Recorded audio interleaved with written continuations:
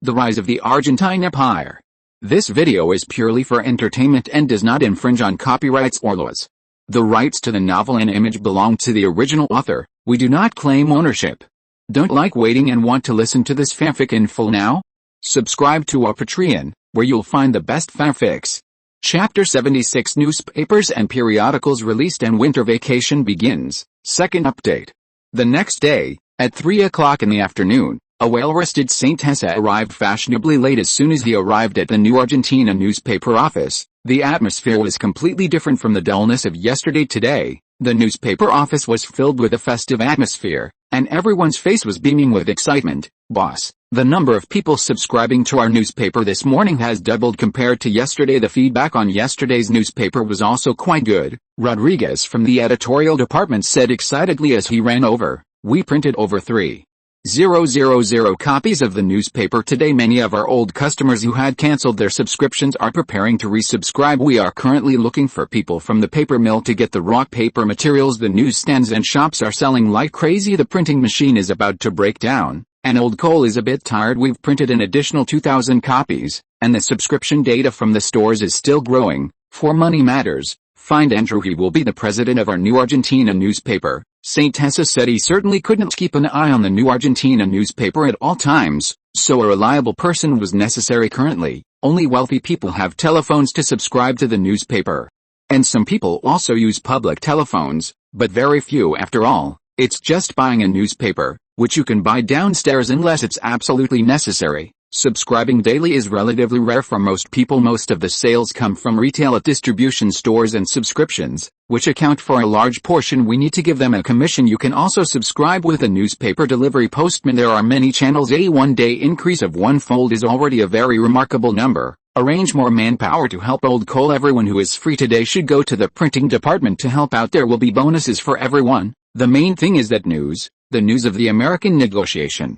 We were the first to publish it. Many newspapers are asking to reprint it. There are also many who are urging us to publish the novel. We haven't received any feedback from the advertising cooperation yet. Saint Tessa finally breathed a sigh of relief. The next thing would be a natural progression. As for advertising, that was just icing on the cake. Given the insufficient circulation, those who reprint only need to attach the name of our newspaper. No reprint fee is required. This was also a way to expand the newspaper's influence. As for the reprint fee, it wasn't worth much. Everyone worked hard yesterday. These are today's newspaper documents. Please process them in your editorial department. Oh, yes, there's one more thing, which is to expand the size of the editorial department immediately. If you have suitable talents, recommend them quickly. There will be no recommendation bonuses next month. I plan to start publishing the New Argentine Evening News next month. Temporarily stop sending tomorrow's newspaper printing volume. Let the operations department increase the supply of newspapers to cooperative stores. First develop free customers,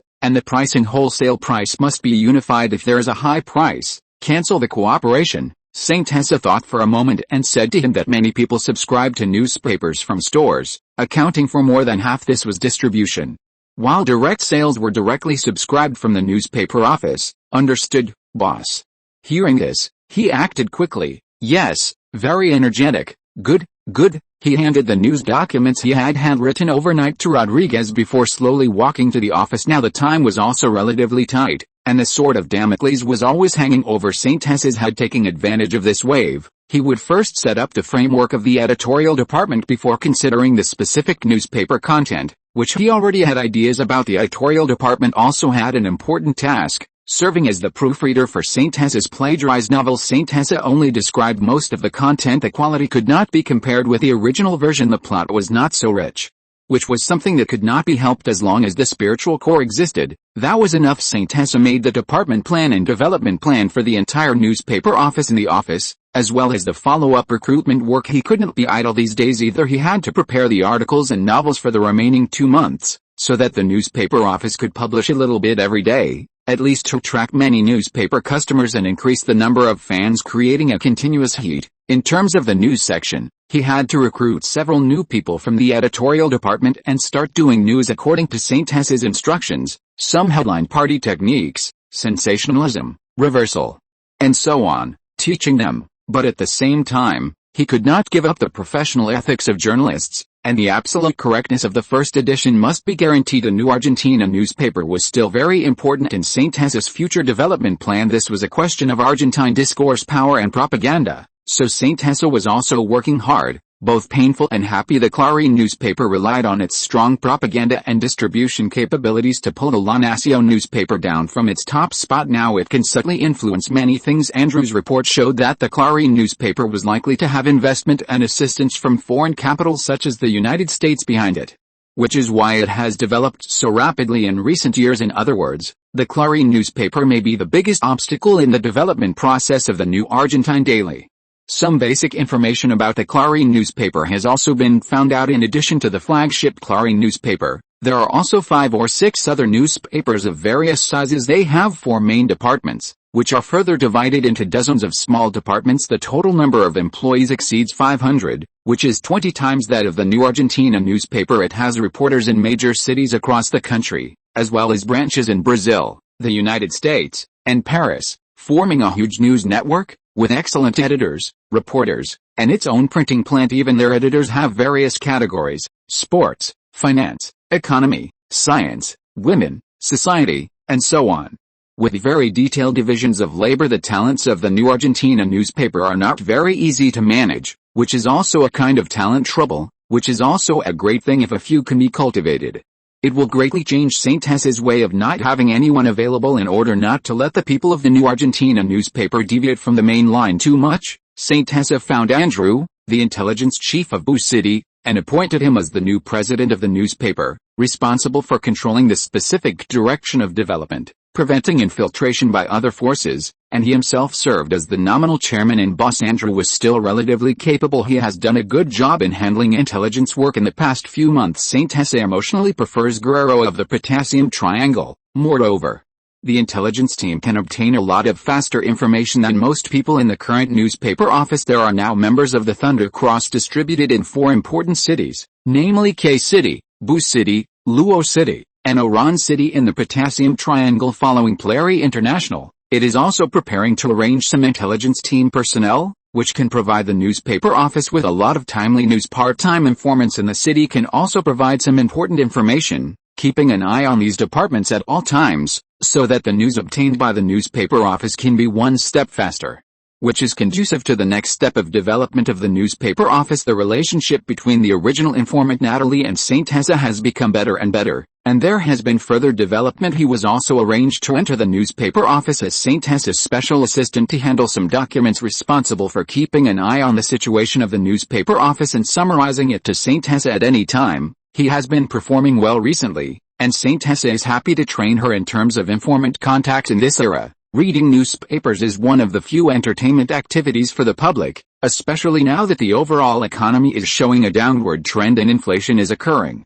Newspapers are the cheapest media, and they are convenient and fast, especially now that students across the country are about to have winter vacations. Newspaper novels have a unique attraction, everyone loves to read them, and sales will increase a lot. The new Argentine Daily also plans to set up a special section to attract female readers, such as dressing skills designed for women, money-saving culture, store promotions, social ballads, etc., to attract female users, with a lot of solid content, which is very popular. Saint Tesa also has an ambitious new Argentina comics development plan, which is also limited to planning. The development of newspaper comics in Argentina is not satisfactory, which is also related to talent. In fact, newspaper comics have a large enough readership base. Secondly, the comic world can almost satisfy the public's imagination of beauty. Comic characters are strong and wise, punishing evil and promoting good, turning the tide, and helping the people who are deeply mired in reality to gain spiritual satisfaction in virtual imagination. American McCarthyism reached its climax in the early 1950s, and this movement had a huge impact on the United States. Now the United States is in a low ebb of comic development. Marvel is rising, and DC is in a period of temporary decline. Whether comics can be internationalized is also related to national strength. If Argentina can achieve economic rise, then Argentine comics will be able to go to the world like Japanese comics, or they will just entertain themselves and influence the country, without the strength to continue. These are still too far away. Let's honestly make the current development plan of the newspaper office. At least it's not losing money now. Operating the novel business is feasible, but the comics industry demands even more talent.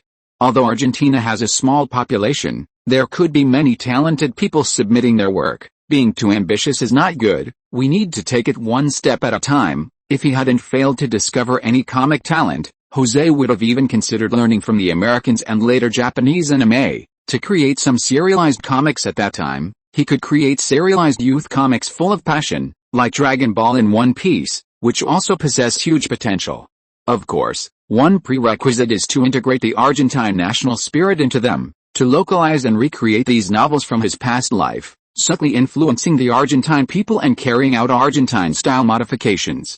After being busy with the newspaper for a few days, the New Argentina newspaper has basically gotten on the right track, and there are no problems with its short-term development. After arranging the specifics of each task, it was time for the final exams. Unlike the exams from his previous life, the final exams were relatively simple, and he solved the problems quickly. By the time he finished all the test papers, the semester was over. Winter break officially began, and this semester lasted less than 4 months. First, he thanked Professor Pukins, and then chatted with Cicero, who was doing well in the research institute this winter break.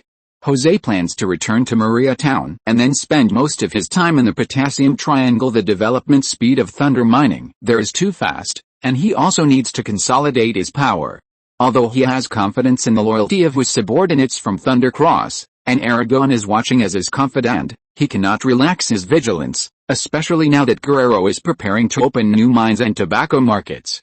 With such a speed of development, if Guerrero's people become inflated, he will have to pull them back, and he may even have to clean house, hoping it won't be difficult for him. José finally understood the situation of a leader arranging subordinates. Everyone's thoughts, demands, and aspects are different. The difficulty of integrating them from a scattered mess is too great, and the difficulty of giving them a goal and making them work towards it is even greater. Since he will be joining those party groups with funding in the future, why not start organizing one now? Forming a tight little organization first seems pretty good. He'll talk about it when he returns to school in the second half of the year. Now, he still needs to pay more attention to the Firearms Research Institute and strive to get an order from the Ministry of Defense. After the unremitting efforts of the members of the Rhine Research Institute, the first batch of M1911A samples were officially released. Testing took a lot of time. The problems with his samples are no longer significant, and safety can be guaranteed. It's just that the price is still a bit expensive. After many adjustments and optimizations, the cost can be 90% of that of the Mamingja factory. Argentina's state-owned factories have some extra expenses due to employee benefits and research and development expenses, which is considered normal. In order to solve the problem of manufacturing costs, Professor Don adopted some aggressive new technologies, which are generally not allowed in state-owned factories. Fortunately, the adjustments in all aspects are quite good. After all, this is just imitation. As long as the problem is found, it can be solved quickly. Without this experience, it might not be possible even after spending a few more years, which is normal. A wise old man in the family is a treasure. The few new guns produced in Italy are still being surveyed and studied. José has already had people prepare the factory buildings and move the production line from Maria Town to Boo City. After receiving the order from the Ministry of Defense, mass production can begin. Boo City will produce the parts, then assemble them, and finally produce the finished products. After finishing his business, José, after spending a few days with Elena, hurried to take the train back to Maria Town, feeling quite eager to return home. Having been away from Maria Town for more than 4 months, even though he receives various data and development reports from the committee every month, including various financial reports, it's still not as shocking as experiencing it in person. As soon as he entered the edge of the town, he discovered that the entire Maria Town had undergone new major developments. Looking at the new houses rising from the ground, there were many more construction sites. It's completely different now, with the appearance of an industrialized town, developing rapidly, with various new buildings and construction sites, and restaurants opening up. The entire town is constantly expanding outwards. The river is already half dried up, and the upstream hydroelectric power station has entered a rapid construction phase. It's just that the speed is a bit slow, and it will take at least more than a year to complete. The first thing he did was visit Mayor Cavo, who is José's pillar of support in Maria Town. Cohen, you're back from Boo City. Mayor Cavo looked at José with some surprise. We were just having dinner. Come in quickly. He grabbed José's hand and entered the house. Sure enough, they were eating dinner. He ordered the servant to add a set of tableware, and the two sat down. It's really been too long since I've seen you. I also want to thank you for providing me with the campaign funds last time. I've already received the next nomination from the Radical Civic Union. Let's have a good drink. There's nothing going on this afternoon. Mayor Cavo was in a good mood and wanted to drink in the middle of the day. Haha, these are all small things. Then let's have a drink. Just some beer will do. To be honest, Jose is not particularly optimistic. The new mayor has only been in office for less than a year, and the next election is still 3 years away. Hey, that's a pity. The Zuikin brand grain liquor produced by your winery is very popular. I had a hard time buying it. Cavo shook his head, saying with regret, Zuikin? Oh, I remember it. It's produced by the brewery, right? Then let's try it. Only then did Jose remember that he hired Liu Jiking from Chinatown 4 months ago to brew wine. Some of the newer grain liquors were only produced this month and need to be cellared for a period of time. So the quantity is not large most of the time. They mainly sell alcoholic beverages, with Western whiskey, brandy, and vodka being the most popular, and grain liquor is mostly sold as some high-end products, going through high-end channels. Well, let me pour you some. Well, it's indeed better than tequila. It's really good. Jose took a small sip. The taste was soft, fresh, and full-bodied, with a unique fragrance that tequila doesn't have. It's really good. Liu Jiking is indeed from a brewing family. Because of cost issues during home brewing, the original raw materials were relatively ordinary, and the taste was still good. Now that it's industrialized, the raw materials are definitely guaranteed, and the taste is even better than what he drank in Chinatown. He always had a headache the day after drinking tequila, so he gradually quit. The two chatted for a while, and Cavo suddenly said, Brother Cohen, I plan to have my youngest son, little Cavo, participate in the next round of mayoral elections in Mariatown. What do you think?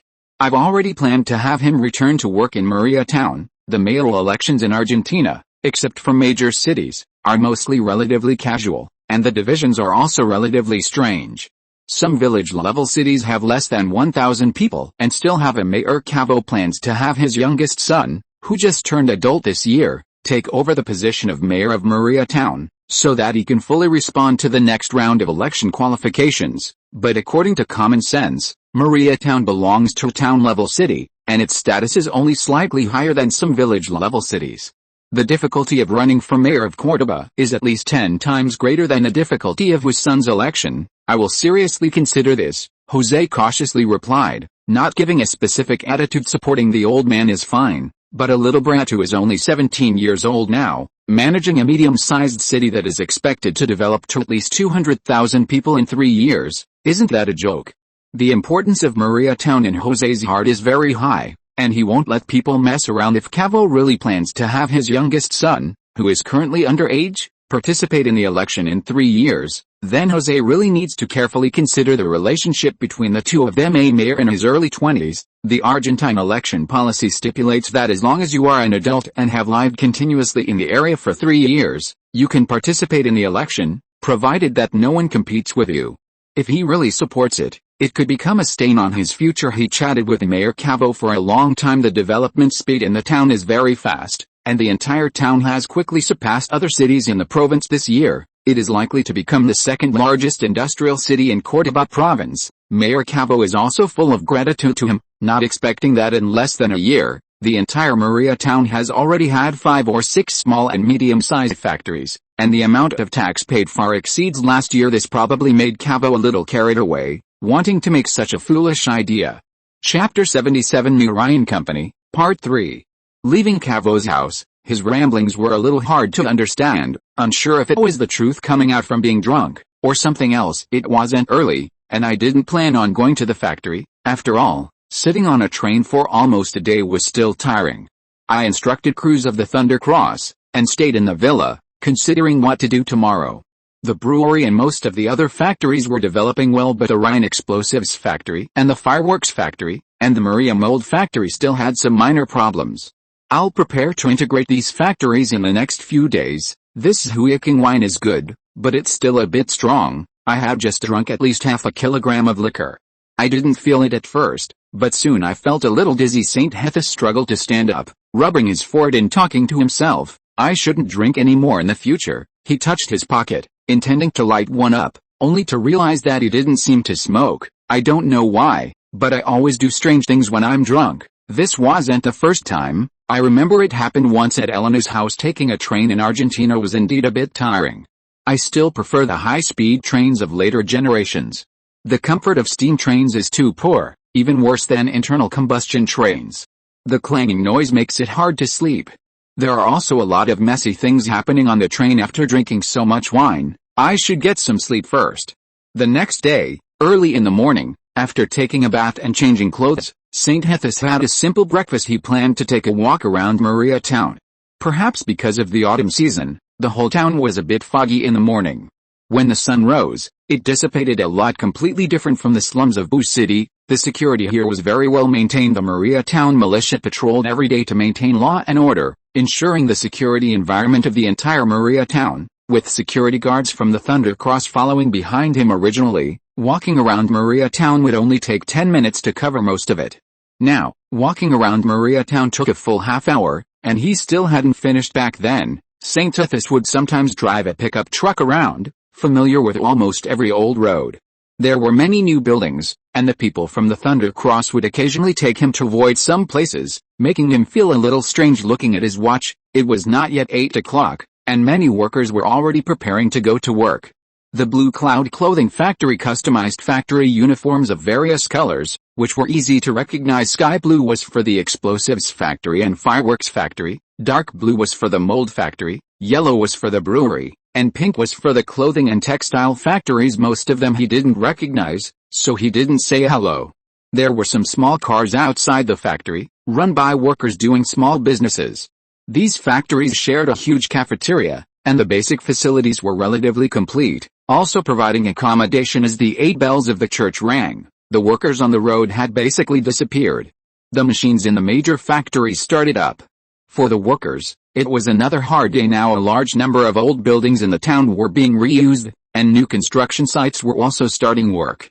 Everywhere you could see workers wearing hard hats, which was St. Hethus's mandatory requirement. Anyway, St. Hethus had a plastic factory that produced some high-strength engineering plastics, and with some straps, it was done. In terms of the town's population, the number of people in St. Hethus's factories alone exceeded 4,000. The textile factory had expanded to more than 1,000 people, and the clothing, shoes, and hat factory had already moved here as a whole, developing the fastest. A small number of them rented houses in Maria town, bringing their families and children, but most still lived in the factory's dormitory. The total population of Maria town now exceeded 80,000, more than double the number from last year to build it into a large-scale industrial base. Now Maria town transports goods to Rosario by rail, and then exports to Brazil, Uruguay, and Australia. The main export products include Rhine explosives, Rhine fireworks, Ladima beer, Miranda soda, and Keeneshofen clothes. These products earned St. Hethus a lot of race in Australian dollars. Little Nix, who was in charge of Polari International Trade, made the greatest contribution. The 3 ships purchased some time ago have been assigned to him to do international trade. One ship specializes in transporting supplies to the French, and the other 2 are responsible for importing and exporting these goods, while also purchasing their raw materials locally and transporting them back, such as Brazilian pineapples, sugar cane, cocoa beans, coffee beans, Brazilian steel, iron ore, and even Australian coke and wool.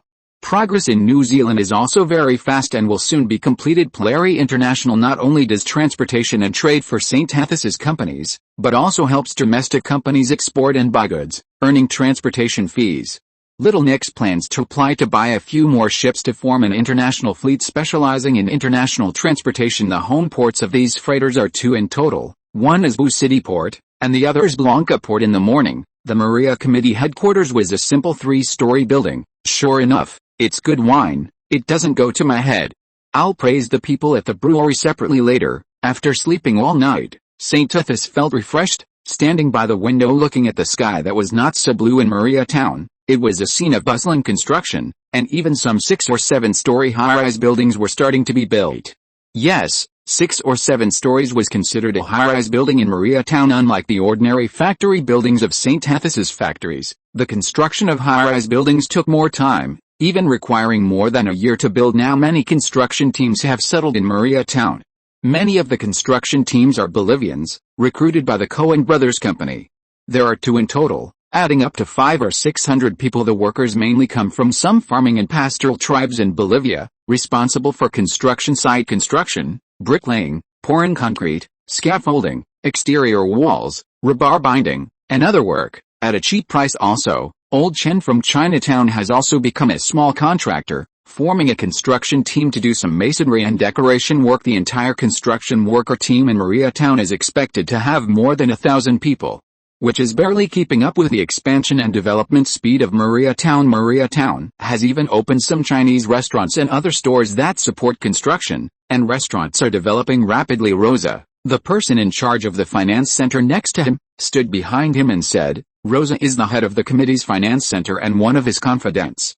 The people in the finance department have also been carefully screened by him, responsible for the financial work of all factories, and many have been sent out. Boss, the air quality in Mariatown has been getting worse and worse recently. This was Rosa's code. It seemed that many mothers had indeed infiltrated Mariatown, and Rosa was probably being targeted as well. This is also a pain that exists in the process of development. Compared to the famous Fog City London, the situation in Mariatown is not too bad. After all, our country doesn't burn much coal, and the pollution from petrochemical plants is not too serious. St. Tuthis shook his head, feeling it was normal. As a late developing country, wanting both green mountains and clear waters, and gold and silver mountains, was wishful thinking. Yes, fortunately we have the National Petroleum Company, and now we can use oil and natural gas. Only Mariatown in our province has it. Haha, I didn't expect that there was this benefit to setting up a plastic factory and cooperating with them in the first place. The cooperation between St. Tethys's plastic factory and the Argentine Petroleum Company has been expanding. They not only extract oil, but also extract and sell natural gas. Most of these resources come from the Patagonian Plateau in the south. When they send raw materials to the chemical factory, they also help Mariatown build a simple natural gas pipeline. There is also a large natural gas storage tank in the town. St. Tethys found that it looked a bit like the tanks he played in Just Cause 4 in his previous life. He was really afraid that someone would shoot a few bursts at it and blow it up. Now the Argentine Petroleum Company is borrowing money to lay natural gas pipelines in major cities across the country. This is the beginning of the ambitious second 5-year plan. If it were the original population size, it would be difficult to recover the cost of laying the pipeline to Mariatown. This is actually a benefit distributed by the Peron government. After all, Argentina's coal resources are too small and it is necessary to import coal from abroad, which is both troublesome and expensive.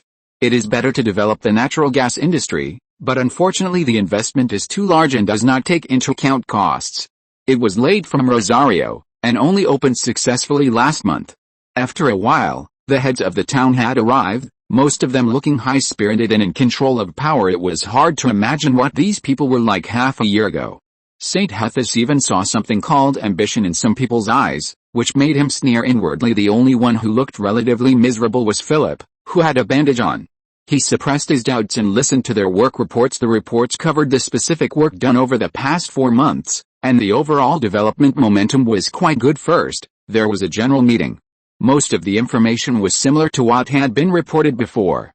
St. Hilaire encouraged them and let them leave to return to their posts, while the people from the dynamite factory, the mold factory, and Rosa stayed behind. Then, a separate meeting was held.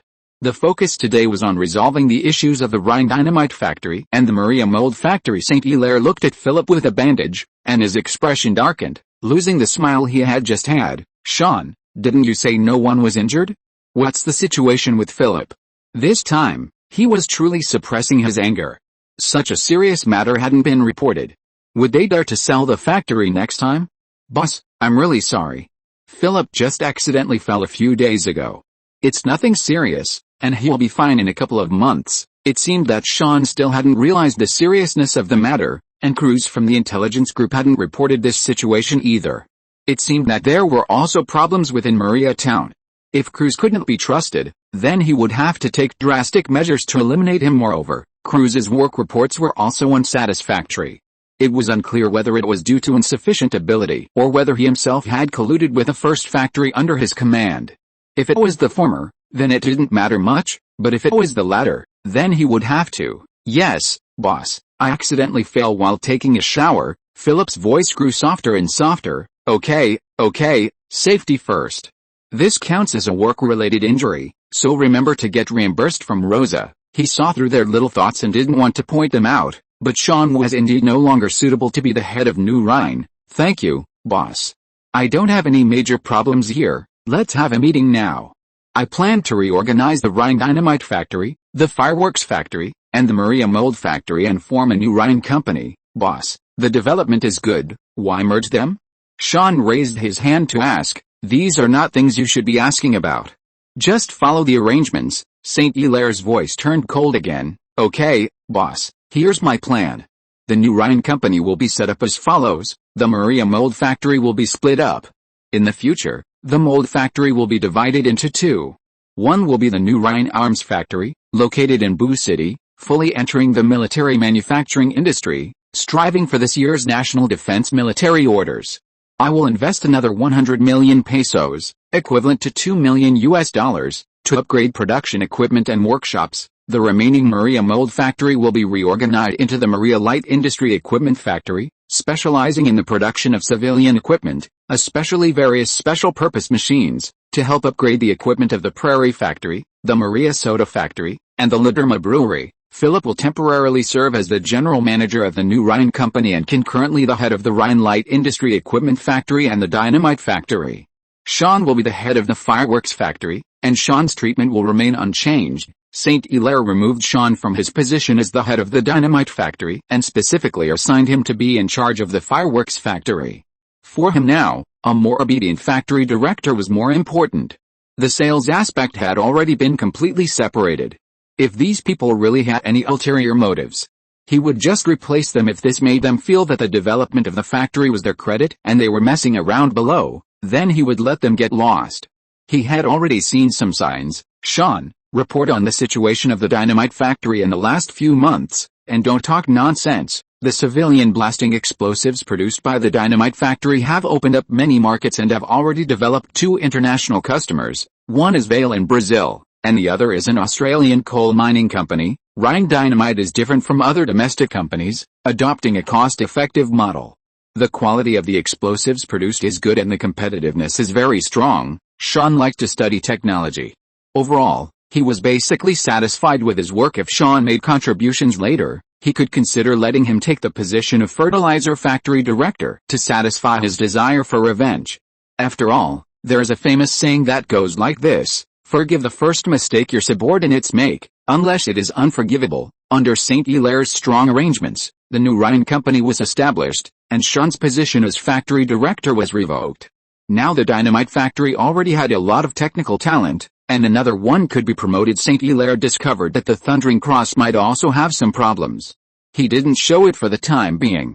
Cruz stood honestly behind him, his face full of smiles. Boss, our Maria town has developed quite well in the last few months, and the brothers are all very serious and responsible. Cruz, go and call all the captains of the Thundering Cross and the Maria Militia, as well as other people in charge, to a meeting at my residence this afternoon. Yes, boss. Cruz saluted and prepared to leave the conference room. I hope you don't really make mistakes, St. Hilaire muttered to himself, causing Cruz's eyes to shake and his body to tremble slightly. The people of the Maria Town militia were all trained by him later. There were relatively few people recruited, and most of the members of the Thundering Cross were St. Hilaire's old subordinates. St. Hilaire had many confidants in Maria Town, and some people had revealed some bad news to him. The boss seems to have noticed something, Cruz said to his trusted subordinates, his expression somewhat ferocious. You still call him boss?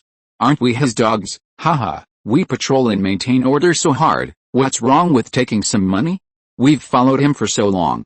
Didn't we take less when we were in the city guard? He made a lot of money when he let us to make money in the beginning, right? Later, he became clear-headed and free, and took the lead in reading books. Only Aragon, Andrew, and those idiots would believe him. It wasn't easy for you to become the head here. It doesn't matter if you take some, his trusted subordinate said indifferently. He, St. Hilaire, makes a lot of money, eats well, drinks well, and chases girls. Has he forgotten about us old brothers? Has he thought about us? He only gives us 8,000 pesos a month. Guerrero's monthly salary is 12,000. His qualifications are much shallower than ours. It's not as much as we made when we were in the city guard. He makes a lot of money, earning tens of millions of pesos a month, but only gives us so little. He has a house here in Maria Town. He bought a house in Cordoba. And I heard he bought one in the capital too. We can't even afford a house in K City. We stayed in that broken plateau in the potassium triangle for a few months, and were put in confinement by Guerrero for even looking for a few village girls. His trusted subordinate also became somewhat ferocious. Isn't it just taking a few million pesos? And getting a few girls? Anyway, no one knows. I've already warned them. Saint Hilaire wants to be a great saint, but he has to let us drink some soup, right? Those factory directors make more money than us. They resell products, making millions at a time, and they have several mistresses. We're considered good. Well, after all, we wouldn't have our current development without Boss Saint. Cruz sighed and said hypocritically, let's unify our statements this afternoon and fool him first. Anyway, he's going back to Boo City to go to university in 2 months. That's the only way. It's a pity that this old dog came back too quickly, otherwise we could have won over more people. Let the people patrolling the factory also pay attention, hide it first, dispose of all the evidence, and send those women away. Cruz swiped his right hand across his neck. Tell your people to restrain themselves a little. Close the small casinos first and let the brothers be patient. Saint Hilaire is going to Guerrero's place in a few days. Then we can do something again. Understood? We are all in the same boat. The voices gradually faded. At 2 o'clock in the afternoon, Saint Hilaire sat in the hall, not in a good mood. Some secret intelligence showed that Cruz had many problems, and things were much more serious than he had imagined. Many people came to Saint Hilaire's large villa one after another, all familiar faces. Cruz, report on the specific development of the militia and this side. Yes, boss. We currently have 524 people in the militia and 147 in the Thundering Cross. They are now mainly responsible for city patrols and security management, also responsible for inspecting, recording, securing, and patrolling various factories. The work situation is basically like this. Chapter 78 Strong Cleaning. To be honest, Cruz was still a little nervous and didn't dare to look at Saint Hussar. Saint Hussar listened to his nonsense and flattery for a long time without saying a word.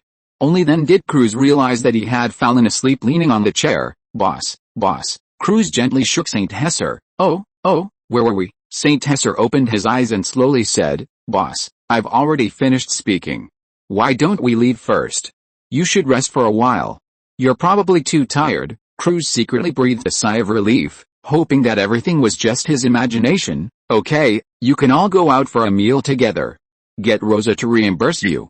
I'm a little tired today. Saint Hussar yawned, his eyes still sleepy. Okay, then we'll leave first. It seems like we fooled him. Cruz's confidant, Virgil, whispered in his ear. Do you think he was doing that last night? Very likely. Let's go outside first. It won't be good if he hears us. After everyone left, Saint Hussar slowly sat up straight. Today, he also wanted to see what these people were up to. It had been a long time since he had loosened up. Today, they behaved very normally, and there was nothing wrong. Alice, why do people always want to challenge your bottom line? Saint Hussar sighed, slowly made a few phone calls, cooked some food, and ate it seriously that night. He found it hard to fall asleep. Saint Hussar put on his clothes and went out to the back garden. There was still some fog in the night sky, very few stars, and the moon was nowhere to be seen. The lawn was already covered with a lot of dew. Saint Hussar stretched his body, punched and kicked, and started practicing military physical training. Boxing. It was good to punch and kick, to sweat and vent. Every punch was as heavy as a mountain, with steady strength, creating a vigorous wind, and even producing a whooshing sound, showing his strong physical fitness. After a round of boxing, he switched to physical training to stretch his body alternately. His whole body and spirit suddenly relaxed, and he felt that his body was full of endless power. It must be said that the original owner's talent was indeed very good, but unfortunately, he had hardly used it and had wasted it for too long. If I really have no food to eat, I won't starve to death by boxing in the underground arena. In the end, my personal charm is still not enough. He smiled self-deprecatingly. Saint Hussar looked around and, seeing that no one was there, changed his movements to Tai Chi, slowing down and gradually calming his emotions. This time, he would personally lead the team to arrest these internal corrupt elements. During his time studying in Buchan, he felt that his whole body had become a little rusty now. Most of the time, he doesn't have to do it himself. The people in his intelligence team eliminate the danger in advance, let his subordinates handle the charging, and he just needs to command from behind. This time, the situation is different from the past. His subordinates have a problem. Saint Hussar is also a little puzzled. He hasn't treated these old people of the Thunder Cross too badly, has he? They did such messy things. It's a shame that they came from his team and were even taught by him, which made St. Husser very disappointed. Perhaps it's still because they were former Argentine soldiers with too little ideological awareness. No, look at Andrew and the others in Butchin. They are much better, truly conscientious and diligent. At first, their abilities were a little lacking, but later they became more and more handy. This is also a lesson. Fortunately, he has a lot of nails in the third squad, and most of the militiamen were recruited by him. He doesn't know how to deal with it when the time comes. He now has two considerations. One is to hand it over to the provincial hall court for handling, which would be too troublesome. The second is to hand it over to Guerrero, just to test this guy. Guerrero is good to use, but he is good at causing trouble. As for Cruz and others, their abilities are just average. St. Husser rarely recruits people who think they are particularly good. Some people call themselves elites, but most of them are arrogant and incompetent. As for Cruz, he has always been the old team of the predecessor, and he has always been doing some small things.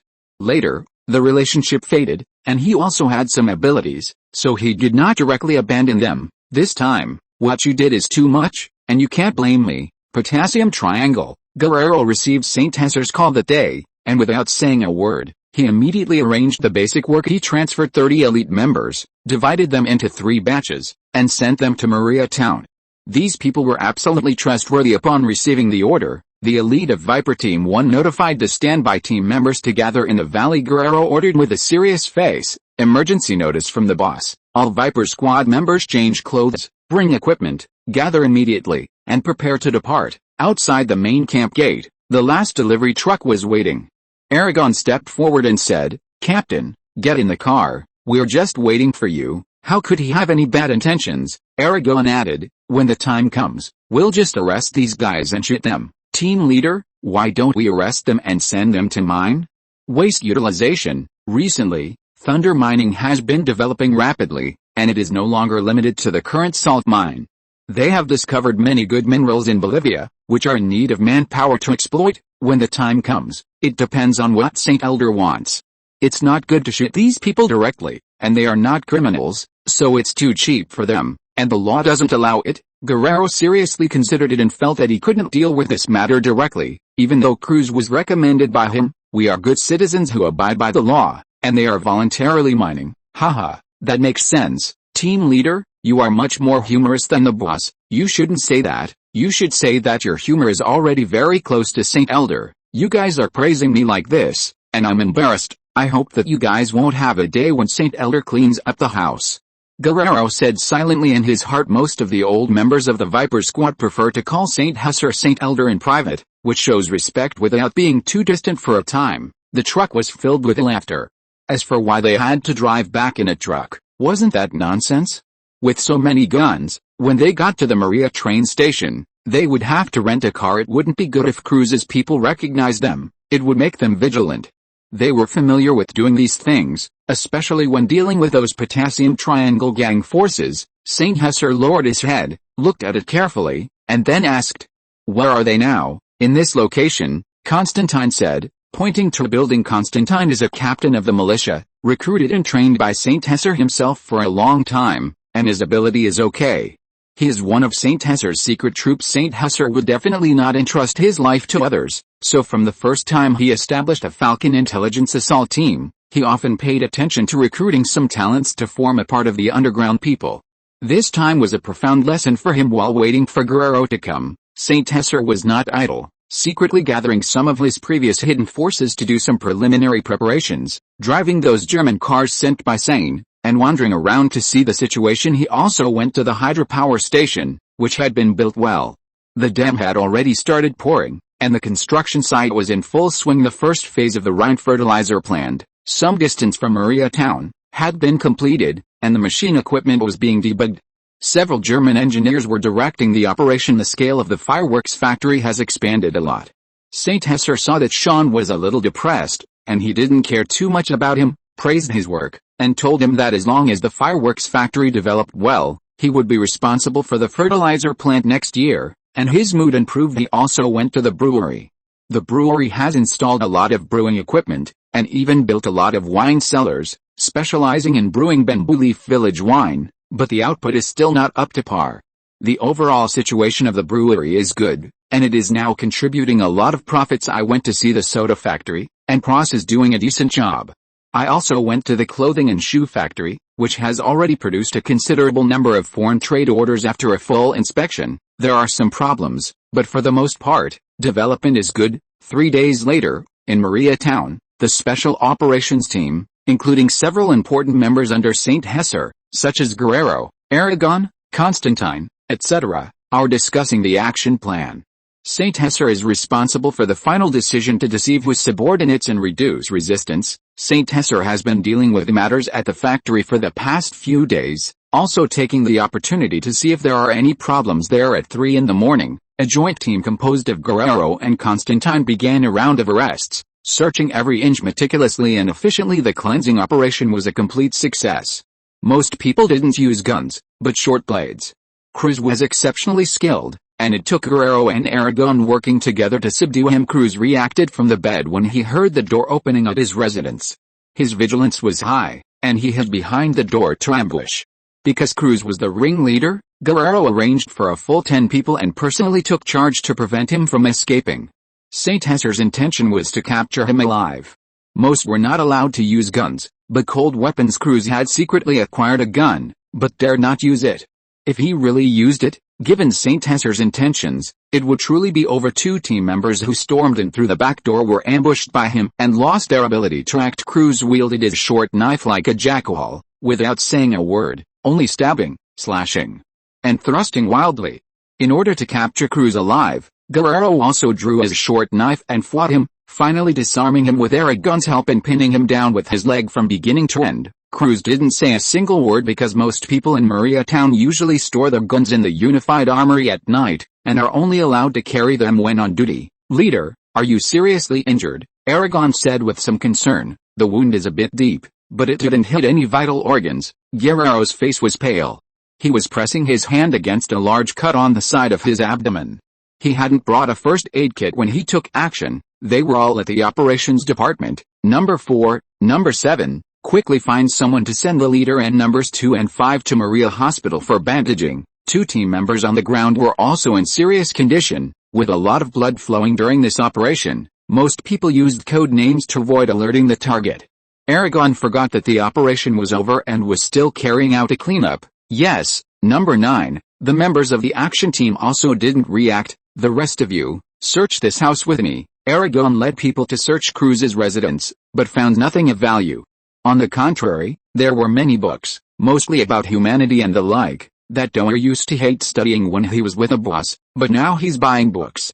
What a show-off! Aragon flipped through many books, and felt a headache coming on. "Send these books to Saint's mansion, Captain. We only found tens of thousands of pesos in the drawer, nothing else. Check if there's a cellar, or empty spaces in the walls. Search twice more.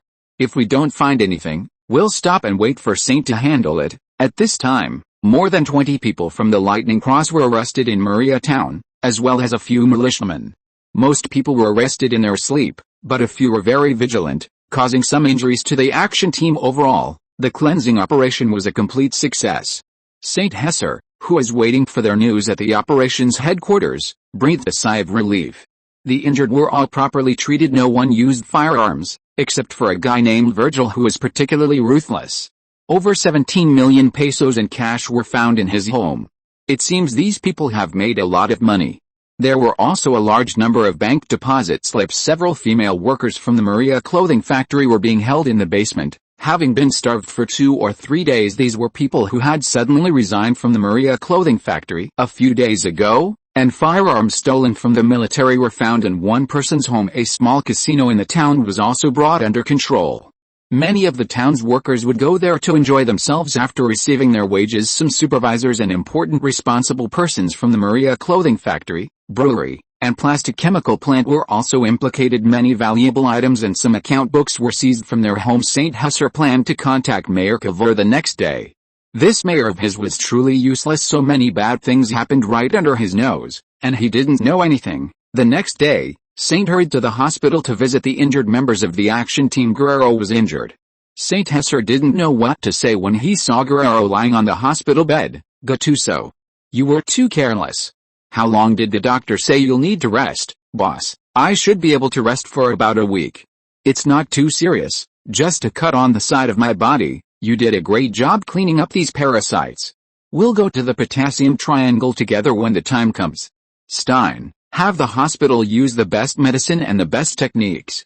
If that's not enough, bring a doctor over from Cordoba, St. Tesser instructed. Yes, boss. Stein was the leader of the team in Mariatown and was familiar with the area. Then I won't disturb your rest. Take good care of yourself. I'll let you personally deal with these scumbags. After the militia and Lightning Cross parasites were arrested, they were interrogated. Aragon was reporting his work from the side, and had really grown a lot. He was about to pat his bald head, but realized it was gone. Aragon, why don't you shave your head anymore? St. Tesser felt a little regretful. Boss, I'm an adult now. It's not good to always shave my head. I won't be able to find a wife. Chapter 79. Think like a mayor. Rosa wasn't wearing formal attire today, completely hiding her usual efficiency.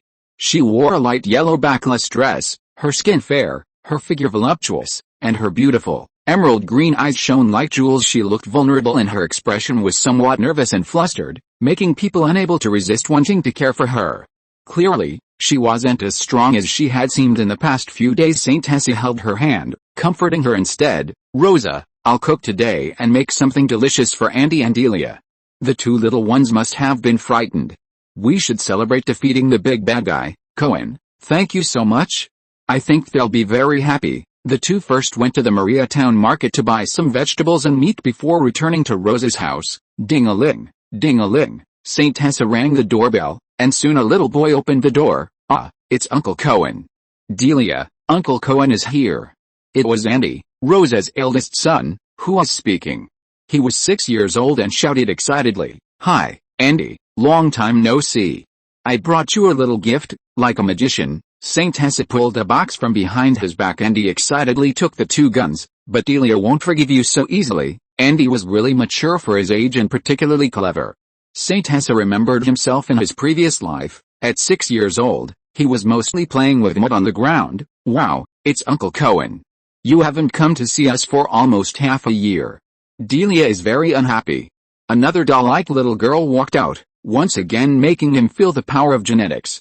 She was like a miniature version of Rosa, as if she had been carved from the same mold, with particularly delicate features and the same emerald green, large, bright eyes. Delia, I brought you a doll.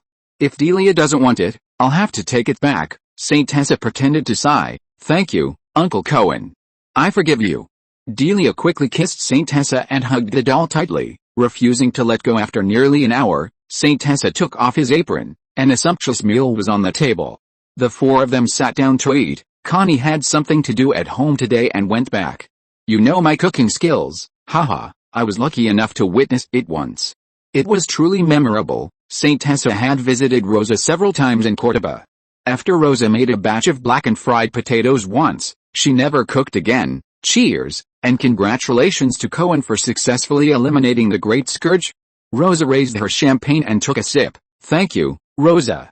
I'm very grateful for everything you've done. As the head of the financial center, Rosa was indeed quite busy every month and also had to deal with some troublesome matters from various factories. Mommy, Uncle Cohen, I want to toast too.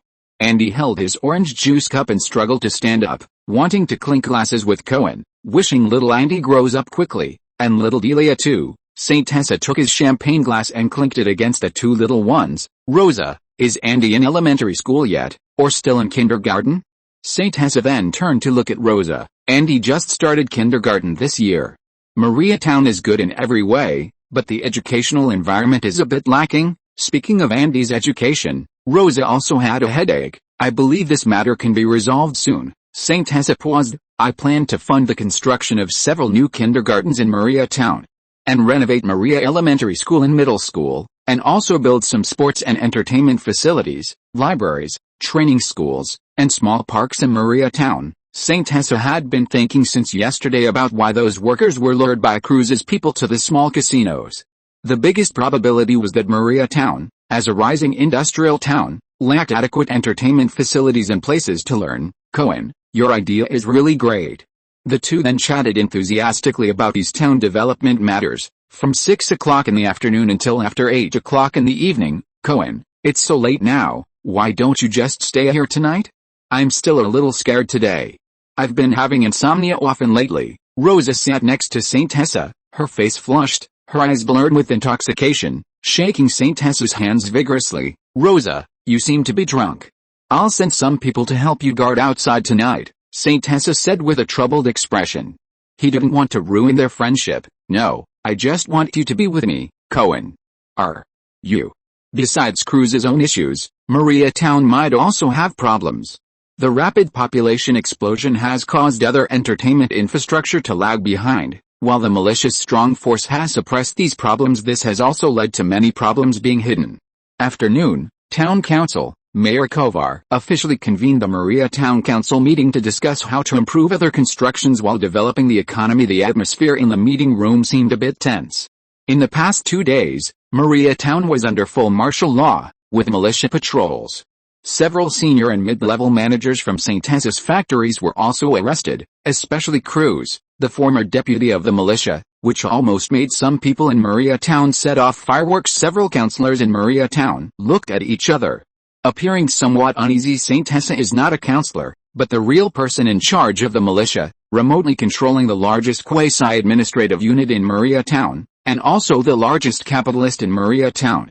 This is why everyone is willing to listen to him. Building various entertainment facilities in Maria Town is one way St. Tessa can think of to solve the problem. It can't completely solve the problem, but it can solve some of it. Hello everyone, I am St. Tessa Cohen, the commander of the militia. This time, under the wise leadership of Mayor Kovar and the leadership of Chief Faster of the police department, our militia has cracked a major criminal case, completely captured the Cruz Virgil major criminal gang led by the former militia deputy Cruz, and achieved very good results. Now I will report on the specific situation. St. Tessa spent more than 20 minutes talking nonsense before finishing. Then Mayor Kovar and Police Chief Faster also spoke. Now we will start a new agenda, which is why such a shocking criminal gang appeared in our Maria Town. I think there may be the following reasons. 1. Poor management of the militia. I am primarily responsible. 2. Maria Town is developing too fast, lacking the various entertainment facilities that workers need. St. Tessa spoke again, this time different from his previous speech, short and with a lot of information. The councillors of Maria Town were also a little surprised. Does this big boss seem to be planning to do charity? It doesn't feel like the kind of person, but St. Tessa is indeed planning the next step of sustainable development for Maria Town. Build a more comfortable and livable, industrially developed Maria Town. Thus, an ambitious construction plan was freshly released, to establish some supporting infrastructure for a new Maria Town with an expected population of 200,000, kindergartens, schools, hospitals, parks, basketball courts, football fields, libraries, etc. St. Tessa will provide half of the funds for the development of these infrastructures, and Maria Town has officially passed a financial expenditure plan for the next year. The first batch of funds, exactly 17 million pesos, will be provided to Maria Town tomorrow.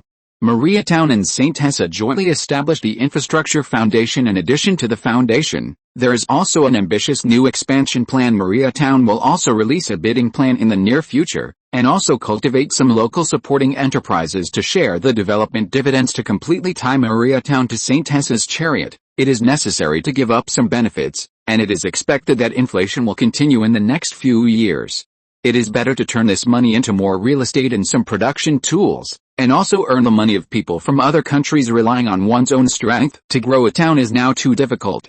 St. Tessa plans to cultivate some supporting enterprises, such as a foundry specializing in the production and processing of shoes, such as a small factory producing beer caps, supporting sock factories, underwear factories, etc. Outsourcing unimportant production processes to fully mobilize everyone's enthusiasm. Money is endless, and everyone should be able to share the dividends of Maria Town's development. Turn the factory into an industry, cultivate it into the clothing manufacturing industry, the beer industry, the mold industry. Drive development from point to area, accelerate development, and also allow St. Tessa's factory to develop rapidly. Perhaps in the future, some competitors can be cultivated. The current factory is too comfortable. With St. Tessa's blood transfusion and planning, the development speed is too fast, which also makes them have some bad illusions, thinking that they can do it on their own. As a result, various small actions that infringe on the interests of the factory are constantly emerging. There is not too much competitive pressure. As long as it is produced, it can be sent to Plary International and Cohen Brothers Company. The councillors of Mariatown are eager to try and prepare to make a big splash. They will also be the first wave of development targets. Most of the councillors are some local small families, some are farm owners, and their financial strength is still strong. Open up investment and provide equipment in this way. These new factories can be expanded to a larger scale more quickly. As for the role of these infrastructures, it is to give the workers some good places to go, instead of going to those underground casinos, secret brothels, etc. after get off work and after receiving their wages. St. Hesse is even considering holding more blind dates to help them get rid of being single. Young people are always very passionate. Now Mariatown is generally more male than female. Most factories have far more male workers than female workers. 5 days later, the lively and energetic Guerrero was discharged from the hospital. St. Hesse officially handed over crews of the former militia and the people of Thunder Cross to him for disposal. Boss, I have decided to send these people to South Africa to mine. Guerrero cautiously said. A solution? Well, good idea. Tell me the reason. St. Hesse sat up straight with great interest. Sending them to Africa to mine is interesting, boss. I considered it this way. If they are sent to court for trial, it will be too troublesome and take too much time. If the sentence is too light, they will be released after a few years. It is better to make waste useful, and South Africa is thousands of kilometers away from our country, and we can also make some money. That's really ruthless, even more ruthless than St. Hesse. Do you also have channels for South African minerals? South Africa is at least thousands of kilometers away from Argentina, across the Atlantic Ocean, completely two worlds. Am I not the person in charge of Thunder mining here? There are also several mining companies in the Potassium Triangle. One of them is a Commonwealth mining company. I am quite familiar with the person in charge of their branch. They own a lot of coal mining rights in South Africa and also need a lot of manpower. They are particularly interested in criminals digging coal. Generally, once they are sent out, it is basically impossible to return to the country, and the price they give is quite high. If they are sent to our own Thunder mining to mine, although it may be a good income in the short term, if it is known or they are brought out, it will cause a lot of harm. If we directly kill them, it is not in line with our interests. After all, it is too cheap for them. Indeed, we are in an era of civilization. If we always fight and kill, it is not in line with the country's development. This will also damage the reputation of our town. After all, this is not a very glorious thing. St. Hesse nodded, admitting that Guerrero's words made sense. These people had committed some unforgivable mistakes. As for South Africa now, it is still a British colony, a member of the Commonwealth. It will not be independent until 10 years later. The speed of development after independence is much faster than Argentina. It even developed its own nuclear weapons, but was later pitted by the Americans and the Soviets. It completely abandoned nuclear weapons after the Black Movement in 1991. In later generations, it was a quasi-developed country with a good industrial system. A strong South Africa really has a chance to unify Africa, which is not on the interests of the United States and the Soviet Union. In my impression, there is another country, later Nigeria, that tried to develop nuclear weapons and was also hammered by the five big guys. And a divided Africa is in the interests of most powerful countries, and so is a divided South America. Alice, we can only do this. I hope they arrive in Africa smoothly. God bless them, St. Hesse said with a sigh, tapping his chest twice. Since they decided to embark on this path, there is no turning back. Guerrero, you did a good job this time. Go ahead and do it. I support you. St. Hesse's original idea was actually to send them in for labor re-education, but if some profit can be made, that is definitely a better choice. It's not good to do too many loss-making businesses now. Yes, boss. Now I will report to you on the situation in the Potassium Triangle. You should pay attention to rest. We will talk about the Potassium Triangle on the road. Go to the Potassium Triangle the day after tomorrow. Chapter 80 Wild Oran. After completing the internal cleansing of Mariatown, St. A reorganized the Thunder Cross Squad 3, promoting the more reliable Constantine as the person in charge of the Mariatown Militia Company, as an auxiliary force to the police department. Also underwent a wave of Argentine-style patriotic education, while removing some obviously problematic people from the team. The various policies of the militia company were further improved, and the management structure was optimized, including strict management of firearms and ammunition to prevent loss. He also optimized the management of several factories, telling some ungrateful people to get lost, making them spit out what they had eaten. and simply sending away those who wanted to deny it. He was merciful not to send them to jail then. The rest of the time was spent running to Rosa's house every day, accompanying the two little ones for the winter vacation, and not returning at night. The next day, Saint Tate followed Guerrero's convoy, preparing to go to Oran City Mayor Cavo, a group of factory directors, and Rosa also waved goodbye to him, their relationship having sublimated a lot during this time. Only then did he leave Maria Town and head to the Potassium Triangle. The scenery along the way was not bad, and the total journey would take about 3 days and 2 nights, not driving at night, and finding a city nearby to stay in. Oran City is the capital of Oran County and one of the largest cities in the upper reaches of the Bermejo River, belonging to Salta Province. The north of Oran County is Bolivia. This is a small border county town with a larger population than Maria Town. The climate of Oran City is completely different from that of Maria Town. It mainly belongs to a subtropical ecological environment, and its jungle structure is more complex, with more species, rivers, trees, and grass, making the situation more complicated than grasslands and deserts. Saint Tate even saw various strange wild animals, including crocodiles, squirrel monkeys, and giant rodent capybaras, as well as various birds. This is also a transition zone from mountainous grassland, with a hotter climate and simultaneous rain and heat at the same time. It is a transition between subtropical humid climate and plateau alpine climate, and transportation is very convenient. There are also many grape plantings. Saint Tate also saw many grape planting estates on the road in the manor. There are many bare cement piles, entwined with many grapevines. Because it is autumn, the leaves have fallen. This seems very suitable for building a winery.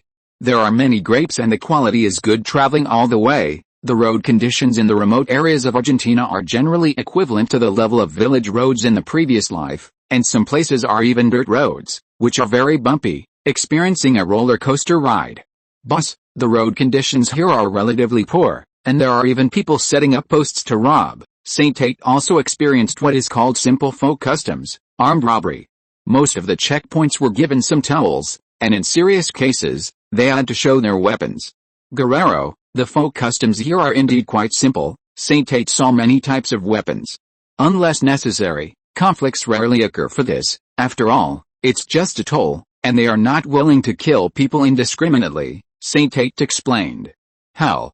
Is that an AK-47? Saint Tate saw a familiar gun, a little unbelievable. Does South America already have Soviet arms? It shouldn't be. Gattuso, stop the car and ask that guy where he got the gun, Saint Tate ordered.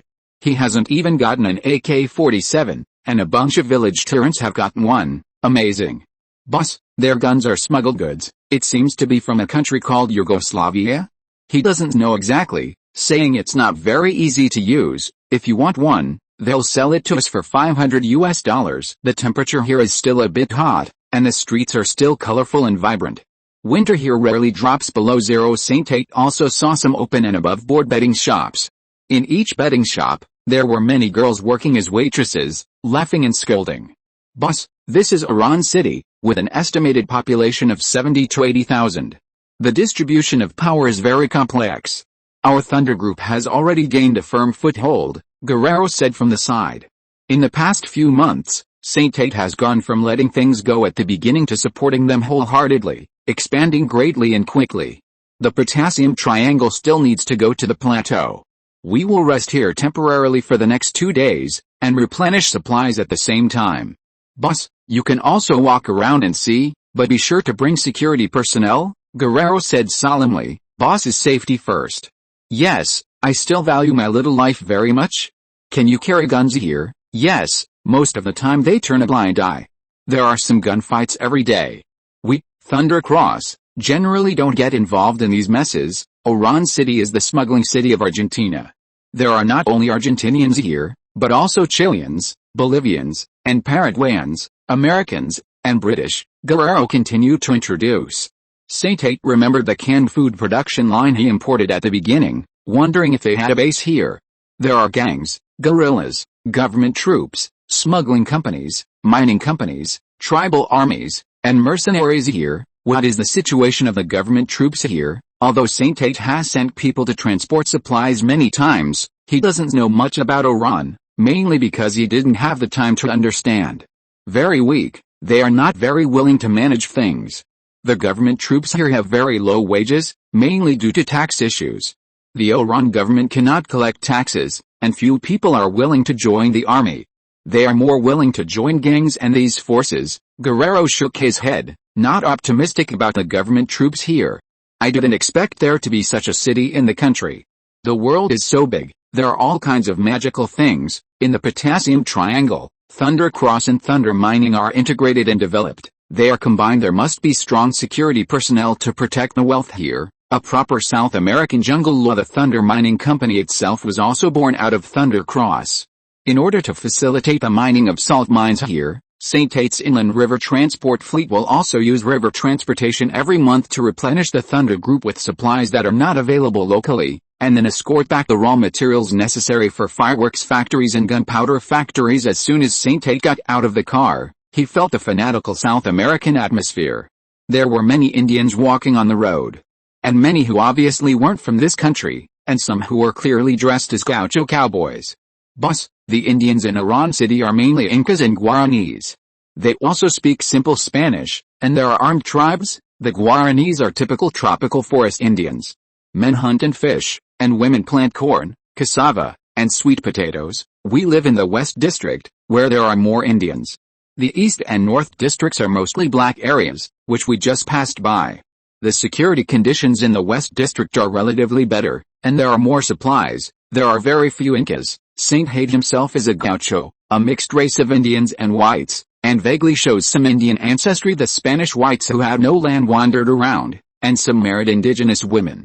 Gauchos are their mixed race descendants. Gauchos also mean vagrants and prodigals. Most gauchos' ancestors were poor. Gaucho soldiers are mostly idle and often get drunk. The strong stimulation of alcohol makes them have stomach pains and nausea, and sleepless nights. St. Tate suspects that he was influenced by the previous owner. The previous owner drank very heavily, but his alcohol tolerance was really not good. After quitting alcohol, there have been no problems originally. Every time he got drunk, there would always be various problems, rambling, a lot of nonsense, and even saying strange things the next day, completely uncontrollable. It may also be because he doesn't drink yerba mate after getting drunk.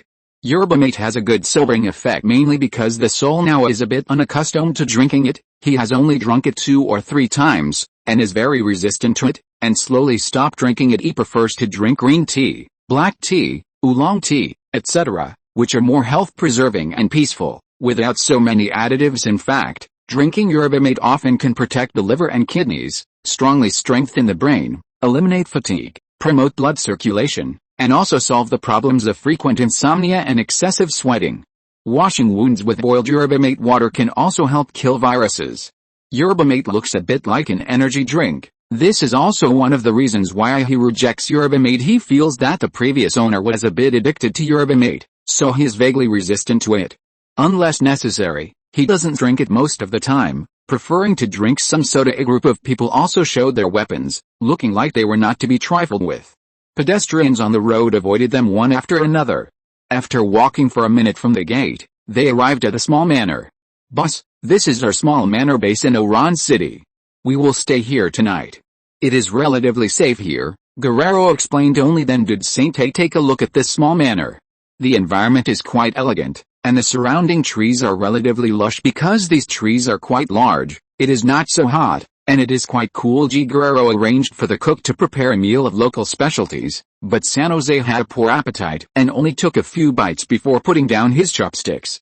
At Guerrero's signal, the cleaning staff took away the tableware, and Guerrero left. He had to go outside to do some things and prepare supplies. It would be a waste to go back empty. San Jose idly read the newspaper for a while before settling into the small manor. He had spent 2 or 3 days on the road this time and hadn't rested well. He had just fallen asleep when a burst of noise suddenly came from outside. Boss, there's a venomous snake that crawled in. Please be careful. A shout from outside startled San Jose, and he jumped out of bed. Damn, what's going on? San Jose thought speechlessly. A 2-meter-long black and white patterned viper was moving quickly on the ground, and it looked like it was about to run in front of San Jose in the blink of an eye. San Jose quickly reached out and grabbed the viper's tail, frantically slamming it against the ground until it was dead, and then he was still in shock. Who are you? Don't come in. Then he heard a girl's voice, But he could only understand a few words. Many people may never have seen a real snake since they were little. The city environment is good even if they have seen one in a zoo. It's behind glass, and they can't feel the snake's coldness and scariness. It's also strange that most people have an innate fear of snakes. In his previous life, he had only seen various snakes in zoos, whether it's the highly venomous king cobra or the emerald green bamboo viper. If you put it in front of most people, they would feel fear in their hearts, a conditioned reflex from their genes. San Jose was also a little shaken. He could still feel the slippery and cold viper's tail in his hand. He wondered if he should skin it and cook snake porridge, but then he thought he was crazy. This kind of snake probably has a lot of parasites. To be honest, he was also afraid of snakes. It was the first time he had grabbed a big snake.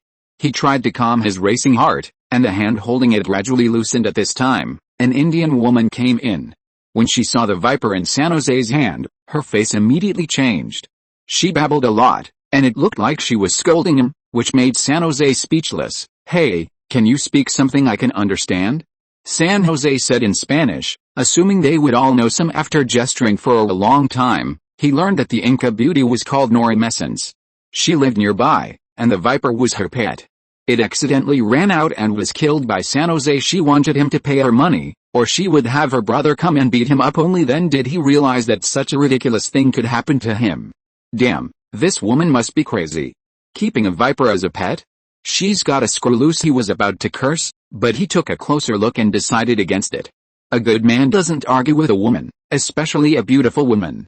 They get preferential treatment. This Indian girl had a tall, perfect figure, with long, straight legs, dressed scantily with those sharp black eyes and sexy little lips. Her personality seemed a bit self-centered. She was probably a pampered child. Her cheeks were painted with some blue and white camouflage, and her hair was braided into two pigtails, full of wildness. She probably wasn't too old. In his impression, most Indian women didn't quite fit his aesthetic. Their skin was relatively dark and rough, and they had a somewhat masculine look.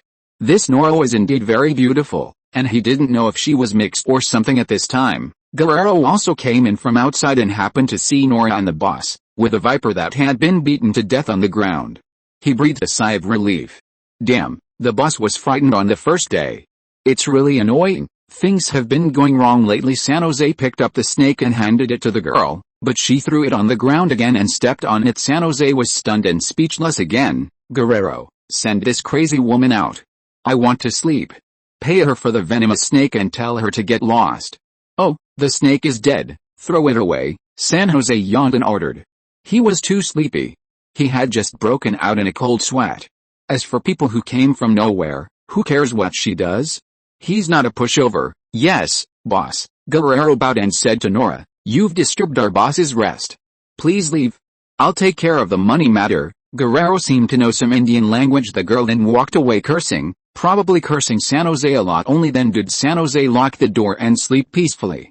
Oran was really too dangerous, with things like vipers. Even if it was someone else's pet, getting bitten would probably be the end of him. That kind of woman is really sick.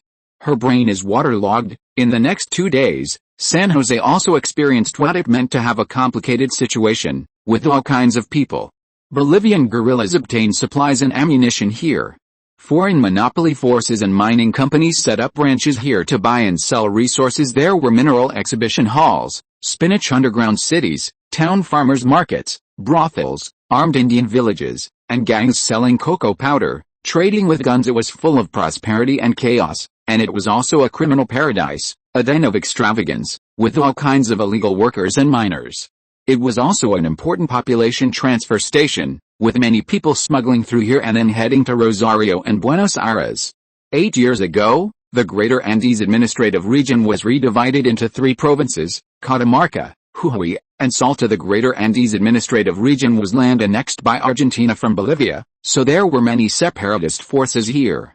In order to prevent them from becoming too powerful, it was divided into 4 small provinces. This is also one of the reasons why the Potassium Triangle region is relatively chaotic among them. The small province of Tucumán was called the Republic of Tucumán more than 100 years ago. At that time, Salta province had a strong separatist force, attempting to secede from the United Provinces of the Rio de la Plata and become an independent country, but most of them were suppressed in 1872. The Triple Alliance, the Brazilian Empire, Argentina, and Uruguay, Fought Paraguay. Paraguay was completely defeated, became a landlocked country, and fell into decline in this war. Paraguay lost 40% of its territory, a total of 154,000 square kilometers. Among them, Argentina occupied the Chaco region and changed it to the Chaco territory. Later, the Formosa territory was separated from the Chaco territory. The original Chaco territory was changed to the Chaco territory, and last year it was named the Juan Perón Presidential Territory, and the conditions for setting up a province have basically matured. There are now several administrative regions in the country that are not provinces, just to slowly digest the acquired territories. This is from Law Number 28 passed by Argentina in 1862. Administrative regions are established outside the provinces, and then changed to provinces when conditions are ripe, to strengthen centralization. From the current point of view, it is still doing well. The only thing that is more narcissistic is that Perón established an administrative region in his own name starting in 1932. The Chaco War between Bolivia and Paraguay for the northern part of the Gran Chaco again brought the poor and backward Bolivia and Paraguay to a low point. This also gave Argentina a stable external environment, but the intervention of the Americans also made the South American region begin to become their backyard. The Americans drove two nails in the center of South America, which can contain and remotely control the development here, and lock up some of the development potential of Argentina and Brazil. But Argentina and Brazil are unable to do anything about it. The Chaco War was a war with no victors, of course. Bolivia suffered even more. Since its independence, it has been bullied by Chile, Argentina, Brazil, and Paraguay many times, and this time it failed to win. This war caused the deaths of more than 100,000 people on both sides of Bolivia and Paraguay, and the economies of the two countries were almost bankrupt, and it caused domestic political turmoil and suffered heavy losses. The famous Bolivian guerrillas also began to appear in order to win the war. The two countries did not hesitate to borrow heavily, with Bolivia borrowing as much as $228 million as the creditor. Multinational companies such as Standard Oil deepened their control over the economies of the two countries after the war, and international arms dealers such as Vickers directly profited from the war at that time. Argentina, the United States, and other countries, as the core of mediation, took the opportunity to establish prestige in South America. In 1935, Bolivia and Paraguay held ceasefire negotiations and signed the Treaty of Buenos Aires in the Argentine capital in 1938. More than 10 years ago, Argentina had a greater influence in South America than Brazil. At present, it can still compete with Brazil and is at its historical peak. However, some of Juan Perón's bad moves have caused Argentina to continue to decline, coupled with the Americans' continuous investment in South America and the activities of agencies such as the Central Intelligence Agency, the relatively chaotic Bolivia, Chile, the more distant Paraguayans, and these borderlines have created a potassium triangle border area. San Jose also smelled the opportunity after Guerrero got a part of the territory, and did not hesitate to invest heavily, adding to the power of thunder mining and Thunder Cross in the potassium triangle and Oran City. He hoped that in the long term, he would have the opportunity to challenge Standard Oil's hegemonic position in the two countries, truly have a stable rear, and continuously obtain labor resources from the two countries to help the development of its factories. He needs to contact Lucifer's Co. & Company to set up a branch as soon as possible. The town of Maria needs to continue to expand, and he must find more workers. Chapter 81. All quiet in the potassium triangle. The next day, in the evening, at a manor in Oran City. Boss, we might have to stay another day tomorrow. I need to communicate further with the people from South African mining here. The Englishman was driving a hard bargain and also demanded that the people be escorted to Santiago. He was considering whether or not to do this deal. The British have always been unreliable, typical European troublemakers. Their integrity cannot be guaranteed. Don't get tricked by them. The British have a somewhat abnormal relationship with the Chileans. If it's not in the interest of us Argentinians, send them to Brazil or Australia. I'll arrange for people from Prolary International to handle it. Alright, go and negotiate. Get some rest early. I'll wander around Oran City again tomorrow. Remember not to leave any evidence behind. By the way, are there any radios or newspapers here? San Jose said indifferently. The local customs of Oran City were quite interesting. He'd been looking around for the past 2 days, but he wasn't used to not having newspapers or a radio. He felt disconnected from the outside world. Understood, boss. Actually, we've already negotiated almost everything with him. The only trouble is escorting those traitors away. I'll have someone bring it over tomorrow morning. San Jose glanced at the light tube and found it a bit unbelievable. In Mariatown and B City, they used incandescent lights, but here they were already using fluorescent tubes, making the whole room brightly lit. Since a snake entered the first floor the day before yesterday, San Jose had people move the bed to the second floor that night and set up a simple office there. Strangely enough, Oran City was much richer in supplies than Mariatown and Cordoba. It was full of American goods. For example, the fluorescent tube was purchased from the trade market. There were a lot of smuggled goods here. San Jose also saw many simple canned food production lines, which were already widespread. American businessmen smuggled goods through special channels, and he didn't know what they were trying to achieve. It was a kind of distorted prosperity. San Jose recalled the border smuggling last year and didn't know their specific transportation channels. Later, he opened up transportation lines in Brazil and Uruguay, which allowed the factory to develop. San Jose looked at the map of South America on the wall, somewhat absent-minded. He had bought it at the market today. The former Bolivia, Uruguay, Paraguay, and Argentina all belonged to the same viceroyalty of the Rio de la Plata. Paraguay was the first to become independent, and later Uruguay became independent as a buffer zone between Brazil and Argentina. Bolivia was also successively separated. Argentina was in chaos for decades before successfully unifying. On the contrary, Patagonia in the south was merged later. Western colonists were unwilling to see a strong Argentina appear. Now they have started to make small moves on the border, and even the Horn newspaper in B City is likely to be supported by them, just like the Mountbatten plan a few years ago that divided India into two. This can be regarded as a consistent old trick of the colonists. The situation in Oran City is indeed complicated, and it is also a good opportunity for San Jose to strengthen his own strength. The Potassium Triangle area is located at the intersection of three countries, with convenient transportation and multiple forces that can be used. And there may even be Soviet. Salta already has a highway leading to Antofagasta in Chile, which can carry out sea-land combined transportation to the Pacific Ocean. Of course, the transportation capacity of this highway is still too small, and it can only transport some supplies.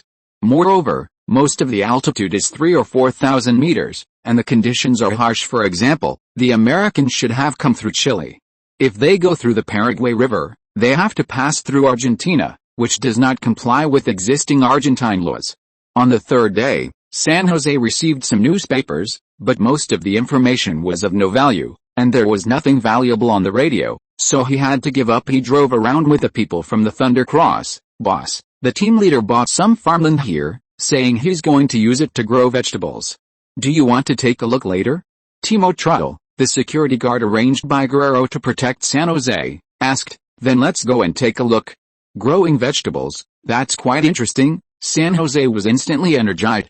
Growing vegetables was an old traditional skill. Guerrero had reported this matter, saying it was prepared for selling fertilizer. He didn't know what he was thinking. The fertilizer plant was set up in Mariatown, more than 1,000 kilometers away, and there was no need to worry about sales. It wasn't good to dampen his enthusiasm. The land near Oran City was relatively barren and not very valuable. However, recently the team leader said that he might as well use it to grow tobacco leaves, saying that the profit from the cigarette workshop is very high and he can make a lot of money. Oh? That's a bit interesting. Let's drive out there. The tobacco market was indeed a big market. San Jose had seen it in B City and C City. There were no big brands in the country. After driving for nearly an hour, the group finally arrived at a small farm. San Jose got out of the car. Weeds were overgrown, and there were no irrigation facilities.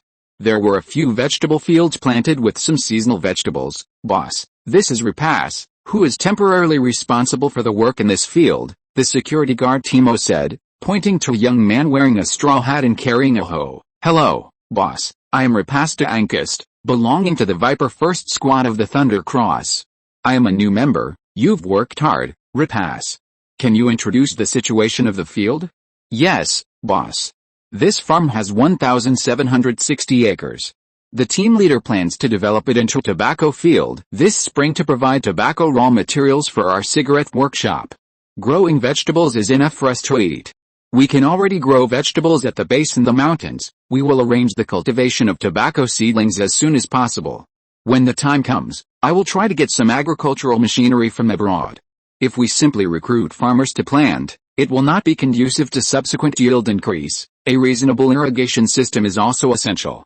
We need to arrange to establish a water storage and irrigation system. Relying on the weather will also affect the yield. San Jose reiterated and instructed some simple experiences. Understood, boss. I will let Guerrero buy more of this kind of farmland.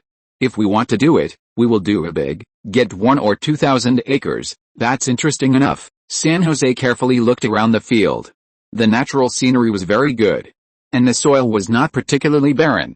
As long as the cultivation was reasonable and rotated, it could develop well. Tobacco planting consumes a lot of fertilizer. Potassium fertilizer, nitrogen fertilizer, and phosphate fertilizer are indeed needed. It seems that the rain fertilizer plant needs to be put into production as soon as possible. San Jose was very satisfied with Guerrero's economic mind. Tobacco planting and cigarette factories have great potential. Are there many farmers planting tobacco nearby? San Jose asked. There are some, but the scale is very small, and they don't have enough financial resources. Well, I'll go first. Let's chat again when you have time. Tobacco planting is not urgent, and I can't help too much now. San Jose left here in the afternoon. Boss, I have already negotiated with South African mining, and the people have been escorted over to them. Well, it's good if you handle these small things. How many people do we have in Oran City? Although Oran City is the headquarters, there are not many people. Most of them are peripheral, less than 100 people. Okay, we must pay attention to it. Are we going to the Potassium Triangle today, or tomorrow morning? Tomorrow morning. We will also need to hire some vehicles to transport some supplies. There is relatively little food in the mountains. Has anything major happened in Oran City recently? I haven't heard of anything.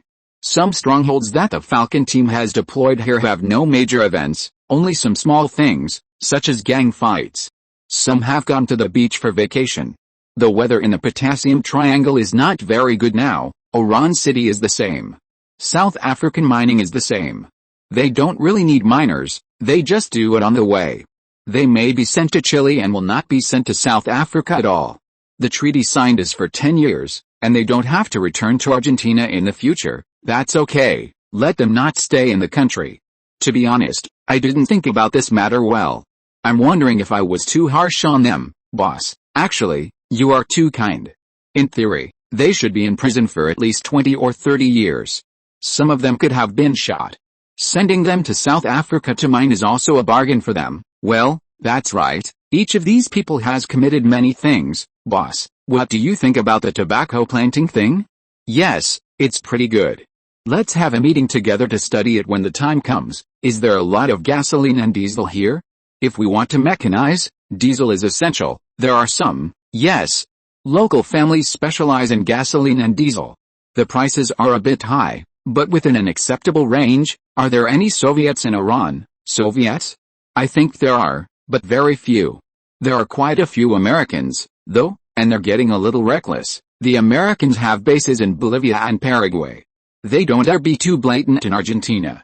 They also supply the Bolivian government with arms, and Paraguay too. Many of the local mines are controlled by Americans. I heard they found oil. A company called Mobil. They're the most arrogant. Those arms dealers only do business with the local government, wholesale. They don't retail. Some of it leaks out from the government army. I heard the Bolivian guerrillas are supported by the Soviets. There's a guy named Paz Estensoro who's quite famous. They say he used to be the Bolivian Minister of Finance. He's just a stray dog now. He even wanted to cooperate with our thunder mining back then, but I didn't agree. We're having difficulties ourselves. Paz Estensoro? Don't know him, but cooperation might be possible. I'm very interested in developing Bolivia, boss. What interest do you have in Bolivia?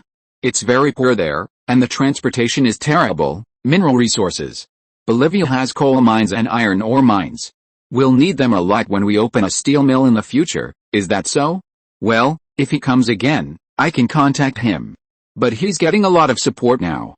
I heard he's preparing to return home. If we can meet him, let's cooperate.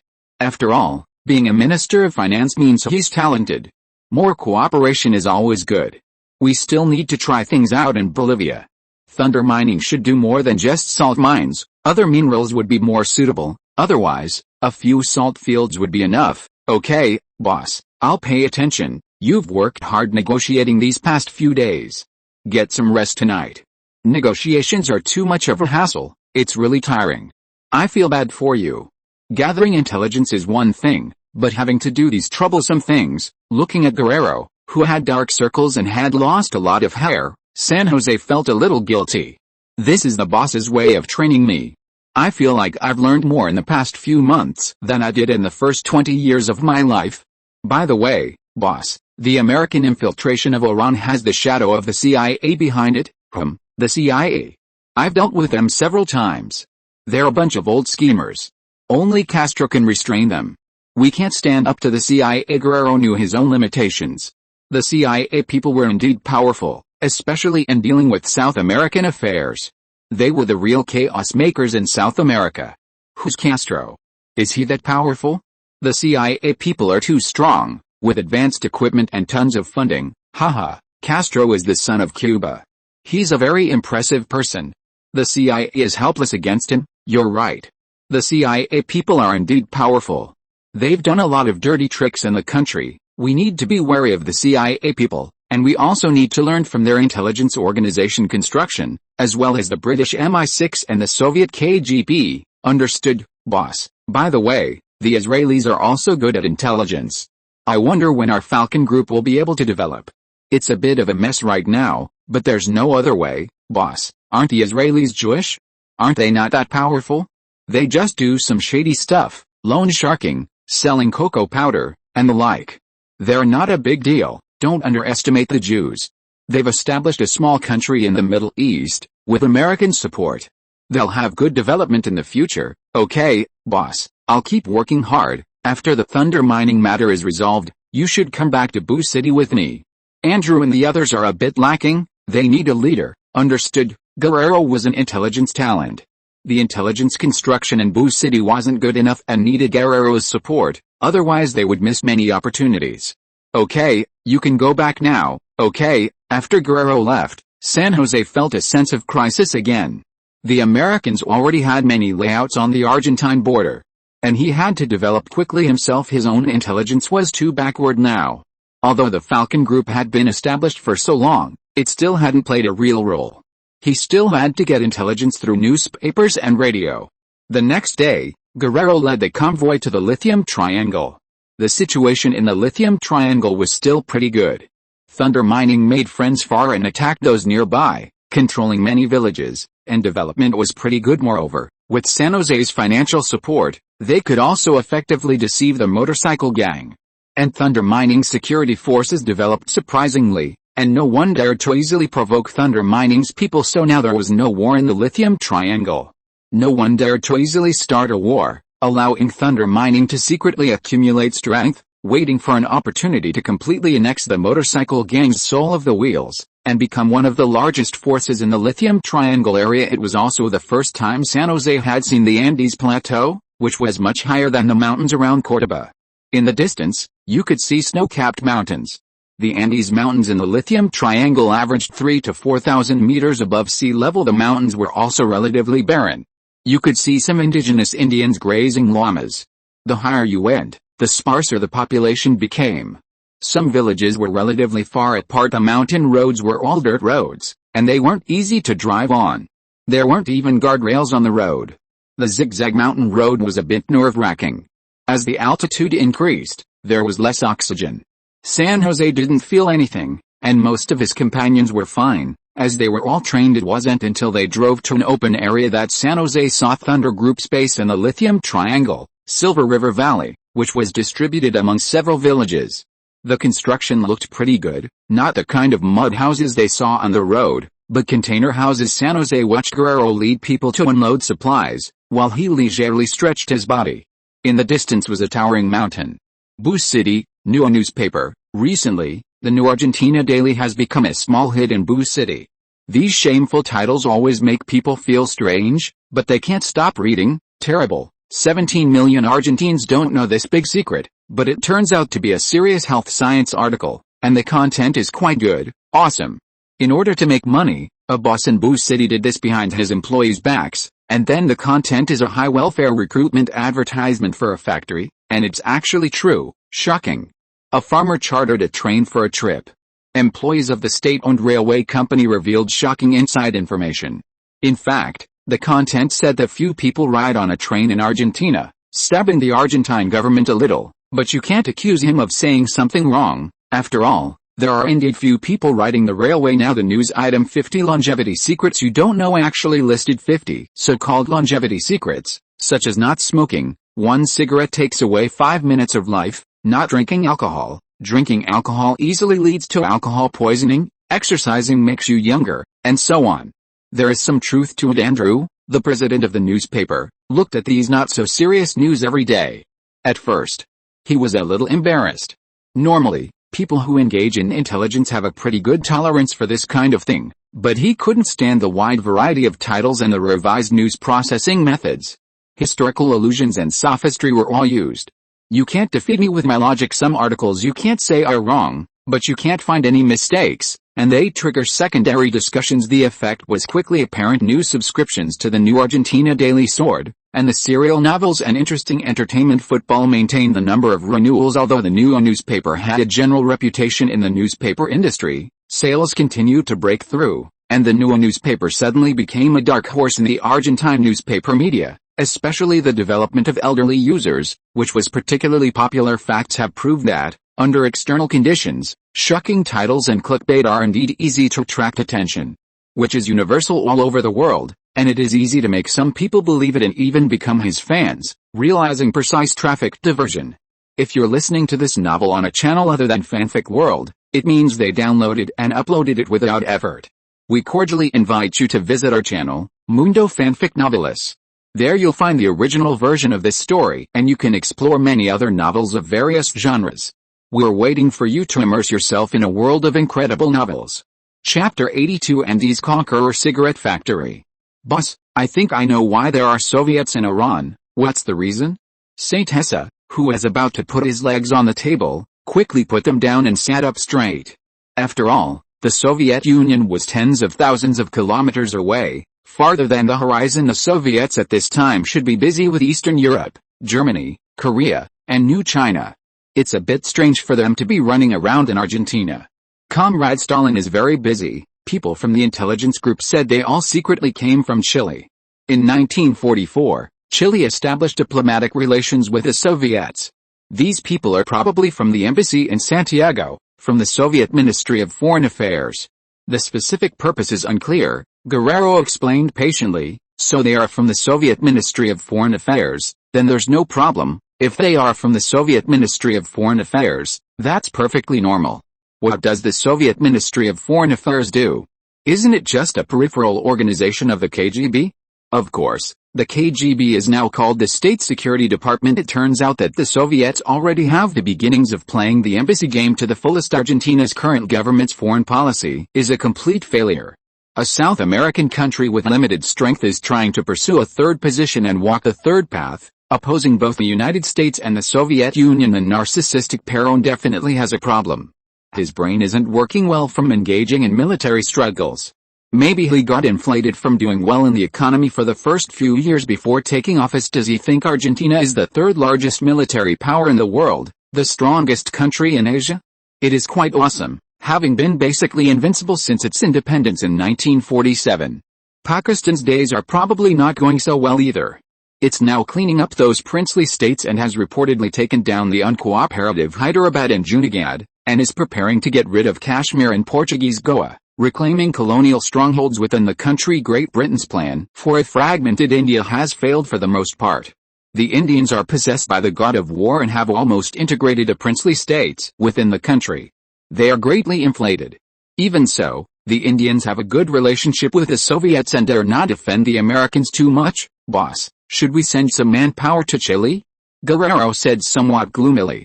This was because his intelligence work was not in place, and he had to solve the problem. Don't rush for the time being. First, handle the affairs of the Lithium Triangle. Chile is just a small matter. Contacting the Soviets still requires some caution. This kind of thing can't be rushed. Relations with Chile are so-so. On the contrary, Bolivia needs more manpower. There is also a fundamental reason. With his current strength, he can't train any powerful intelligence and espionage talents for the time being, and it won't be so easy to engage in subversion in Chile. Gattuso, do you have any understanding of the situation in the Soviet Union and Asia? Boss, I don't know much about the situation in the Soviet Union and Asia. I even learned about those Soviets from you. I only asked the intelligence team to collect information after you mentioned it.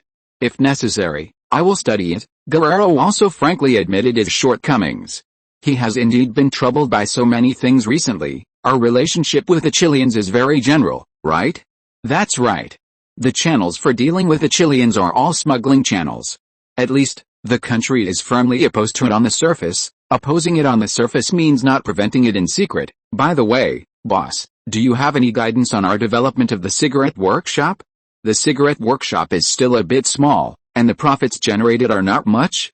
It can only earn a profit of about 100 to 200,000 pesos a month. Specific problems require specific analysis. Gattuso, you have built a village well. Compared with the villages at the foot of the mountain, the houses in the Silver River Valley have obviously been renovated and rebuilt, with many sentry posts and hidden posts, and the soldiers are well trained and strong. Several brick and stone single-story buildings have also been specially built, which obviously took a lot of thought. It's just that it's a bit cool on the mountain. Saint Hessa put on a thin coat. All of this has been achieved under your guidance, boss, and with the support of abundant supplies. The contribution I have made is very small, Guerrero said gently and modestly. You are as modest as ever. It's still too unfair to you to work in this mountainous area. The conditions here are indeed a bit difficult. Guerrero's hair has become a lot thinner in the half year he has been here. 1,000 acres is too little. It would be better to increase it tenfold. The profits from large-scale operations are much greater. Saint Hessa has always believed that the more land for farming, the better. If conditions did not allow it, tens or 200,000 acres would still be few. We will register a tobacco factory at that time, specializing in the production of cigarettes. The affairs of the lithium triangle must be resolved as soon as possible. The motorcycle gang in the distance has become a thorn in his side. You go and get busy first. We'll take a look again tomorrow morning. Yes, boss. Saint Hessa found that it was quite cold on this mountain. The lithium triangle has a small reservoir power station for power supply, which is not bad, and there is also electricity. Walking to the top of the first floor, looking at the high altitude, the cold wind was blowing coolly. There were many stars in the night sky. This valley is composed of several villages. The view is not very wide. At this time, most of the lights have been turned off and people are sleeping. Looking at the time with a flashlight, it is not even 8 o'clock in the evening. Occasionally, there are houses with lights on, which are the people stationed on guard, and there is a patrol team responsible for patrolling the entire valley. It seems good to raise a few patrol dogs. Exciting, Saint Hessa muttered to himself. Everything is good on this mountain, but it's a bit too cold. I guess you'll wake up from the cold if you don't cover yourself with a quilt at night. Estimating the time, Saint Hessa returned to the room again, preparing to go to bed early and get up early.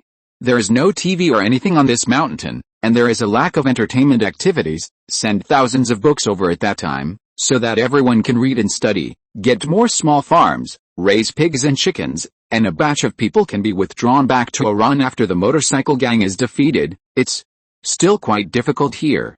If a small town can be established at that time, it would be good. The conditions on the motorcycle gang's side are better and more suitable for establishing a small town. At that time, the mining company will be expanded, and a cigarette factory can also be set up here. Highland tobacco leaves are also a good choice, to get rid of poverty and become well off. It's still quite close to La Guaica here, but it's too close to the border there, and it's not easy to occupy a part of the territory there. Honestly, mine here, and then get a few mines in Bolivia. If the profits from the cigarette factory are good, hot water was boiled with a coal stove, feet were soaked, and the quilt was covered, before falling into deep sleep. The freshwater resources used here in the lithium triangle are all groundwater, and the taste is not bad. The reason why Saint Hessa values this place is not only to seek raw materials for the fertilizer plant, but also a longer-term goal, that is, the lithium metal resources here are very rich. Lithium is widely used in batteries, ceramics, glass, lubricants, coolants, the nuclear industry, and optoelectronics. Moreover, this place is close to Bolivia, which may have abundant uranium mineral resources, which must also be paid attention to. Mastering the lithium triangle will be able to grasp many future opportunities. The current mining company is also somewhat weak, and although Argentina has already had an atomic energy agency in history, it has no raw materials and can only secretly import them from Canada, and later it couldn't. Argentina is one of the strongest countries in the third world in developing civilian nuclear energy. Early the next morning, I saw the people of Thunder Cross training. The oppressiveness of the motorcycle gang is still very strong. Although it is now a state of cooperation, we cannot relax our vigilance. To be honest, the lithium triangle is really big. Among them, the towns that have names alone include Calama, Villazón, Yaguacra, El Tolar, Socapa, and many other cities and gathering points. Thunder Mining only occupies a few hundredths of it. The closest is the motorcycle gang Wheel of Souls front. They occupy many salt lakes and are one of the largest forces here. The Birosa family is more than 10 kilometers away, boss. It is not easy to take down the motorcycle gang. They are also strong and well trained. They are said to be a gang, but they are actually a small warlord, and their power is quite large. They occupy a small town. We have found out that they have nearly 300 formal members, and the firepower allocation is also quite good. A tough battle is inevitable. I have transported all the weapons in stock, as well as the latest berets, bulletproof vests, and a mortar, to Iran. At most 1 month, we will take down this motorcycle gang. It's best to outsmart them. If we clash head-on, the casualties will be great, boss. With a cannon, we'll have a significant advantage. We can wipe them out in one fell swoop. It's just this cannonball. We have enough cannonballs. They're all products from the Rheinmetall explosives factory. After we had our own mold factory, we could imitate the mortar shells. The only relatively troublesome thing is the gunpowder ratio, which takes a lot of time to experiment with. The Americans initially provided only a few 81mm medium mortar shells. Chantal was indeed skilled in gunpowder ratios.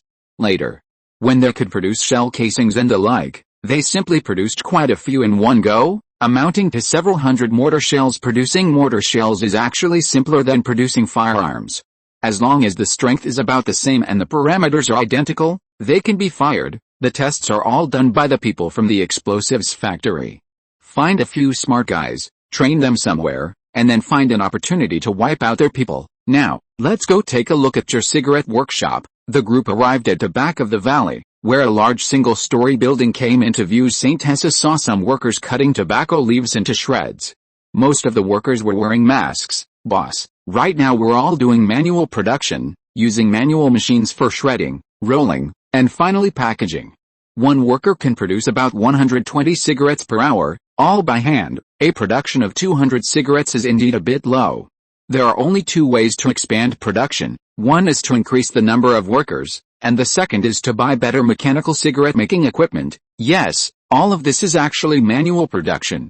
I heard that in foreign places, they can produce over 1,000 cigarettes per hour. Clearly, Guerrero also had some understanding. The quality of the tobacco leaves is still average, as they are all grown on a small scale. If we can grow good tobacco this year, we can produce higher-end cigarettes. Okay, I'll solve the problem of tobacco equipment, but more effort is needed in tobacco cultivation. We need to build our own brand. We can't just do small-scale production. Although there's profit, it's not presentable. Setting up a cigarette factory, the funding, equipment, and technology will be taken care of. We also need management talent. Do you have any recommendations?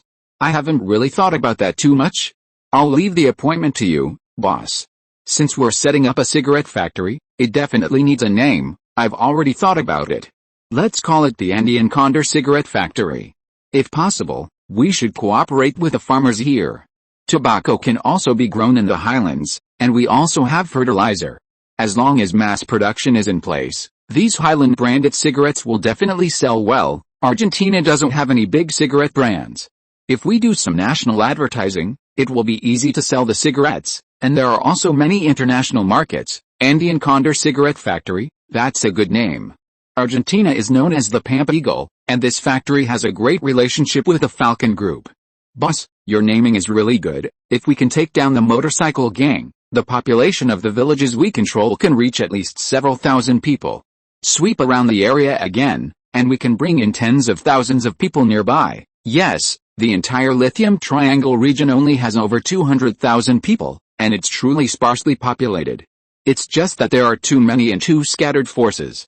If we successfully annex the motorcycle gang, we can take over quite a few salt lakes, which will at least solve the development problem for the next few years. The motorcycle gang has a complete industrial structure, and their military firepower is relatively strong. The salt they produce each month starts at least at $1 million. Our trade volume accounts for 1/5 of it. They also grow cocoa powder, but their management level is just so-so. Who do they mainly sell their salt to? Americans? They mainly sell to Cycle Chemical. This company also has a base here, mainly for cooperation, refining some metals, components, purification, and other work. The demand is quite large, understood. I guess they also produce chemical products such as sulfuric acid and hydrochloric acid, and maybe even edible salt. Gather more intelligence, and then take them down, boss. We're quite well prepared, but we still need to continue working hard to strive for the best results at the lowest cost and connect our territories into one piece. For the cigarette factory, it's best to have 2 branches, one directly in the highlands, incorporating the people of the village into our development system, and another one should also be built at the foot of the mountain, which is the focus. We can have 2 brands, one Highland brand and one Condor brand. The Highland brand focuses on high-end, and the Condor brand focuses on cost-effectiveness. Boss, would you like one? Guerrero pulled out 2 finished products from the production line, intending to give one to Saint Tessa. Then I'll try it. Saint Tessa put the cigarette in his mouth, and Guerrero magically produced a lighter and lit it for Saint Tessa, then lit one for himself. The taste is alright. Saint Tessa took a hard puff, and walked and smoked with Guerrero, puffing out clouds of smoke. I remember you didn't smoke much before, when you were in the city guard, boss. That's in the past. I don't really want to mention it again. When the pressure is high, I'll have one to relieve it. It's also after burning those cocoa powders. Most of the people here have lost their livelihoods, and growing vegetables isn't very good either. They simply grow some tobacco. I didn't expect it to actually make some money. The lithium triangle market is still quite large. The quality of the cigarettes transported from other places is about the same as ours, but they are twice as expensive. Sorry, a big man isn't afraid of not having a wife. Haven't you taken a fancy to anyone recently? I'll be your matchmaker when the time comes. It's actually alright. I think it's not a bad thing to get married later, and if I really look for someone, I have to find someone supportive, preferably someone who fights alongside me. I don't want to experience that kind of thing again. I can only wish you good luck, Gattuso. Believe that this time won't be too far away. That's getting the boss's blessing. Boss, I know you're a person who does big things. I hope I can also go crazy. There are plenty of opportunities. Not to mention domestically, we have quite a few opponents abroad. Some countries want us Argentinians to be dogs. And looking at the current situation, Perón is almost unable to hold on. Saint Tessa sighed, boss, our Falcon group absolutely supports you, and I myself also absolutely support you. If the Perón government is really controlled and sells out Argentina's interests, I believe it will soon be overthrown. Gattuso, are you ready to face the challenges of the future? I alone am not enough to face this challenge. I need your support. As long as we gather together, we can change something, change the future destiny of our Argentina. Saint Tessa fiercely stomped out the cigarette butt, put his hands behind his back, and looked at the distant snow-capped mountains, uttering a sentence, boss. We will resolutely obey your arrangements. Guerrero saluted firmly, his eyes resolute. I believe that the future of Argentina will become more glorious and great. This requires everyone's support, and we will point our swords at Buenos Aires. Saint Tessa also returned the salute, said sonorously. This was the first time he had revealed his dream. Gattuso, do you believe that the future Argentina will be such a country? The military government persecutes the Argentine people for power, the economy is backward and corrupt, the country is bankrupt, the country is indebted countless times, often reneges on debts, and becomes the most untrustworthy country in the world. The national economy is controlled by foreign capital. Today's 10,000 pesos will become 1,000 pesos tomorrow. 40% of the people live in slums. Chileans and Brazilians look down on us. Even Uruguayans look down on us. Only a little better than Bolivians and Paraguayans. Even in one day, 3 presidents can be changed. Saint Tessa described the future Argentina in his heart. Guerrero was somewhat shocked by Saint Tessa's description. Is this the future of Argentina? Saint Tessa did not answer, just quietly saying, I have a dream. There will be such a group of people, fighting for the rise of a great Argentina, fighting for a lifetime, even if the road ahead is full of thorns, full of pain, even sacrifice. I am also fearless. I hope that today's Falcon Group will be the real Andean condor of the future, to safeguard Argentina's national security, be comparable to the American CIA and the Soviet KGB. Gattuso, do you have such confidence? Are you willing? Yes, "Captain, I will work hard to fight for it until the last moment of my life," Guerrero said firmly, just like in the city guard. Chapter 83 Send Them to God. SYNOPSIS seemed somewhat manic. Sometimes he felt alone, and other times he felt that his experiences over the past year had been too smooth. Now, with no way to break the situation and the timing not right, he could only accumulate strength again, developing in a remote mountainous area. Clearly, there were various complex forces here, requiring him to unravel the problems one by one. Powerful enemies and ambitious individuals began to surface, making him somewhat irritable. His experience at university also had a significant impact on him. From Maria Town, Córdoba, Rosario, Buenos Aires, to Iran, he was able to glimpse many superficial aspects of the Argentine economy, from initially just wanting to earn some small money and then simply staring at the throne of power. The seeds of ambition had now taken root and were growing wildly. He spoke these words to his confidant for the first time, and then could not calm down for a long time. This was completely different from the commander's expression of loyalty after venting his feelings. There was a long silence. SYNOPSIS asked Guerrero for another cigarette. "You may not know this, but smoking was invented by the Native Americans in the Americas. In the beginning, the Spanish colonists had nothing to do and used the alcohol to numb themselves. The métis provided by the Native Americans could relieve hangovers. Later, with the introduction of cigarettes and cigars by the British, alcohol sales decreased significantly. Tobacco and alcohol are both good for relieving stress, and alcohol is the oldest anesthetic." SYNOPSIS's expression relaxed again as he talked about some irrelevant things. "No wonder you like smoking. Fortunately, you don't drink much." It was the British Virginia Tobacco Company that promoted this little thing to the whole world. "It's mainly because the pressure has been too great in the past 6 months. Before, I only needed to take care of myself, but now I have to take care of the livelihood and safety of thousands of people." Faced with SYNOPSIS's sudden popular science, Guerrero could only answer, quietly listening to SYNOPSIS speak in the past 6 months, from being the head of an intelligence team to developing a mining company in this remote mountainous area, it was an extreme challenge for him. He preferred to do intelligence work, to be a spy, and fortunately, he had SYNOPSIS's guidance. People in the past didn't have this strange habit of smoking. To be honest, tobacco was indeed promoted to the whole world by the British. Now, the most famous brand in the country, British American Tobacco, is called Dunhill. British American Tobacco is the renamed Virginia Tobacco. The British turned tobacco into a global industry, cultivating generations of smokers. Especially after World War II, European cigarettes became hard currency, earning a lot of money. The United States and India are currently the world's largest bases for reaping the consequences, and correspondingly, the American and British tobacco companies are also the most powerful. In the last century, they even had their own armies. They are truly huge tobacco companies, like Imperial Tobacco. We don't even have a famous tobacco brand in our country. What's even more interesting is Coca-Cola. Coca is the meaning of coca, which is also an important ingredient in Coca-Cola. What is this thing for?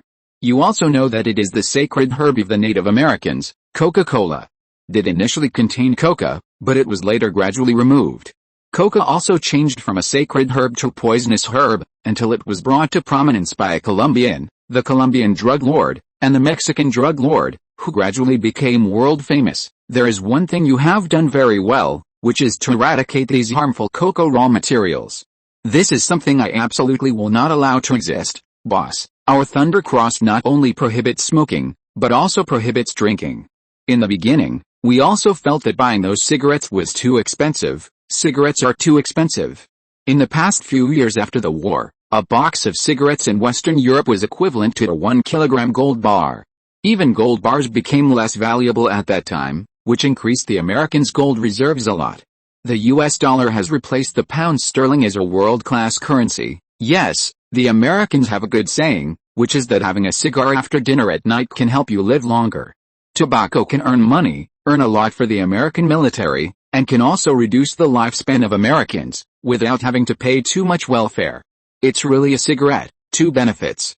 Should we try to get some cigars? SYNOPSIS said half-jokingly. Smoking is harmful to health, but that's not the case now. Cigarette advertisements appearing on TV are very normal. SYNOPSIS only remembers Marlboro. Boss, to be honest, let's make cigars later.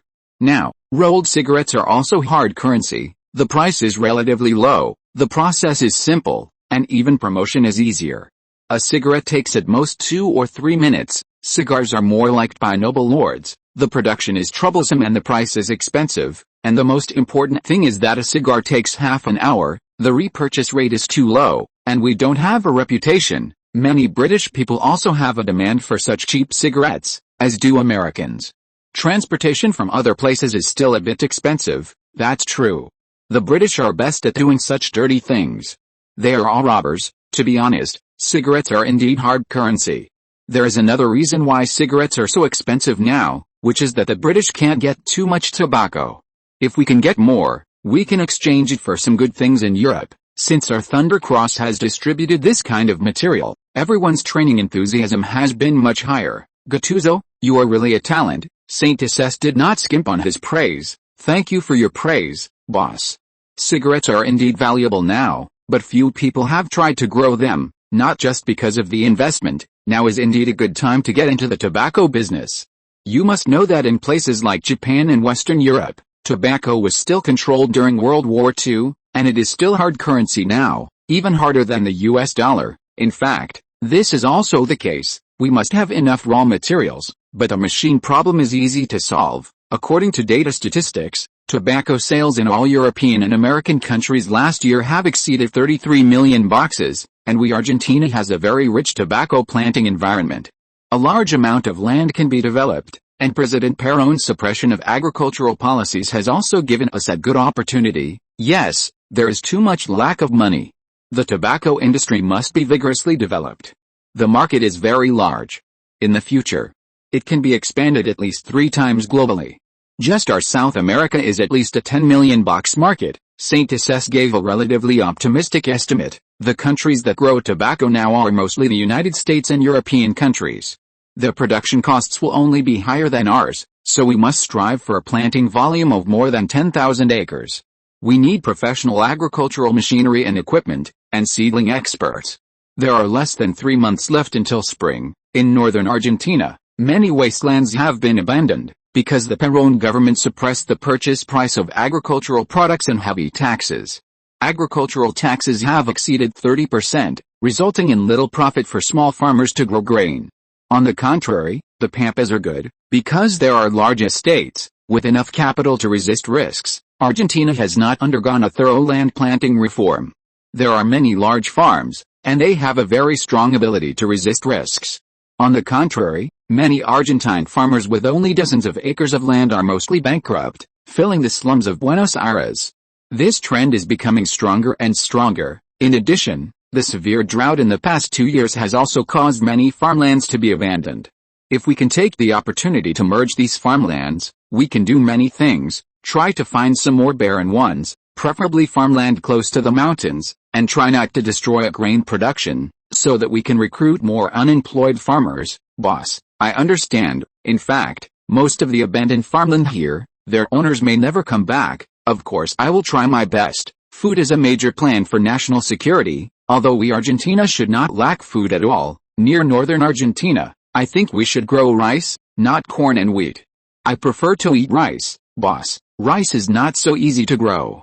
Although the north is indeed very suitable and has the conditions, the initial investment is very large, and the current rice yield will not be much higher than wheat. That's right. What a pity. Saint Assess thought of the contemporary Shannon of New China, who hasn't started research yet. Argentina has a very strong potential for food production. This is a weapon with the great crisis. Food security is very important. The United States once wielded the food stick and dealt with many countries. Moreover, if Argentina wants to develop a larger population in the future, it must grow more food. Northern Argentina has a subtropical and tropical climate, with simultaneous rain and heat, and a lot of rainfall. The tributaries of the La Plata River also have a huge amount of water compared to central provinces like Córdoba. The north is very suitable for large-scale rice cultivation, as long as the water conservancy facilities are built up. Most importantly, the northern provinces have fewer people, and the families are relatively weak, making them very suitable for development and expansion, and for establishing a large rear area. Boss, aren't you thinking too far ahead? We haven't even grown tobacco well yet. Haha, right. Paraguay and Uruguay also have great potential for agricultural development, and so does Brazil. Time is indeed tight. Tobacco is generally planted in spring and summer and harvested in autumn, one season a year. We must solve the problem as soon as possible, understood, boss? After we solve the matter with the motorcycle gang, we need to immediately prepare to establish a tobacco planting company, starting with our own planting. Indeed, it's true. A small warlord has been dragging on for so long, mainly because of their weak strength. Now is the time to launch and attack the southern part of the Lithium Triangle. Must have a position for the Thunder Group, and a part of Oran City must also be taken. Notify the people of the Thunder Cross to increase their training during this period. Food security must be done well. The things we are eating now are really not good. Saint Hesser had 2 meals yesterday, mashed potatoes, beef stew with potatoes, fried potatoes, spaghetti, and some dried vegetable soup. Life is very simple, Gattuso. This is your fault. Go down the mountain and buy several large trucks of pigs. It's good to kill one every day. It's not good like this now. If you can't eat enough, how can you take down the motorcycle gang? By the way, it's best to find a few chefs who can cook and pay them higher wages. Chicken and duck are also very good, braised and stewed. The conditions on the mountain are hard enough. Eat well for dinner. If possible, buy another truck of rice. I'm not used to eating too much noodles. I didn't think it through. I'll send someone down the mountain to handle it immediately. It's time to get the plastic factory to make some plastic film. Vegetable greenhouses are the magic weapon for growing green vegetables in plateau areas. Everyone hasn't been eating green vegetables for a few days, and they were not eating very well. Guerrero, send a telegram to the Maria Committee to let them produce plastic film and send it to Oran City. We're going to build vegetable greenhouses on the mountain and grow off-season vegetables. There have been no green vegetables to eat these past 2 days, and the supply of fresh vegetables for the soldiers, apart from fruit, is poor, especially now that winter is approaching and the weather conditions are even worse. What could be more exciting than growing vegetables? If not, then plant another row. As time entered August, the exercises of the Thunder Cross members on the plateau became more and more frequent, and many peripheral members were recruited from the village's high-altitude combat really tests endurance. The fully armed 1st Brigade of the Thunder Cross and the Lithium Triangle, with more than 400 official members, is doing the final training work. This is a team that is really going to fight warlords and bandits, which feels a bit magical. The motorcycle gang is a group of bandits and small warlords. They control more than 20 small villages, with an estimated population of more than 8,000 people. Their headquarters is also very powerful. Because of sufficient funds, plus many desperate people joining, they have many powerful firearms, ammunition, and weapons. We must eliminate the motorcycle gang as soon as possible. This is not only because they produce more minerals, nor is it because they can earn so much money every month. We also want to save those who have been bullied and let them regain their freedom, Saint Hesser said sadly, appearing somewhat shameless. This time, the accumulation of strength has been done very well. After we take down the motorcycle gang, we can sweep the southeastern part of the Lithium Triangle. At least 1/10 of the Lithium Triangle will be ours. Saint Hesser is ready. The business of earning tens of millions of dollars a year in the Lithium Triangle is not only about minerals, but also about the tobacco business. As for the high-level personnel of the motorcycle gang, let's kill them all at that time. I think sending them to dig coal would make the coal mine even darker. Understood, boss. It's not just because of the raw materials in the Lithium Triangle, but also for other reasons.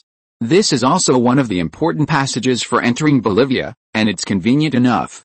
The plateau on the Lithium Triangle is too desolate, and even the government army is unwilling to station there. People nowadays are not like they used to be. They are always too obsessed with the details of their interests. People like the boss are becoming fewer and fewer. To be honest, the conditions here are not the most difficult in the country. Southern Patagonia is truly difficult, and so are the Falkland Islands, which are occupied by the British. The conditions are slightly better, unfortunately. Since the opening of the Panama Canal, the Strait of Magellan has lost its former glory, which is indeed a big blow to us Argentines, Saint Hesser said with a sigh. We're talking too much nonsense. We need to do a good job in planning for the villagers who have been bullied and suppressed by the motorcycle gang, so that they can become prosperous. At least they can go to work or something, and they have to be paid. Yes, they must be paid. If we don't pay them, we are no different from the motorcycle gang. We want to build a small town here, specifically to serve thunder mining, instead of letting those bandits of the motorcycle gang plant cocoa powder without wages. They are evil colonists. They are bandit leaders. As for the Bolivians, although they have just emerged from the barbaric era, they also need us to save them, those tribal chiefs. We can then fund some Bolivian guerrillas to help them take territory for our Thunder Mining's future entry into the Bolivian mining industry. Defeating opponents such as Mobil and South African mining will have unexpected effects. We want to build a large mine for Thunder Mining in the southern part of the Lithium Triangle. Gattuso, do you have a specific battle plan? Saint Hesser was still a little nervous. After all, this was a real warlord. Although he took the nickname of the motorcycle gang to fool people, Saint Hesser once again drew a pie for Guerrero. Of course, this could be done soon, boss. We have already turned against many villagers, and even many middle and lower level members of the motorcycle gang have been turned against by us. We still plan to use the boss's tactics, with internal members of the motorcycle gang as a source of information, to help us prepare in advance, so that we can eliminate them in one go without leaving any hidden dangers. Guerrero said confidently that he had thoroughly understood the intelligence of the motorcycle gang, and even estimated that many high-level officials were unwilling to leave. Well, continue to optimize the specific implementation, and completely destroy them in more than half a month. These are all poisonous tumors and scum. In half a month, the food conditions of the Viper Brigade members have improved by leaps and bounds. Except for the relative scarcity of fresh vegetables, most of the more palatable dishes have been developed. And even a large salt lake on the side of the mountain has been found to supplement fish and meat food. Spiritual construction must also be done well. Saint Hesser plans to establish a new small party in the Thunder Cross first, to unify everyone's thinking. A well-trained army, a constant flow of soldiers. On August 15th, early in the morning, Saint Hesser hadn't woken up yet when he heard someone outside asking for justice, and vaguely heard noisy crying. Boss, it's not good, something happened. Guerrero hurried to knock on the door to report. Boss, a few of our people have been caught by the motorcycle gang. They were members on leave today, preparing to go fishing. The motorcycle gang is asking for a ransom of $1 million, or the equivalent in cigarettes. It seems that they can no longer tolerate our expansion and have issued an ultimatum, saying that we should hand over the ransom to them as soon as possible. This is a very good excuse. It seems that people are not stupid. As for the ransom, it is impossible to get it done immediately. $1 million is not a small amount, and it is impossible to get it out at all. They just want to find an excuse. Boss, I think it is necessary to delay the time so that we can prepare well. If they plan to slowly eat us away, our opportunity will come. Saint Hesser then saw the body of the Thunder Cross peripheral member who had been killed, with a shot in the middle of his forehead, a fatal blow. Judging from the wound, it is likely to be the caliber of the M1911A. Today is just the holiday time, and some people went to the pond over there to fish. He remembered this member. He was the one who patrolled nearby to protect him, and he had even eaten with him. They were taken away last night.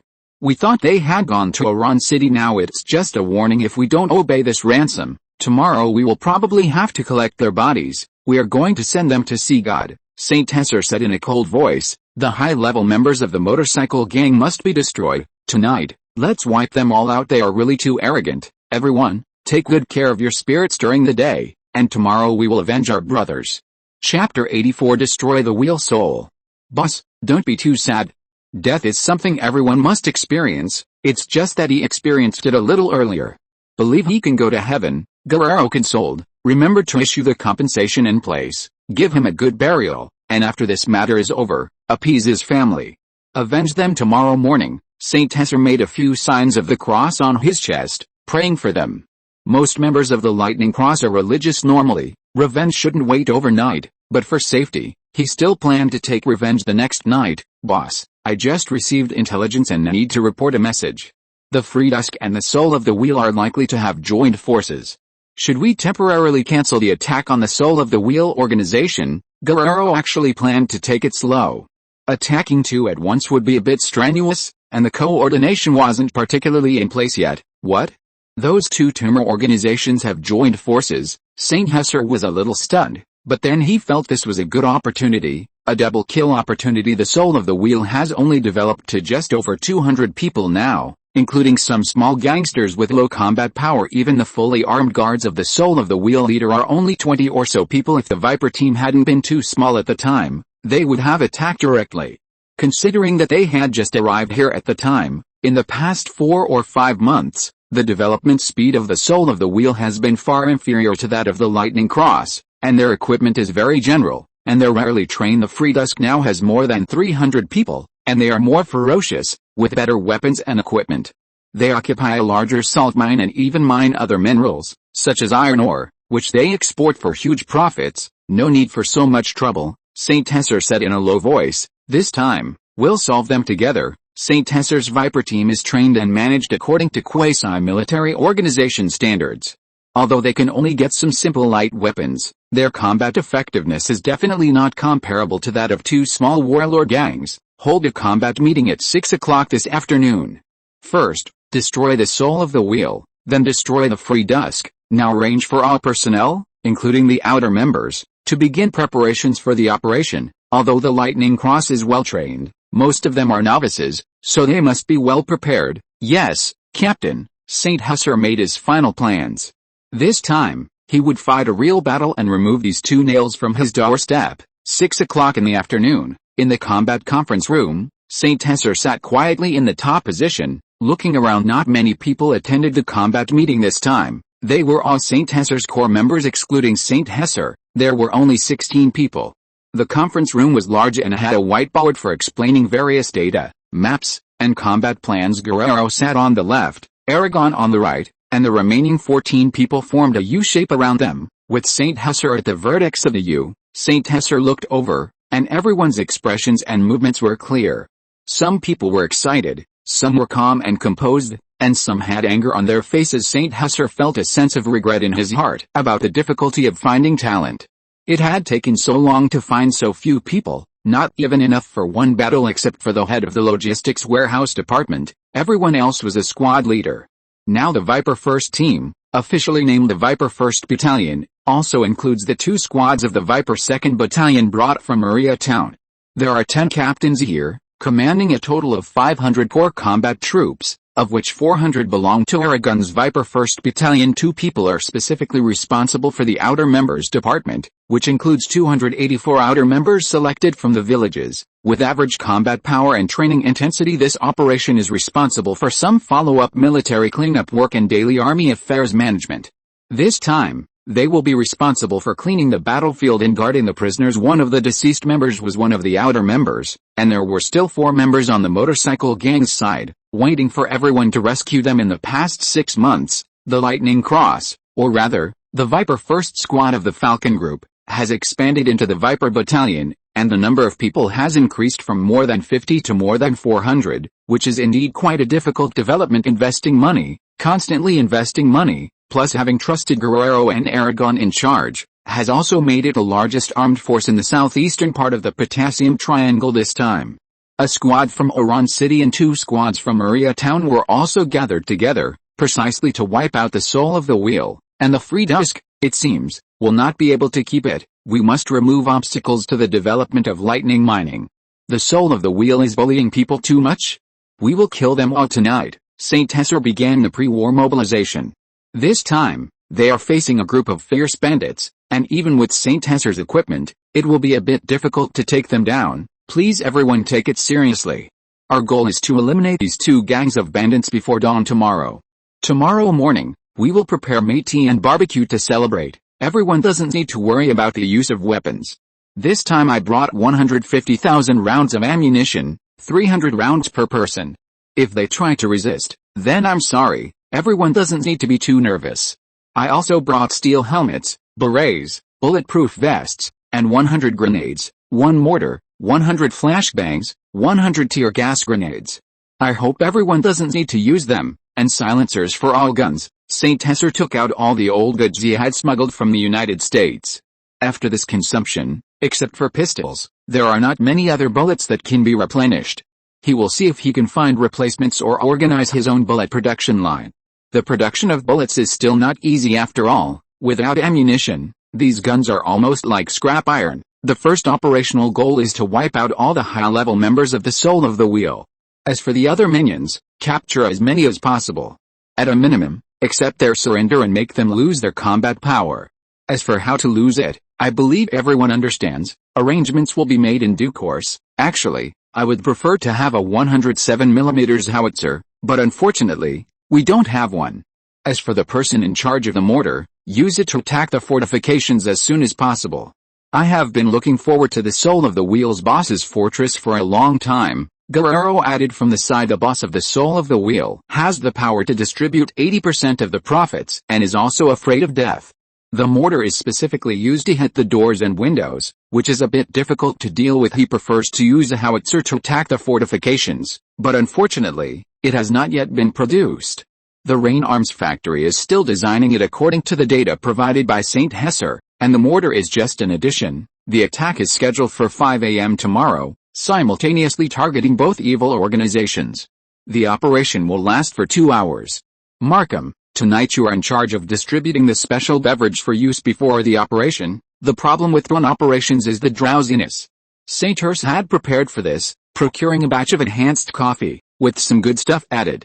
This time, to reduce casualties, thorough preparations were essential. This functional beverage additive, a special stimulant, was developed in cooperation with Akita Food Additives Laboratory paired with an ultra-concentrated version of bitter coffee. It's guaranteed to boost spirits more than Red Bull. This was one of St. Hers's secret weapons. Markham was the person in charge of logistics and also responsible for managing and distributing supplies. As the orders were issued one by one, they began to optimize the assault plan, including demolitions, mortar shell direction, angle, corrections, meticulously arranging every detail. Most of the squad leaders had only undergone drills. Even during the Brotherhood's annihilation, only Guerrero and Aragon were in charge of personnel. These people were slowly promoted after the establishment of the Thunder Cross Viper 1st Squad. At 3:30 a.m., trucks departed from the valley, heading to 2 designated locations, then proceeding on foot to complete the combat mission at 4:50 a.m. After drinking the special coffee provided by St. Hers, they began pre-battle preparations. The sentries of the Wheel of Souls were basically useless, hiding and sleeping. Without giving any warning, Aragon was in charge of encircling and suppressing the Soul of Freedom, with 180 combat personnel, 90 peripheral members responsible for mopping up, and village pacification personnel to handle the follow-up work. At 5 a.m., as dawn broke, most of the Wheel of Souls people were still in their dreams, only to be captured in a daze. The outer perimeter's guard dogs were surprisingly effective, but most were taken out with powerful tranquilizer darts before they could bark, making it unexpectedly smooth. The occasional dog bark was faint and ignored. The Thunder Cross's advance was rapid, and most areas were quickly dealt with. They didn't even need to break down doors. Some broke in through the windows. The peripheral members in the rear couldn't keep up with the speed of capturing prisoners, so they immediately used pre-prepared police handcuffs to lock them up in their homes. Special mouth-sealing towels and transparent plastic tape were used to prevent them from making noise. The intelligence obtained by Guerrero played a huge role, and the pinpoint elimination was very efficient. Occasionally, those who resisted were mostly deterred and surrendered obediently. Most of the Wheel of Souls members lived in ordinary dwellings. After the outer perimeter was cleared, only the Wheel of Souls leader's bunker remained. Get into cover and prevent them from sniping. The artillerymen will fire 3 warning shots first, and then arrange for people to shout warnings. Be careful. After glancing at the surrounding environment, Aragon hesitated for a moment, but still issued the order, knowing they couldn't delay any longer and had to launch a strong attack. Yes, sir. We will follow your orders, the artillery commander said seriously. He had initially tried to sneak attack, but failed, and now he could only launch a strong attack, with 60mm mortars firing at weak points in the fortress, covering the firing points where snipers might be. Most of them just blasted out a large crater 1 kilometer away. St. Hers was watching the motorcycle gang's situation from a high place with binoculars. The sound of artillery fire also calmed the newly captured people, who felt great sympathy for the gang leader living in the bunker. Most importantly, their own lives were more important, and most of them were honest and didn't resist anymore. The thunder mining people actually have artillery.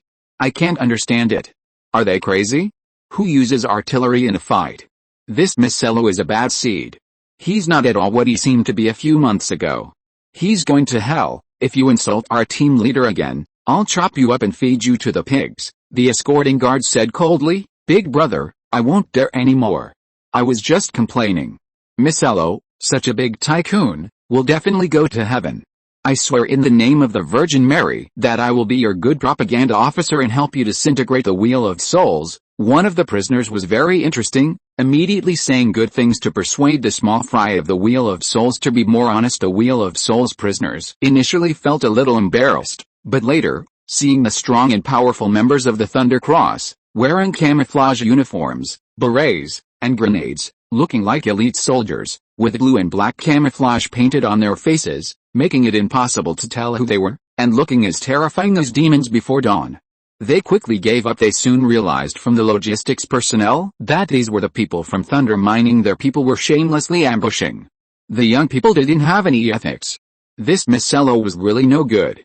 They had long disliked this guy. The Wheel of Souls were quite familiar with Guerrero, who as their gang's big tycoon. He went by the name Micello when dealing with him, and he was very generous, making him popular with the Wheel of Souls, with a nickname called Generous Tycoon Micello, and he obtained a lot of internal information. At 5:44 a.m., the Wheel of Souls fortress was breached, and the Wheel of Souls battlefield was a ruin. The Wheel of Souls gang leader, Odyssey, was finally dragged out of the bunker's basement, waving a white pair of underwear as a flag, and the outer members were successfully rescued. Boss, the Wheel of Souls has been wiped out. A few small fry escaped, but most of the people have been escorted to the logistics department to do the mop-up work, inventory of supplies, and control of the village. Aragon reported seriously after a while. Forget about the small fry. Immediately assemble urgently. I want to go to Guerrero's site and see what's happening. Take 100 of the remaining combat personnel here. I suddenly feel a little uneasy about Guerrero's side. Others are responsible for cleaning up the battlefield, St. Hurst said to Aragon. St. Hurst's heart tightened just now, and he had a sudden impulse, feeling that something was wrong, and he felt a little uneasy. He sensed that something might happen on Guerrero's side, hoping it wasn't a false alarm. The troops are urgently assembled. Load up the mortars. We need to hurry to Twilight of Freedom, hoping that team leader Guerrero is okay. The Wheel of Souls operation had been a complete success. In less than 10 minutes, the combat personnel had assembled. St. Hurst and Aragon led two teams to the Twilight of Freedom's combat location, still transported by trucks. The overall person in charge of attacking the Twilight of Freedom was Guerrero. Guerrero's combat skills were quite reliable, and most of these people came from his training, making command easier. When the convoy was halfway there, a distress flare from Guerrero's side shot into the sky. Something really happened. Go and see what's going on. Driver, speed up a bit. I'll give you extra money for this successful operation, Aragon instructed. Okay, boss. The driver also didn't care about his life, stepping on the gas pedal, and the speed suddenly increased. Chapter 85 Fighting at Dusk. On the other side, 4 a.m., 2nd Operations Division, a small hill outside the Twilight's End organization. Guerrero and his men arrived at the designated location ahead of time. He discovered that the village where Twilight's End was stationed had many people responsible for guarding and patrolling, and the defense system was relatively complete. The defense system was also well done, which gave him a headache. It was a bit difficult to attack. If he secretly used Aragon's tactics one by one, the losses would be very serious, and the resistance would be relatively large. Best is his deputy, who is meticulous in his work, but relatively timid and afraid of trouble. He does a good job of executing orders, so he has been promoted by him all the time. The two were observing the situation with binoculars. The geographical location of the Twilight's End base was better, and it was surrounded by mountains on three sides. The difficulty of breaking through the outer defense line was significantly greater than that of the Soul of the Wheel at this time. He realized the difficulty of fighting such an organization. Although St. Hessa was cautious enough, some overly optimistic situations occurred in this operation, and Guerrero needed to remedy some carelessness. Obviously, Twilight's End was obviously more difficult to fight, not only in terms of the number of personnel, but also in the style of combat. They were all the kind that were more difficult to deal with. Like the boss, most of the members were gauchos, and some were Indians, and their combat effectiveness was very strong. When St. Hessa proposed attacking on both sides at the same time, Guerrero, who was under tremendous pressure, also felt that he could no longer delay, so he agreed to St. Hessa's decision and made the most difficult Twilight's End as target. Especially since the two organizations have already united, it will be even more difficult to deal with at that time, so it's better to get rid of them together. He did not object to St. Hessa's decision. If he delayed any longer, he might not be able to hold the territory of the Potassium Triangle. Half a year of preparation would be wasted, and millions of dollars of investment would be wasted without any output. St. Hessa's investment has not yet recouped. Guerrero brought a total of 300 official members, and nearly 100 members of the logistics department followed. The official members were all fully armed and quietly lurking. The weather was still very cold. Most of the soldiers were wearing body armor and coats, and their faces were also painted with tactical camouflage. Most of them wore coats that were conducive to concealment. Most of the outer members were newly recruited less than 2 months ago and were still in the probationary period. Except for the captain, most were not equipped with weapons, and were responsible for cleaning the battlefield and preparing work. In contrast, the members of the logistics department were also mixed together, responsible for material transportation, distribution and other work. Team leader, the situation is a bit bad. Do we need to retreat first and meet up with the boss? Best said worriedly, and then gave his own suggestion. No, wait until they come out and hit them hard. It is likely that they also have important operations today. If we fight during the day, the losses will be even greater. Best may have a retreat mentality in his heart, but Guerrero, as the person in charge, is very calm. There are also some easy places to attack on the Twilight's end side, but they are isolated from other villages, and most of the houses are made of wood. Best, let the logistics department prepare Molotov cocktails, otherwise we will suffer too much loss if we attack directly. Guerrero made up his mind. Let the dead por Dios die, let the people of Twilight's End die first. Hearing that Molotov cocktails were to be used, Best immediately realized the viciousness of this tactic. This was a plan to wipe out the entire family, and he shuddered. Best could only mourn for them in his heart, and at the same time, he was also prepared. The various materials prepared by Saint Tessa were still very complete. In addition to various grenades, there were also many glass bottles plus alcohol plus fire starter plus sulfur, which could be quickly made into Molotov cocktail bottles. The people of Twilight's End are obviously not as good as the people of the Soul of the Wheel at doing economics, but their fighting style is powerful, and some of their subordinates even live in thatched huts. These days are a great opportunity. They are truly bandits who started by looting and robbing, and their reputation in the southern Potassium Triangle is not good, and they have many blood debts. Team leader, it seems to be windy. Best arranged the task and returned to Guerrero's side, suddenly feeling a gust of cold wind in the valley. Guerrero also felt a gust of mountain wind blowing, and felt unlucky. The weather was already cold, and the wind was still blowing, so he quickly wrapped his clothes tightly. Suddenly, his eyes lit up, and he immediately turned his head again and ordered him, immediately let the logistics department prepare to use iron forks to roll tumbleweeds, and then prepare to light them. Let them run with the wind to fuel the fire, arrange for tumbleweeds first, and then arrange to use Molotov cocktails. A more vicious plan was freshly baked. Now is the autumn and winter season. This strange round tumbleweed is actually an alien invasive species. I don't know where it came from, but it is very annoying. This broken grass is everywhere on the mountain. This kind of thing is also distributed in a small number of areas in Argentina, but not much. The Potassium Triangle is one place. Guerrero calmly issued orders, preparing to completely harvest a Twilight's End organization, and then felt a little thirsty, opened the little gadget given by the boss, and took a sip of the special coffee, and felt that it seemed not bad. I didn't expect the coffee given by the boss to be pretty good. Best, you try it too. Originally, he was a little curious about drinking coffee before the battle. Most of the people in Guerrero's team did not implement this, but just distributed it.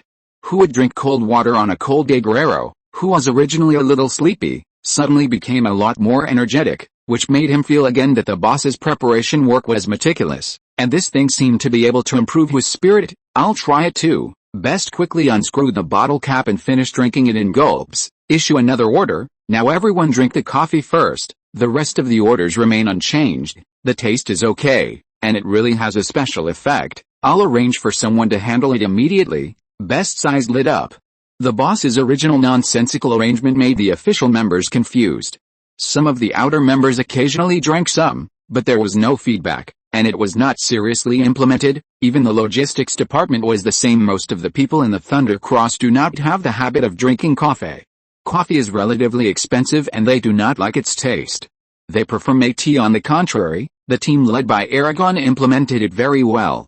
Aragon has always seriously implemented Saint Tessa's orders, and now he has become keen on learning. For a time, all the team members in charge of Guerrero began to drink coffee on a large scale, and the real fatigue was swept away. I feel a constant stream of energy, which is much more powerful than tea. Me too. This special coffee is really amazing. The boss is really amazing. With the blessing of special coffee, the morale of the Thunder Cross members has obviously increased a lot, which makes Guerrero even more confident in this operation. A few more minutes passed. The logistics department people in the night were holding iron forks and began to collect tumbleweeds and other weeds around.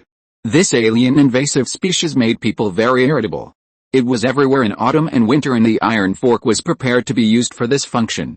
Saint Hessa prepared 2 or 3 for each car. He also specially asked people to prepare more. After all, the fork is also a very good defensive weapon. Forking people can fork a few holes out. They concentrated the tumbleweeds one by one, then they started to light them with burning torches. As the wind increased, the round tumbleweeds began to run towards the twilights and base. The official members also followed behind the weeds on the other side, waiting for the opportunity to throw Molotov cocktails. Occasionally, the fire was discovered, or someone was shot down by a black gun, but there were also vigilant sentries. There were also targeted eliminations by other leaders. The village at the end of dusk quickly sounded the alarm. The whole village seemed to awaken, and lights began to turn on the side of the official members. A large number of Molotov cocktails were already in position. 1, 2, 3, ready, throw.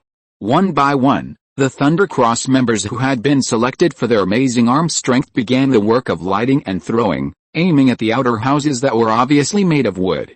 The newly lit electric lights made it easy to see which ones were wood, and the Molotov cocktails flew in beautiful parabolas, arcing through the air before the glass bottles shattered. The thrown bottles quickly burst into flames, the high concentration alcohol and sulfur reacting rapidly, igniting the wooden structures with sparks flying everywhere. Prepare to throw grenades. High-angle throws. The team members took out grenades again and pulled the pins.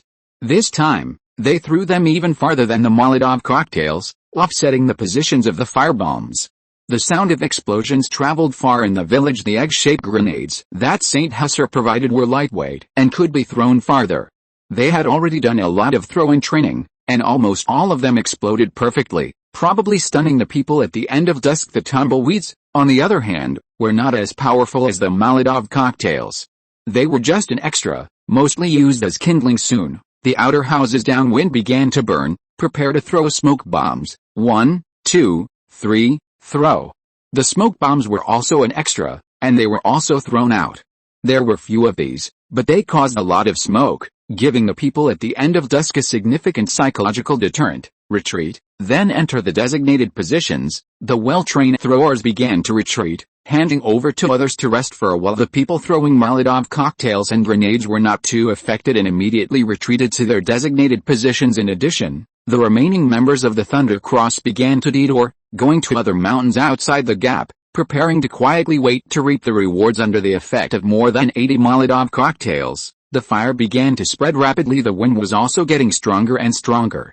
The members at the end of dusk were a little confused when they first heard the alarm, thinking they had made a mistake, until they heard the gunshots and shouts, and the flames had already burned in. They hurriedly got up, looking at the raging fire by the window, thinking they were in a dream. Quick, quick, arrange for firefighting. Wake up, wake up. God, have the demons come? This must be God's punishment. Why is it on fire for no reason? I want to find my mother. Don't be dazed, don't pray. Hurry up and help. It's obvious someone is setting fires.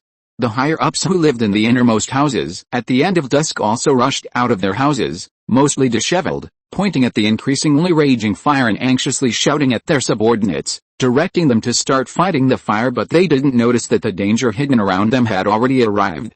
The Thunder Cross members who had been ambushed outside fired the first shot, hitting the back of a Dusk's End leader directly. In an instant, gunfire erupted, and bullets from all around rained down on the bodies of these gangster bosses, causing blood to splatter everywhere, and they fell to the ground, dead as could be, with several high-level figures removed. This was Guerrero's key target, and they couldn't be let go. As for the other innocent people, they were lightly let off, escorted by outer members. At this time, some members of Dusk's End also ran out of their shacks, watching the flames closing in, the air rapidly heating up.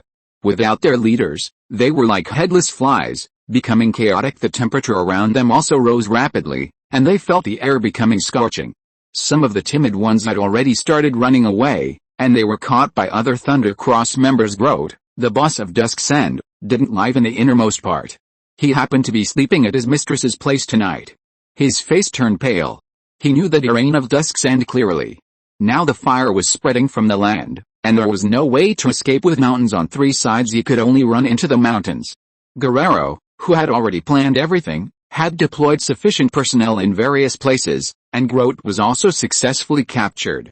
The pitch-black Grote could only mingle with the captured ordinary members of Dusk's End, waiting for a chance to escape. The spread of the fire slowed down, but soon the wind picked up again, fueling the fire, making the fire even more intense. The Dusk's End members who were fighting the fire became chaotic again.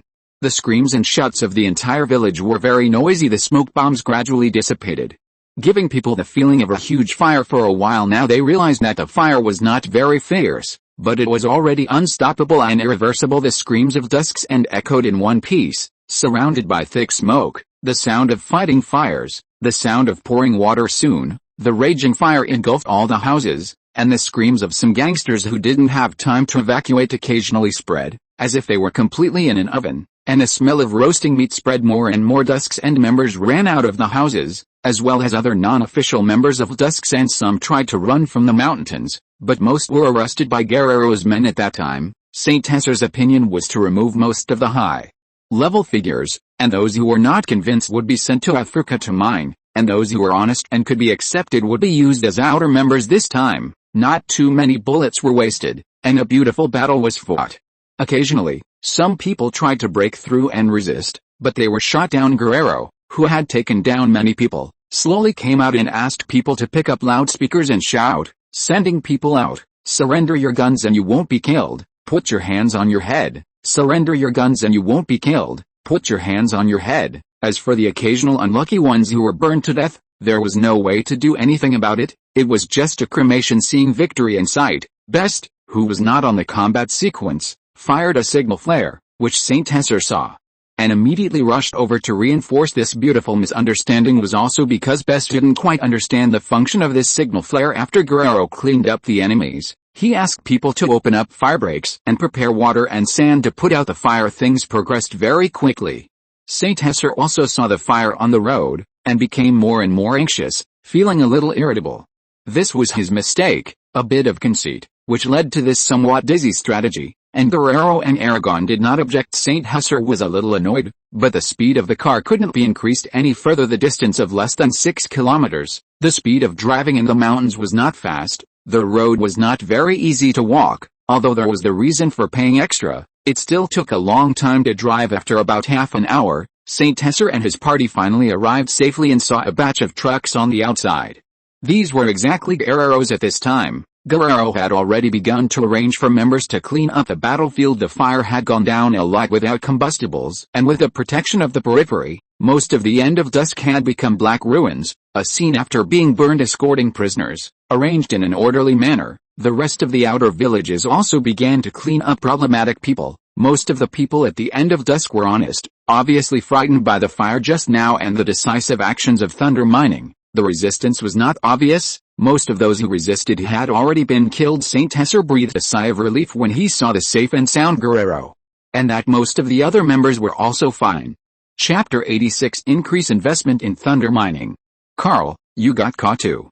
Carl was a big boss at Twilight's End, and was very lucky not to have been killed by Guerrero. Odyssey, the boss of the Wheel of Souls, opened his mouth wide, looked around the prisoner of war camp, and then drooped his face, dejectedly saying, "I didn't expect you guys at Twilight's End to be taken down too. I was originally hoping you guys would save me. I haven't seen your boss. Can I assume he's dead?" "My boss? I guess he's probably really dead. I took a look. Although I didn't see the boss, Marcus and the others were too miserable, riddled with bullets. It was really too miserable." Carl's face also showed some sadness, but he didn't dare to make a loud noise, for fear of being heard by the people outside. "The offensive of the Thunder Mining people was too fast, scared the hell out of me. I almost peed. You don't know how big the smoke was. The fire, to be honest, wasn't very big, but it was scary, couldn't see too far. Also, there were grenades, and Molotov cocktails. Some were burned to death, some were blown to death, and some were shot to death. The most outrageous thing, do you know what it was? Killed by a pitchfork," Carl said with a sigh, feeling that the defeat was not unjust, and he even picked up a small life. It was too cruel. He personally saw a strong man in black clothes, stabbing people with a pitchfork, as if he was grilling meat on it. Yet, it felt like I hadn't even woken up yet, and those Thunder Mining people attacked Alice. I was sleeping soundly, holding my favorite Miley. I don't know if Miley will remarry after I die this time. She's still young, not even 20 years old. I guess they're going to take us to feed the pigs. I've already heard pigs squeal several times today. Do you know what? They even set off cannons, genuine 60mm mortars, almost sent me to see God. I'm very regretful now. Why did I kidnap their people? Odyssey was stunned by the sound of the mortars. When the 17th shot came, he couldn't stand it anymore and hurriedly told his men to raise the white flag. Obviously, he also thought it wouldn't be strange for the ruthless Guerrero to chop them up and feed them to the pigs. He only regretted why he was so dizzy to provoke such a person. The thunder mining people are all crazy. They don't sleep in the early morning, and they are very energetic, scared the hell out of me. It's like a herd of wild bulls running wild. Yes, just like that. Didn't see a bit of fatigue at all. My people were almost scared to death.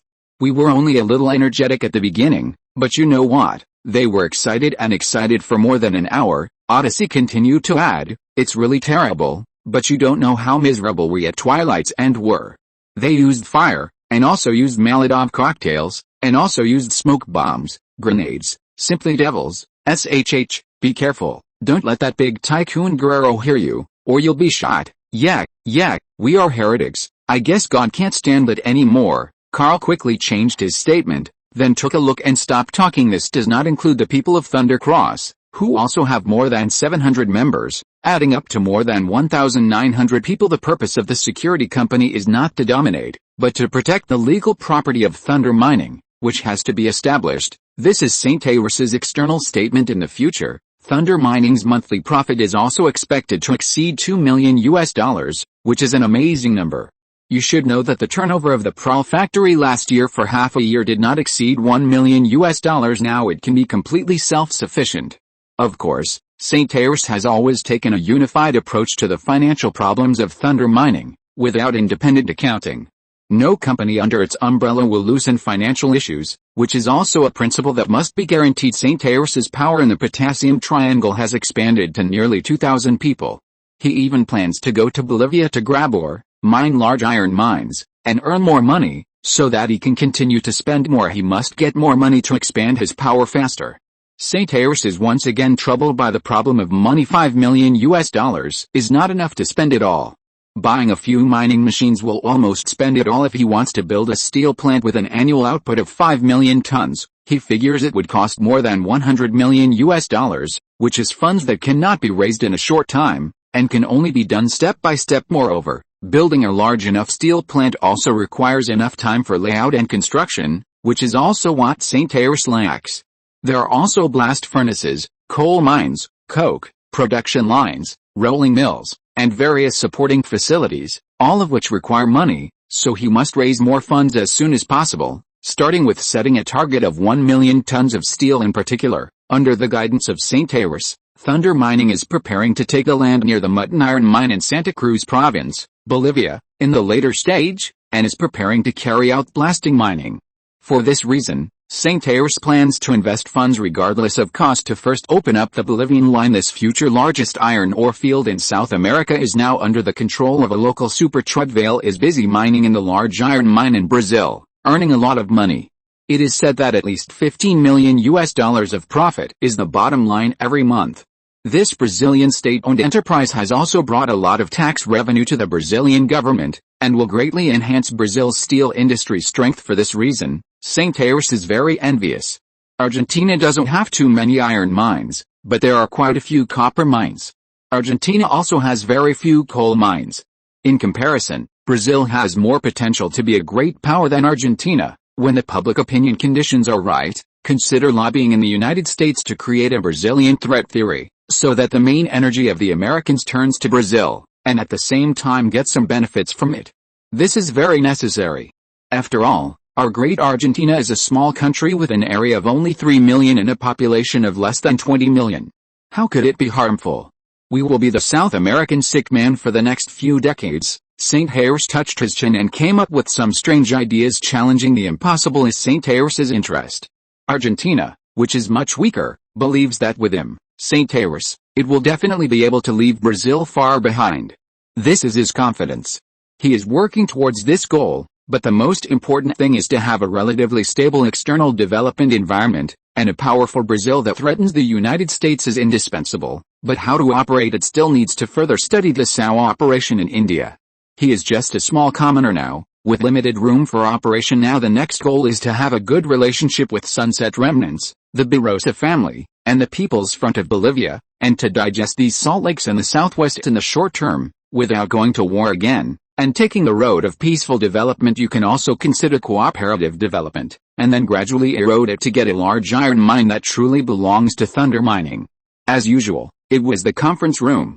St. Harris rewarded merits and handed out a lot of money to buy people's hearts. This time Guerrero has the greatest credit. Reward 3 million pesos, Aragon, 2 million pesos, Bester, 1 million pesos. Each person participating in the battle gets 300,000 pesos, and outer members get 200,000 pesos. For the deceased members, subsidize their families 3 million pesos in 10 years, with interest supplemented annually, and arrange for the upbringing of their children until they come of age, giving priority to working in affiliated companies. St. Harris was not stingy with these, because the money was scattered in order to make money better. He had already made the big head, so he definitely had to distribute a lot. His Thunder Cross Foundation also had to let them have a confidence in joining his team, which was very necessary, so he kept handing out money. Big talk and empty talk can't buy loyalty. Wages and high bonuses can, and a complete welfare guarantee can. A one-stop plan from entry to burial now is also a very good opportunity. Although Aragon and Guerrero are loyal, the soldiers are not necessarily. If you want others to help you block bullets, you have to have enough money. Money may not buy people's hearts, but sincerity can, and giving enough money can actually do it. Following the boss, you can win a good future for your descendants in the future. This is what most people think. After the rewards were distributed, St. Harris officially entered the topic. Let me briefly review myself. I made a lot of mistakes, such as fighting on two fronts, which is very wrong, too idealistic, and not suitable for this. This time, the second group led by Guerrero did a great job, recovering a lot of losses for us. Everyone can learn from them. This time, there were strategic errors, but Guerrero made up for them tactically and achieved great results. St. Hesser once again looked at Guerrero with new eyes. The review was very good. Everyone should carefully analyze and learn from the lessons of these two battles and summarize their experiences. This is an important exercise for this actual combat. Actual combat is the standard for testing development results. Overall, everyone performed very well this time, and many suitable members have emerged. Everyone should promote them as soon as possible to develop our company even better. To build a strong mining company, we must continue to discover talents in terms of personnel. The members of Thunder Cross must be cautious to prevent the Americans from defecting and fooling them. The American CIA's sugar-coated bullets are extremely powerful. St. Hesser is also afraid that his subordinates will not be able to resist, so he has already gained a little fame for spending a lot of money. The half-baked Indians made him feel incredible, but now it is indeed difficult to get things done well. Now there are many foreigners near the Potassium Triangle, including Soviets and Americans. Everyone must pay attention. The next time may be a different scene. I can only say that the entry point is good. National security issues must be taken seriously. We must all be vigilant. Although the Americans are powerful, they don't do human affairs. This time, the goal of Thunder Cross was a complete success. Except for a few sacrificed members, most of the injured received good treatment. Yesterday, Thunder Mining Company was still unable to make a profit, but today it has suddenly become rich. It has not only received a large number of salt fields, but also funds, which are estimated to be worth at least $5 million. Guerrero and Aragon collected a lot. Fortunately, the main building of the Soul of Freedom was not made of wood and was quickly extinguished. St. Hesser was also very excited when counting the assets. $5 million is enough to open a new fertilizer factory. Of course, he will not invest in a new fertilizer factory. This is to buy mining equipment. According to St. Hesser's ambition, a salt field of several square kilometers is far from enough, but it is also close to the limit of the controlled salt fields. Here the next step is to truly turn Thunder Mining into a mining company and enter the mining industry. This $5 million will be used to purchase mining machinery, production equipment, and use transport trucks. A lot of funds will be needed for follow-up investment, and Jujuy province also has a lot of resources. There are rare iron ore resources in Argentina, as well as copper mines in the south, which are extremely important for the subsequent entry into the metal smelting industry, and this thing is valuable. and selling ore alone is a lot of money at this time. Bolivia can be said to be a tribal country. Mining has been very smooth. Some American mining companies have already begun to get involved in some Bolivian ore production, providing raw materials for iron ore companies and earning high profits. St. Hesar's goal is not to be a mine owner. Selling mines can only make money, while steel smelting is an industry that builds the industrial backbone of the country. Argentina's annual output of 300,000 tons makes him feel all kinds of constraints. Mechanical processing also requires importing steel raw materials from Brazil, which is a huge shame. Argentina's current steel production is far from comparable to Belgium's 3.77 million tons and Luxembourg's 8.65 million tons last year. It is impossible to become a major industrial country without the necessary steel industry. The rails of the National Railway Company still need to be imported from the UK at high prices. His real goal is to start a steel company, a real metal smelting company, to build the first backbone for Argentina's industrial rise. As for selling clothes and selling drinks, it is just his means of raising funds. At least for now, the development is still good and the original accumulation has been completed. As far as the first 5-year plan promoted by the Perón government is concerned, it has completely failed strategically. Although nationalizing the railway company and the broken telephone company are important, it is a misstep in terms of national development, and it has also caused the domestic trade union forces to become too powerful. This is far less important than developing the steel and chemical industries. At least a 5-year plan only increased steel production from more than 100,000 tons to 300,000 tons, and the newly passed second 5-year plan has no follow-up steel plant expansion plan at all, which is a very big strategic mistake. So St. Hesar also continued to support thunder mining in order to raise funds and train troops, and today he can finally reap the fruits. The blasting explosives from the Rhine explosives factory can be transported over, and a large number of Sol-of-Wheels salt fields will generate a bottom line of $2 million in profits every month in the future.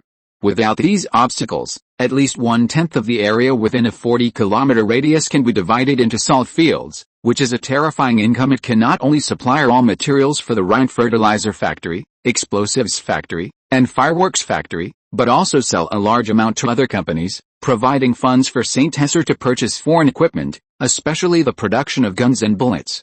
St. Hesar is becoming more and more urgent for European gun and bullet production lines. The Argentine Ministry of Defense bidding conference will be held in Buenos Aires on the 15th. The cost-effective M1911A from Rhine gun factory is also about to be launched to compete with Meiminge factory for opportunities, but it is far from enough. We must go to Europe to buy production lines from several arms companies. A smaller caliber 7.62mm bullet production line will be his first goal. Although the M1911A is good, the recoil of the heavy pistol and the production cost make him have to give up the development of this large caliber bullet. This is bound to be eliminated and is not easy for army training. A smaller caliber 5.56mm caliber bullet is his second goal, but the 5.56mm bullet is too weak, and there are not many matching guns now. The 7.62mm is more suitable, with less recoil, and the shooting accuracy and difficulty are far better than the current 11.43mm. Of course, the power is not as good. The chief engineer of the Rhine Research Institute pointed out that there is no need to continue to develop 11.43mm caliber pistols and assault rifles, and the supporting guns can no longer be developed. On the contrary, several new Italian-made small caliber pistols are also good, but unfortunately they lack bullets for now. The production of bullets is more difficult. The various parts must be produced and then assembled. St. Hesar's guns only purchase bullets from the Buenos Aires light weapons factory. Now most of the gun development is to develop the bullets first and then develop the matching guns. Universal bullets are the future development direction. Handmade production may produce 10,000 accurate bullets, but to produce 1 million bullets, you must have a complete factory. This is also a detour that St. Hesar took. Fortunately, he did not think about continuing to develop 11.43mm bullets and guns, which would not only not be sold, but also not be competitive. The French-Vietnamese War is still going on sporadically, but the French colonists are retreating steadily, changing one government after another. Now is a good opportunity. St. Hesar's cheap goods have begun to be sold to the French to build relationships.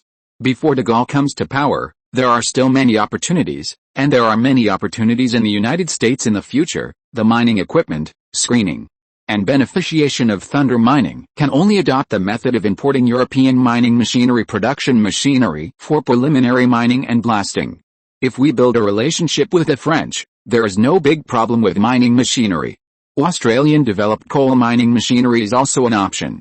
Since the Americans do not sell it, there are still a lot of Europeans who can sell it.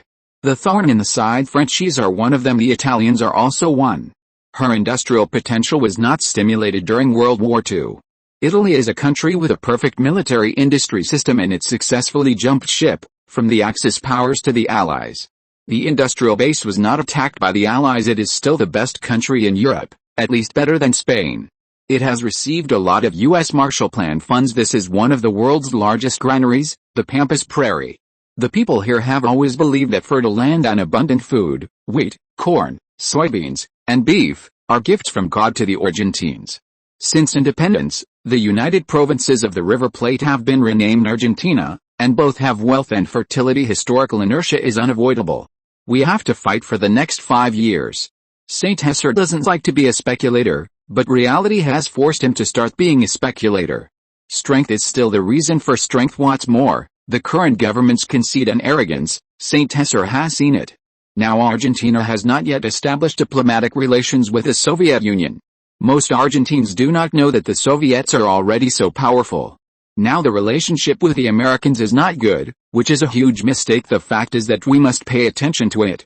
Guerrero knows this wave of trends, especially after successively eliminating Twilight's end and Soul of Wheels. This must be what the boss launched. However, the more amazing thing is yet to come. Saint Hesser has already made plans to visit the political, economic, and cultural dignitaries of Oran City in a while. Oran City must also occupy a place. Chapter 87 Barraza Family. Within a single day, 2 small to medium-sized factions in the southeastern Puna Plateau were annihilated, attracting the attention of larger forces around the Lithium Triangle area, especially the nearby Barraza family branch, making them quite nervous. The Barraza family is one of the important families in Jujuy province, with roots tracing back to the viceroyalty of the Rio de la Plata era. They were once the strongest family in the Salta Governorate, which later split into 4 provinces. They were a significant force during the Argentine War of Independence, but were later suppressed. Currently, they are mainly based in the city of San Pedro and the town of Susques in the southern part of the Lithium Triangle. Susques is located in the southern part of the Lithium Triangle and is an important town. Including the surrounding villages, it has a population of about 9,000 people, making it the largest town in the southern Lithium Triangle, and also a highland town. The head of Susques is Berlito Barrosa, who is also the mayor and the chief of the police, holding multiple positions. Unlike central towns like Mina Perquidis, this area is considered the private territory. All the Salt Lake mines within a 300 square kilometer radius south of the town belong to them, subject only to minimal taxes. After the destruction of the 2 major forces in the southeast, the former dozens of villages now belong to Relampago Mining. San Jose is once again preparing to expand Relampago Mining, planning to establish a new town by merging dozens of small villages in the surrounding area. This requires the support of Jujuy province. This is permitted by the Argentine constitution. For example, further west, the town of Rinconada belongs to Calagasta Mining, Argentina's largest mining company, which established a town to exploit the Salar de Catriolaraz, one of Argentina's largest salt lakes. The Argentine part of the Lithium Triangle has about 70,000 to 80,000 people, accounting for slightly less than a quarter of the Lithium Triangle. It is dotted with 8 or 9 small to medium-sized towns, the largest of which is Humahuaca in the south, belonging to the Barrosa family. Rinconada in the west belongs to Calagasta Mining. There are some separatist forces in Argentina now, but they are constantly being incorporated by the central government. When the administrative conditions are ripe, they are converted into provinces. Jujuy province is not very large. After being split up, it no longer has its former strength. Currently, the entire province has less than 300,000 people. The Puna Plateau region of the Lithium Triangle within Argentina has about 70,000 people, mainly for mining. These few towns are the largest. San Jose's purpose in establishing a mining town is to better cooperate with other forces, especially the town of Humahuaca, more than 10 kilometers away. However, the investment is huge, so he also needs to attract some investment. There are still quite a few warlords like Crepusculo Final and Alma de la Ruta. They are involved in a variety of chaotic activities, but Jujuy province does not have the strength to carry out suppression operations. There are not many minerals on the Puna Plateau, but they do exist. Jujuy, founded in 1593, is a trading center for agricultural and pastoral areas, mainly collecting sugarcane, tobacco, timber, cattle, and sheep. The headquarters of Relampago Mining, Oran, belongs to Salta province, which is slightly different. Building a new town is not as simple as adding villages. Mining towns are also for mining purposes. Subject to transportation and salt mine selling prices, this area is not as good as the iron mines in the valleys and canyons outside the plateau. San Jose plans to build a mining town by referring to the construction methods of Mina Perquitas. After considering various factors, he decided to establish the town at the former base of Alma de la Ruta. This location is in the middle of Crepusculo Final and the valley. The transportation is okay, and the terrain is relatively flat, so the construction is decent. There are also many underground water resources and the source of a tributary of the Rio Belgica nearby, enough to support a small town with a scale of more than 5,000 people. At that time, you only need to build more houses and move the surrounding villagers over to form a large settlement. Although the original valley has good conditions and environment, its development is somewhat limited and it is relatively remote. The current 2,000 people are already very crowded, which is not conducive to continued development. Of course, Rome was not built in a day. It takes a lot of time and effort, especially capital investment, but the expected return will be very good. Boss, what should we call this new town? It's your right. Aragon shrugged his shoulders and stretched. The after effects of the special coffee were strong, and many people didn't get enough rest. How about calling it General San Jose Town? San Jose said with a wicked sense of humor. There are many celebrity towns in Argentina, such as San Martin County, General Roca Town, and Colonel Pringles City. It is said that President Perón also planned to establish a President Juan Perón province. Haha, boss, that's not very good, is it? You were just a warrant officer before, far from a general. Even the former Little Thompson was just a colonel. Aragon scratched the back of his head. Just kidding. There's a Cerro Morado here, so it's better to call it Morado Town. Anyway, the name isn't that important. Actually, I'd rather have a Guerrero Town, Relampago Town, or something like that, but that would be too ostentatious. Besides, mining companies don't need too much fame. San Jose pointed to a high peak in the southwest. This mountain doesn't look high, but it is more than 5,000 meters above sea level, making it the highest mountain in the vicinity. It doesn't look too high because this is the plateau. San Jose really had the idea of naming it Guerrero Town. Guerrero has put a lot of effort here, but unfortunately, for intelligence work, disguise is very important, so most of the time he didn't use his real name, even in Relampago mining. This is also a necessary protection. That's okay. Actually, I think General San Jose Town sounds good, but unfortunately, we gauchos have never heard of anyone becoming a general. Boss, are you still planning to rejoin the National Army in the future? I heard that you become a warrant officer half a year after graduating from university. Well, I'm also thinking about this. Unfortunately, I don't have any clues. There's a 50% chance I'll consider joining the National Army, but there are too many factions in the military, and it's not good to take sides. If you make a mistake, you'll be demoted, and going to jail is not a good experience. San Jose didn't lie. Although there are many military governments in Argentina, even in the next 30 years, he doesn't know if joining the National Army will allow him to develop faster. He still has some resistance to military governments. Moreover, military government is also a dangerous profession. Who knows when you will be assassinated, so you must have your own secret defense force and intelligence gathering department. There are many farces that are one-day or one-month military dictators. Without enough foundation and supporters, that would completely ruin one's political career. Let's take it one step at a time. Graduation is still more than 3 years away. That's when we really need to worry about such things.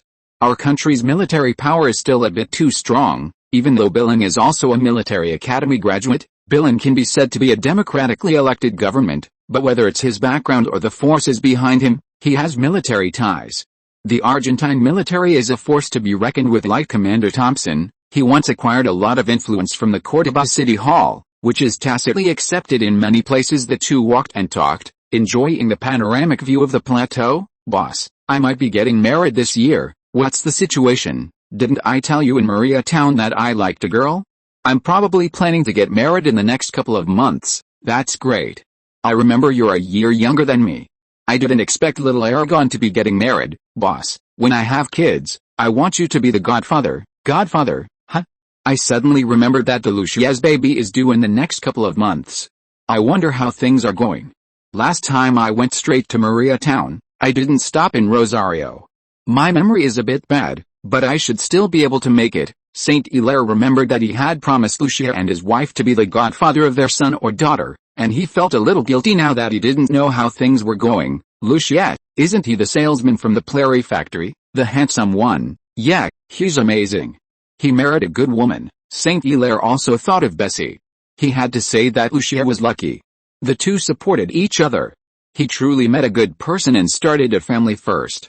He wondered if he could be considered Lucia's benefactor. Saint Hilaire thought self-indulgently. Aragon, where's your fiancée from? I haven't seen her in the past few days. Saint Hilaire looked back through his memories. Aragon had been with him for the past few days. Could it be that he was sneaking out on dates late at night? Boss, she lives in Ucanica Town. We've only known each other for less than 2 months, Aragon recalled, counting on his fingers. Her name is Lisa Barossa. Did her family agree? You're getting married so quickly. It's not too fast, boss. Back in the village, you had quite a few girlfriends. You toned it down a lot when you were in the army, but I still remember you going to hotels often. It's just that you stopped going later, Aragon said. Indeed, many people in the village got married at 16 or 17. Now, 19-year-old Saint Hilaire was definitely an older youth. Aragon, let's not bring up those old things again. I was too young back then, and I didn't know any better. Congratulations on meeting someone you like. Thank you for your blessings, boss. You need to hurry up and find a wife too.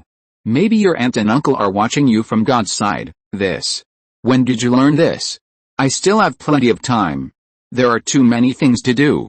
Are you going back to the village for your wedding? We're probably going to. I haven't been home in a long time.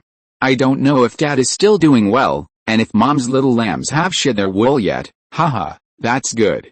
Keep up the good work.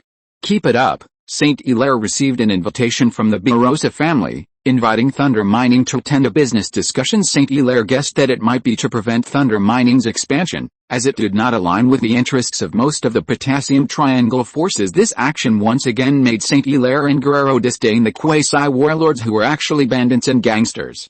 Physical salvation was the main thing at this time. Saint Hilaire's perception of enemies and friends was that the small warlords were relatively weak, but he believed that there was no need to be polite to these trash. Guerrero, what do you think about how to handle the relationship with the Barossa family? They invited Thunder Mining to attend a discussion. Do you think they want to get rid of us? Saint Hilaire had some persecution paranoia recently, feeling that he was too high profile. At that time, he was led by anger and changed his established strategy. Boss, it shouldn't be that bad. The Barossa family's situation is still good. At least there hasn't been any overt assassination attempts, but the Americans must be watched. Their CIA has a lot of infiltration here, especially since the Soviets came. This is indeed a place with complex forces. Although it's not as much lobbying as in the capital, this is a tri-border area, and the central government doesn't have much control. Mainly, since the Soviets established diplomatic relations with Chile, this place has become lively. That's good. Now is a very critical period, and we must pay attention to everything. Starting this month, we will carry out larger-scale salt mining operations to strive for economies of scale. Understood, boss. Make more friends and fewer enemies. This is conducive to our development.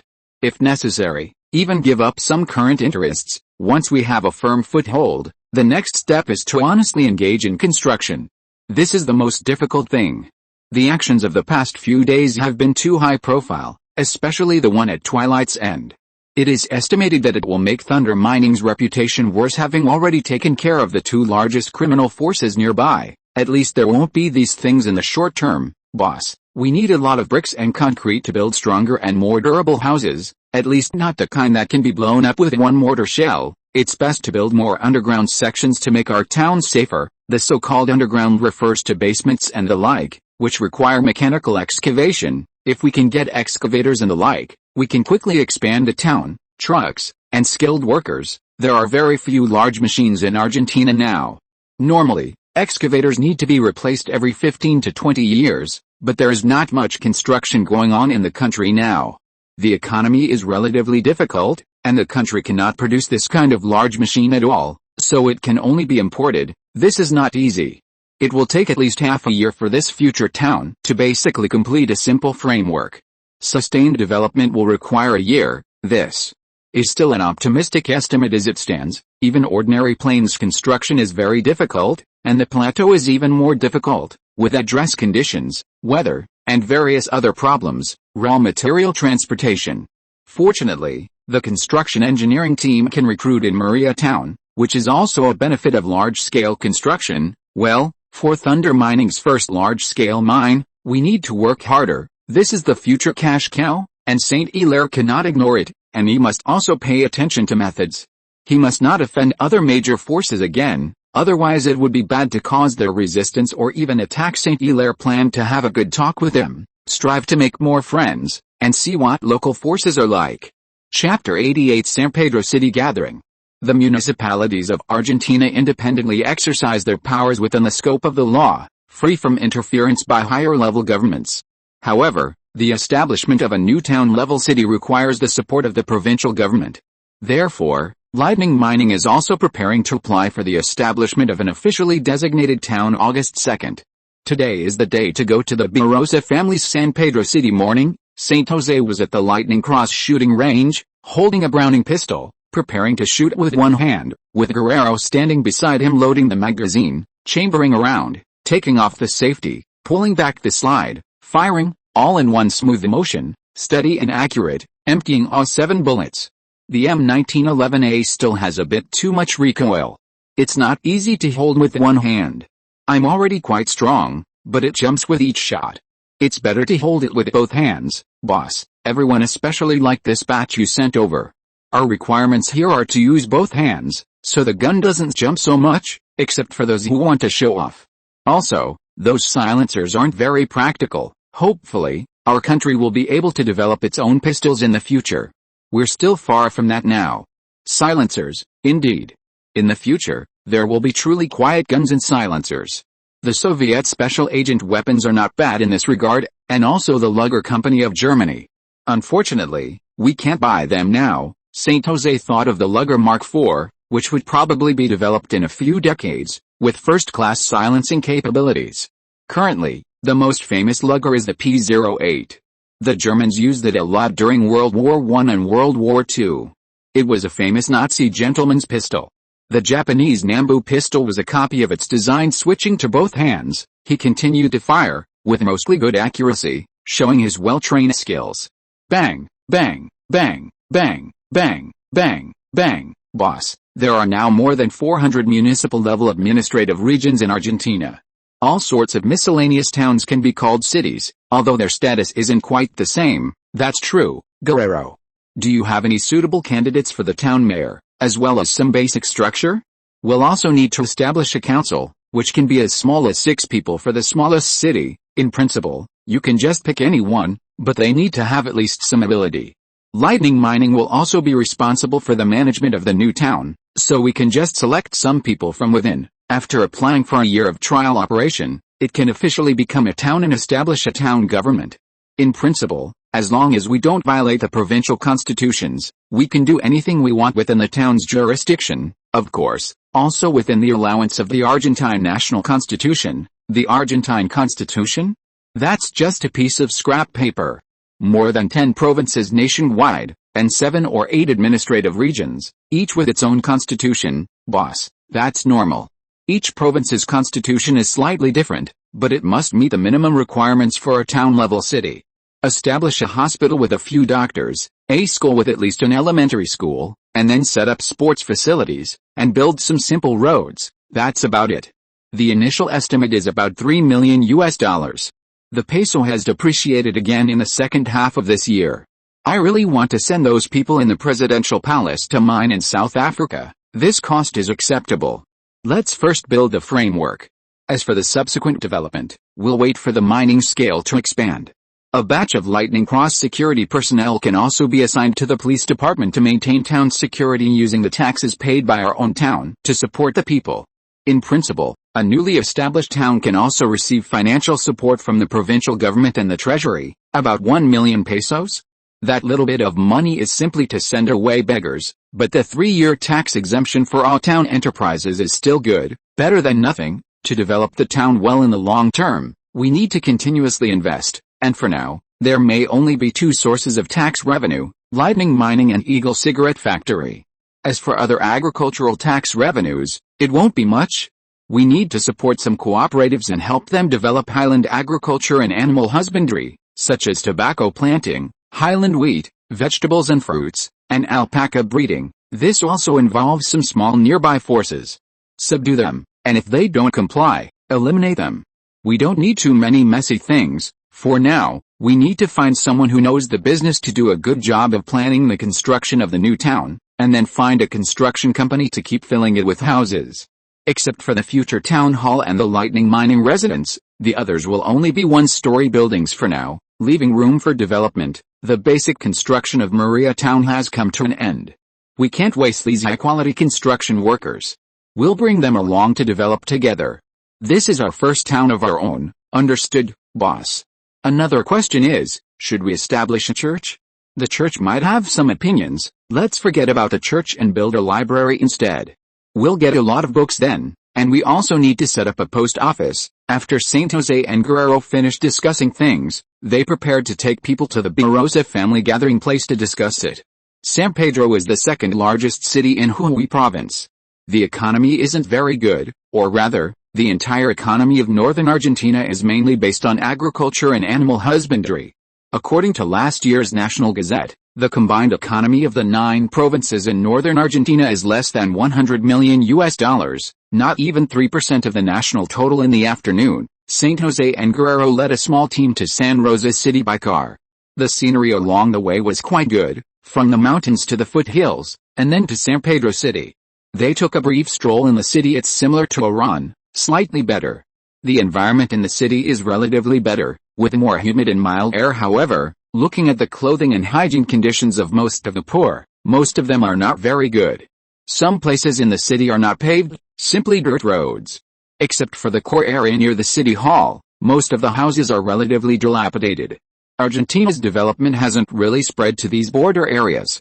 Relatively speaking, the houses of those rich people are extremely good, mostly manors, and the worst ones are also very nice villas, Saint José said with emotion.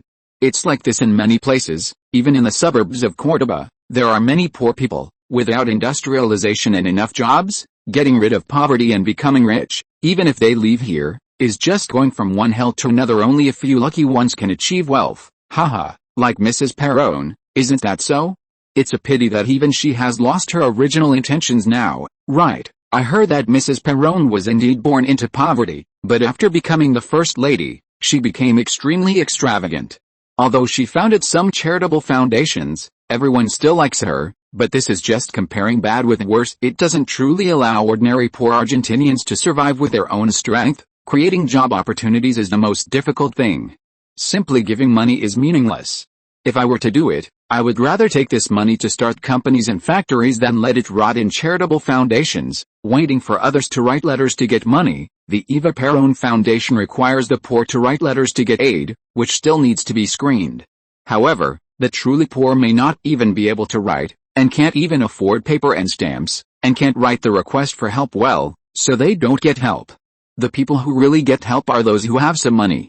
Look, these rich people, singing and dancing. It's really a prosperous age of peace and tranquility. No wonder the military government always has a market, because what they really need to speak for is not the powerful labor unions, but ordinary Argentinians, who don't have the opportunity to express their voices. Saint José looked out the window, at some luxury stores, some places exclusively for the upper class to shop, with tall and handsome doormen, and in other places, nowadays, the devaluation of the peso is getting faster and faster. Money is becoming less and less valuable. We must export these goods as soon as possible, and sell them domestically as soon as possible to convert the pesos into production materials, and exchange them for foreign exchange, especially US dollars. I really don't know if the people in the presidential palace have studied economics. The two chatted for a long time in the car and then stopped talking, staying at the largest hotel in the city. This place is quite backward.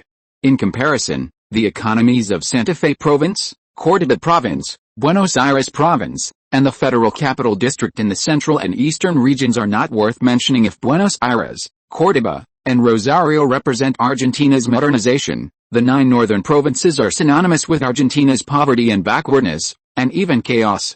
The poor make up the majority, and even small landowners are barely surviving.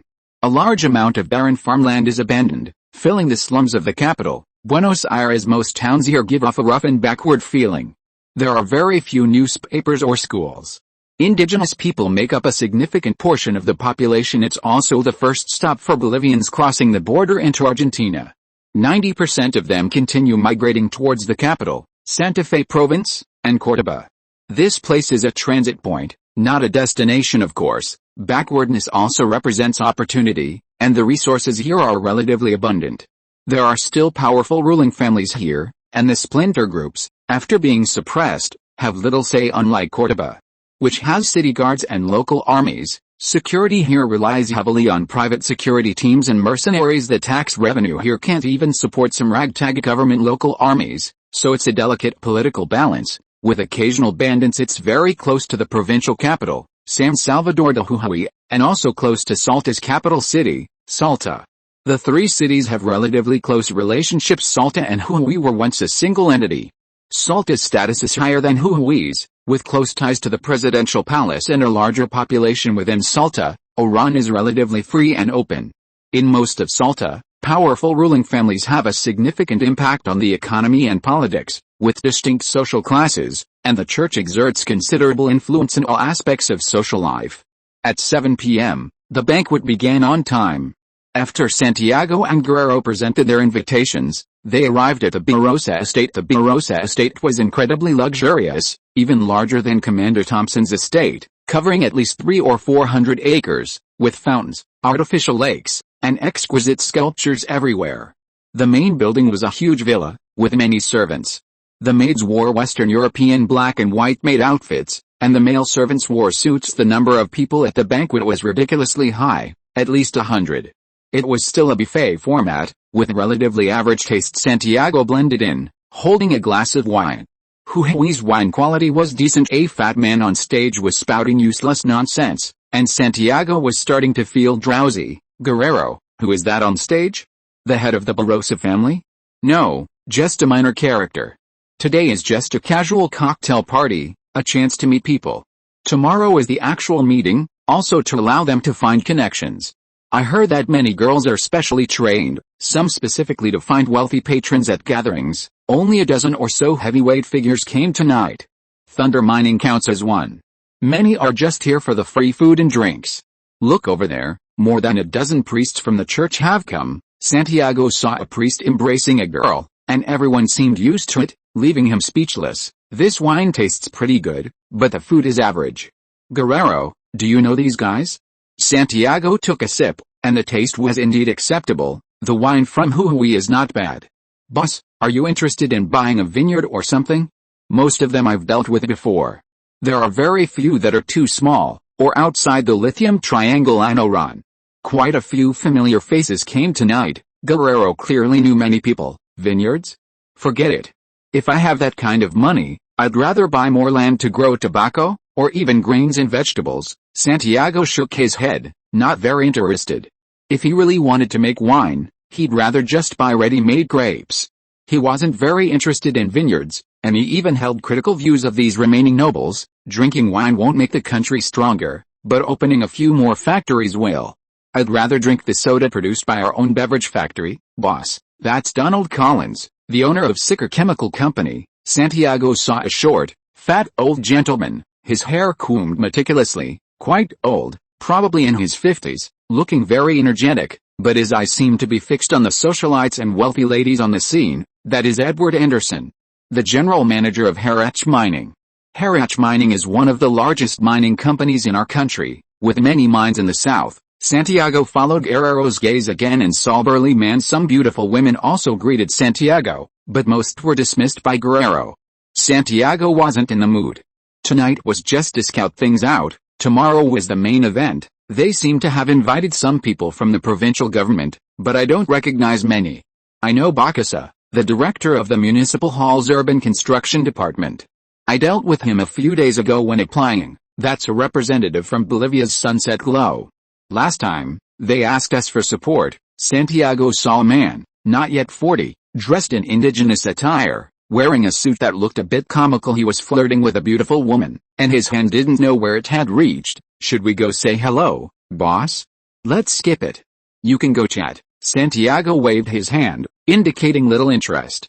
This person didn't look reliable, his eyes darting around. Probably a double agent in a lecture. Santiago, holding a wine glass, stood rather bored in the corner. Most of these people were minor characters, except for a few with significant influence, whom he occasionally greeted. Otherwise, he just watched coldly. Getting acquainted wasn't necessary. This wasn't Cordoba. Guerrero was handling things well, and his own identity was mainly as a student. Clearly, they didn't pay much attention to Santiago, so he wouldn't bother trying to ingratiate himself. He wasn't that bored. Hello, young man. Is this your first time here today?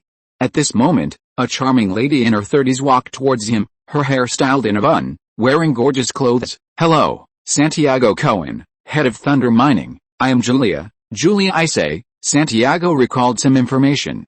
This Mrs. Julia was a heavyweight guest.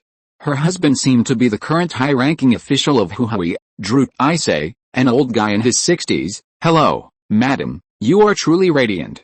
I wonder if the old high-ranking official is still in good health. Santiago kissed Julia's hand and praised her, also inquiring about her family. My husband is doing quite well. Would you be interested in dancing a dance with me?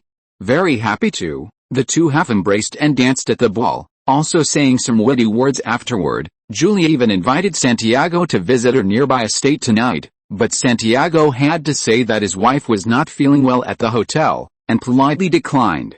Guerrero had strictly marked her in red. He didn't want to die in someone else's bed. I didn't expect you to be married at such a young age. Julia regretfully looked for the next target before the banquet ended. Santiago briefly chatted with a few people, understanding that this kind of gathering was very common in this area.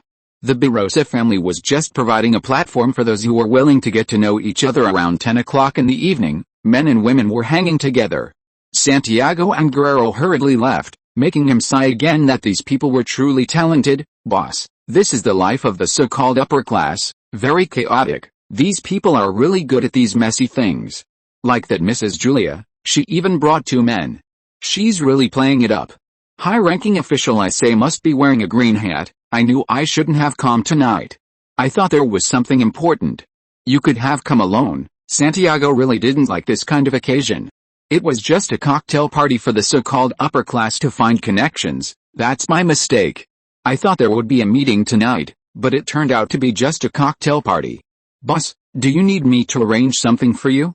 If you have that kind of energy, you might as well have people gather more information. Yes, boss. If tomorrow is still this kind of broken banquet, tell the Barossa family not to do it anymore. Thunder Mining won't be serving them. Go and notify the Barossa family. They think this kind of sugar-coated bullet can corrupt us? Just kidding. I'll stay for 2 more days at most. If there's still no meeting the day after tomorrow, I can only express my regret. Understood, boss. You rest early tonight, and I'll go issue the notification. Another flurry of activity. Thunder Mining is unhappy, a saying circulating in the Barossa family. If they continue this kind of nonsense activity, then they're sorry, but all discussions should no longer involve Thunder Mining. Thunder Mining's patience is limited. Barossa family estate, Patriarch Barossa Zagzik, looking at the message from Thunder Mining, smashed several phones. If a meeting is not convened as soon as possible, Thunder Mining will take the next step according to its own wishes. Thunder Mining, interesting, now everyone can step on our family. Really interesting.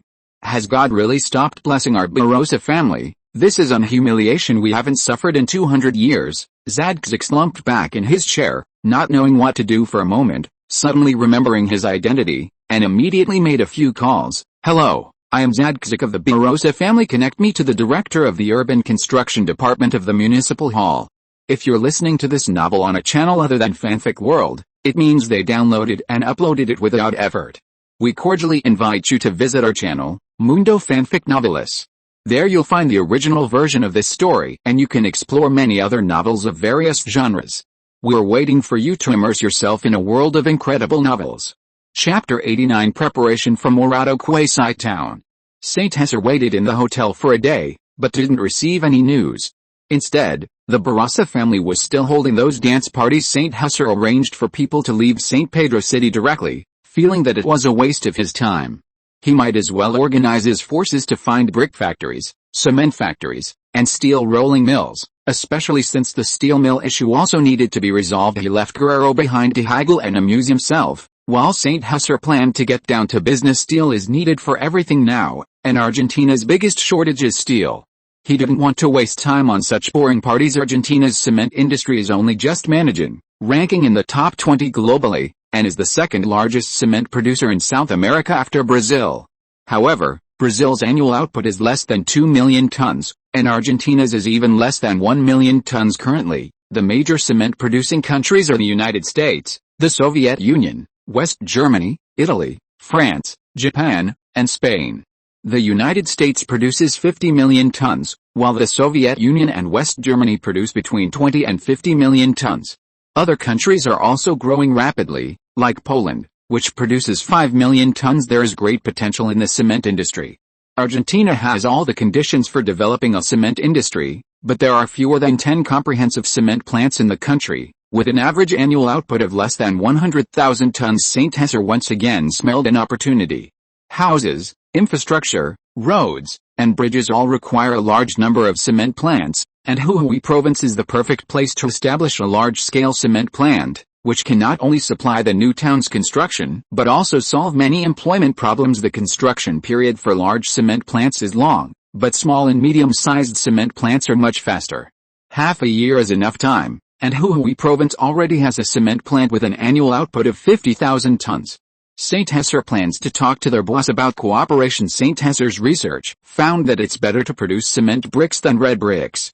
Argentina doesn't lack sands for construction, and northern Argentina is relatively dry. However, like steel mills, cement plants are also heavily invested industries. A cement plant with a daily output of 3,000 tons requires at least a $2 million investment in equipment, with a construction period of about 6 months. Once completed, it can instantly double Argentina's entire cement production and solve the employment problem for 500 people in Pulery. The investment in a cement plant is much less than in a steel mill or fertilizer plant, and the construction period is also much shorter. Equipment also needs to be bought from Europe. August 6.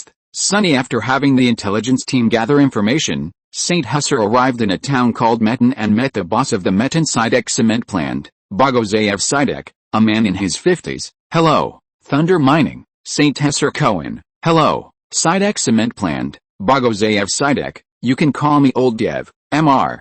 Old Dev. I'm here to discuss cooperation. We need you to provide us with 42,000 tons of cement within 6 months, at least 7,000 tons per month. Saint Hesser didn't waste any time and went straight to the point. Mr.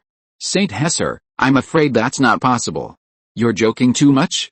Our cement plant's current annual output is only 30,000 tons, and the equipment is old, and we're losing workers.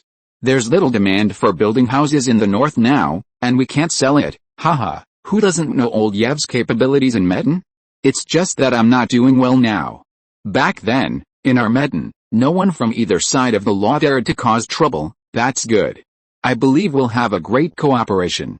My goal is simple, an annual output of 200,000 tons, quadrupling your current production capacity, no problem.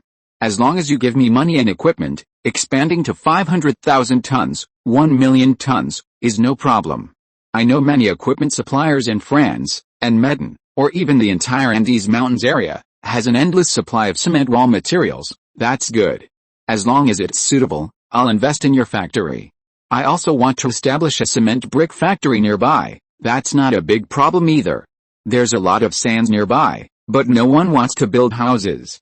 They'd rather suffer in Buenos Aires than develop in their hometown. In fact, I was also planning to close the cement plant. Cement simply can't be sold now. The cement plants here can't compete with those in Buenos Aires, Santa Fe, and Cordoba. There are plenty of raw materials, but it's not cost-effective to transport them. I see. That's true. Argentina's housing plan is basically in a few important provinces. But with my support, I'll build at least 1,000 houses within a year. That's 25,000 tons of cement. We also need to build cement roads and various buildings. We have many places that need cement. That's good. Are you planning to build a new town? Yes, near the Lithium Triangle. Oh, the Lithium Triangle. A good place, promising. No problem at all. As long as you invest 3 million pesos, no, 5 million pesos, I can turn on all my current factory equipment, recruit workers, and tap the potential to increase monthly output to 5,000 tons a month. Currently, 5 million pesos is about $80,000. Currency devaluation is too severe? No problem, Oldiev, can you introduce me? No problem. Let's start with the outer mines. The limestone mine here has reserves of billions of tons. There are limestone mines and clay mines a little further away. There's no need to worry about raw materials at all, there's no problem with mining at all. You just need to transport it. If it's really not enough, just arrange for some dynamite, blast it, and get tens of thousands of tons at a time is not a problem. Saint Hesser followed Oldiev's finger and saw a mine about a kilometer away that had been hollowed out. Some workers were loading trucks, and he saw a huge area of limestone ore. We have specialized blasters who drill holes in the ore, then blast it, collect it, transport it, and finally transport it here to be crushed. This is the limestone crushing workshop. The limestone transported from the mine is crushed here, then pre-homogenized in the stacking shed, raw material grinding room, and raw material warehouse. The warehouse on the right is for storing raw materials. Saint Hesser saw the crusher, which crushes the limestone. This is the firing workshop, divided into 3 parts, the kill tail workshop, the kill middle workshop, and the kill head workshop. There's also a coal workshop and a coal powder preparation workshop for coal-fired fuel. Oh? Where does the coal come from? Can it be used to make iron? Saint Hesser was quite interested in this. There's quite a bit in our province, but the quality is lower. It's lignite. To get better quality, you have to transport it from Bolivia. I don't think it's very good for iron making. The quality is too poor, we just dig whatever we want. Anyway, it doesn't matter how we do it, Oldiev. The mining rights in our country are nominally returned to the state, but in practice, the local provincial governments are responsible for granting special development rights to private enterprises and collecting mineral rights royalties from the concessionaires. Private landowners have the right to use and mine sand, clay, and stone within their land. Saint Hesser studied law and happened to be involved in mining law. Nominally, he was knowingly violating the law now. His thunder mining actually needs to obtain authorization from Huhui province to mine these minerals, but no one cares whether there is authorization or not. Saint Hesser is also trying to avoid legal risks, so he rarely cares about other people's threats. He now has many ways to circumvent this problem. I see. No wonder no one has ever dared to interfere with our mining of limestone and clay. But to be honest, the pollution from the cement plant is still very serious. Have you noticed that methane is covered in a layer of gray? It's all our factories doing. This is also inevitable for development. The technology isn't there yet. To be honest, Argentina's laws and regulations are not perfect enough. For example, the tax law is very problematic. Haha, I've heard about that too. I heard that the presidential palace's Ministry of Finance's treasury is exhausted, but it can collect taxes. If our country's tax bureau had 1/10 the level of the US tax bureau, it certainly wouldn't be in this situation now. Oldiev, you're very knowledgeable about international affairs. Now you even know about the US tax bureau. Hey, actually my youngest son has already immigrated to the United States. He's studying in the United States, but he still needs to go to school, so I pay special attention to this. Their tax bureau is really powerful.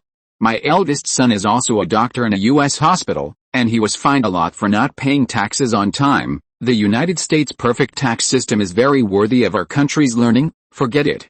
I pay a lot of taxes already. If the taxes are so severe, I'll be completely bankrupt. Moreover, a lot of the taxes we pay are intercepted by the City Hall, Provincial Hall, and Presidential Palace. Haha, the only 2 things you can't do in the world are evading taxes in the United States and banning alcohol in the Soviet Union. Maybe we can add one more in the future. The 2 things Americans can't live without in this life are death and taxes. They even have to pay taxes on any illegal income. The largest military organization in the United States is the U.S. Army, and the second largest military organization is the U.S. Tax Bureau. Even the notorious mafia has to pay taxes. For a country to become strong, taxation is indeed very important. At least I am a legal taxpayer, that's true. From the perspective of national interest, taxation is very important. It's a pity that I don't like Argentina anymore. From the Great Depression in the 1920s, I was only in my 20s, truly living a life of debauchery. Now that I'm in my 50s, I can't do it anymore. Argentina is no longer great. People like Perón, who are speculators, are truly a disaster for our country. Having high ambitions but low abilities is a common problem for most people. I can't avoid it myself, but in recent years, our country's situation has indeed been getting worse and worse. Okay, let's not talk about this anymore. I'm already too disappointed. At least in the last 30 years, our country's development has been too slow. Let's tour the raw material warehouse and cement mill. I'll be old enough to retire in a few more years. I hear the environment in California, USA, is pretty good. My youngest son is studying for a master's degree in electrical engineering at a school called Stanford University. His undergraduate degree is in engineering from the National University of Córdoba. The only relatively troublesome thing is the tuition, which costs hundreds of thousands of pesos a year. The cement plant's profits haven't been good in recent years, but fortunately, I have a lot of savings. Old Jev wore a proud expression, then became somewhat lost. Stanford University, not a bad university. Currently, it's a little worse than some of the University of California's branches. If he can get a teaching position or something, that would be good. Of course, if he can get a doctorate, like from Caltech or MIT, that would be even better. San Jose fully unleashed his keyboard warrior spirit, pontificating about the world currently. Stanford already has the potential to be a good university, second only to a few top schools in the University of California system, but its status is far inferior to later generations. It wasn't until the rise of Silicon Valley a few years later that it continued to improve, becoming one of the top 5 universities in the United States. I don't know about that. If he can get a doctorate, that would indeed be amazing. Maybe I'll have to sell the steel mill by then. Ever since my wife died of lung cancer, I've been disheartened. Old Yev's expression turned sad. Hey, old Yev, you're still young, the golden age of your career. There are plenty of opportunities waiting for you to explore. You know, General San Martin lived to be 72 years old over 100 years ago. You can live to be at least 80 or 90. I heard that there was an American president who was over 80 years old and still running for election. How can you give up on yourself? Cohen, don't lie to me. How can there be such an old president? It's not like I don't have an education. I finished middle school back then, it's true.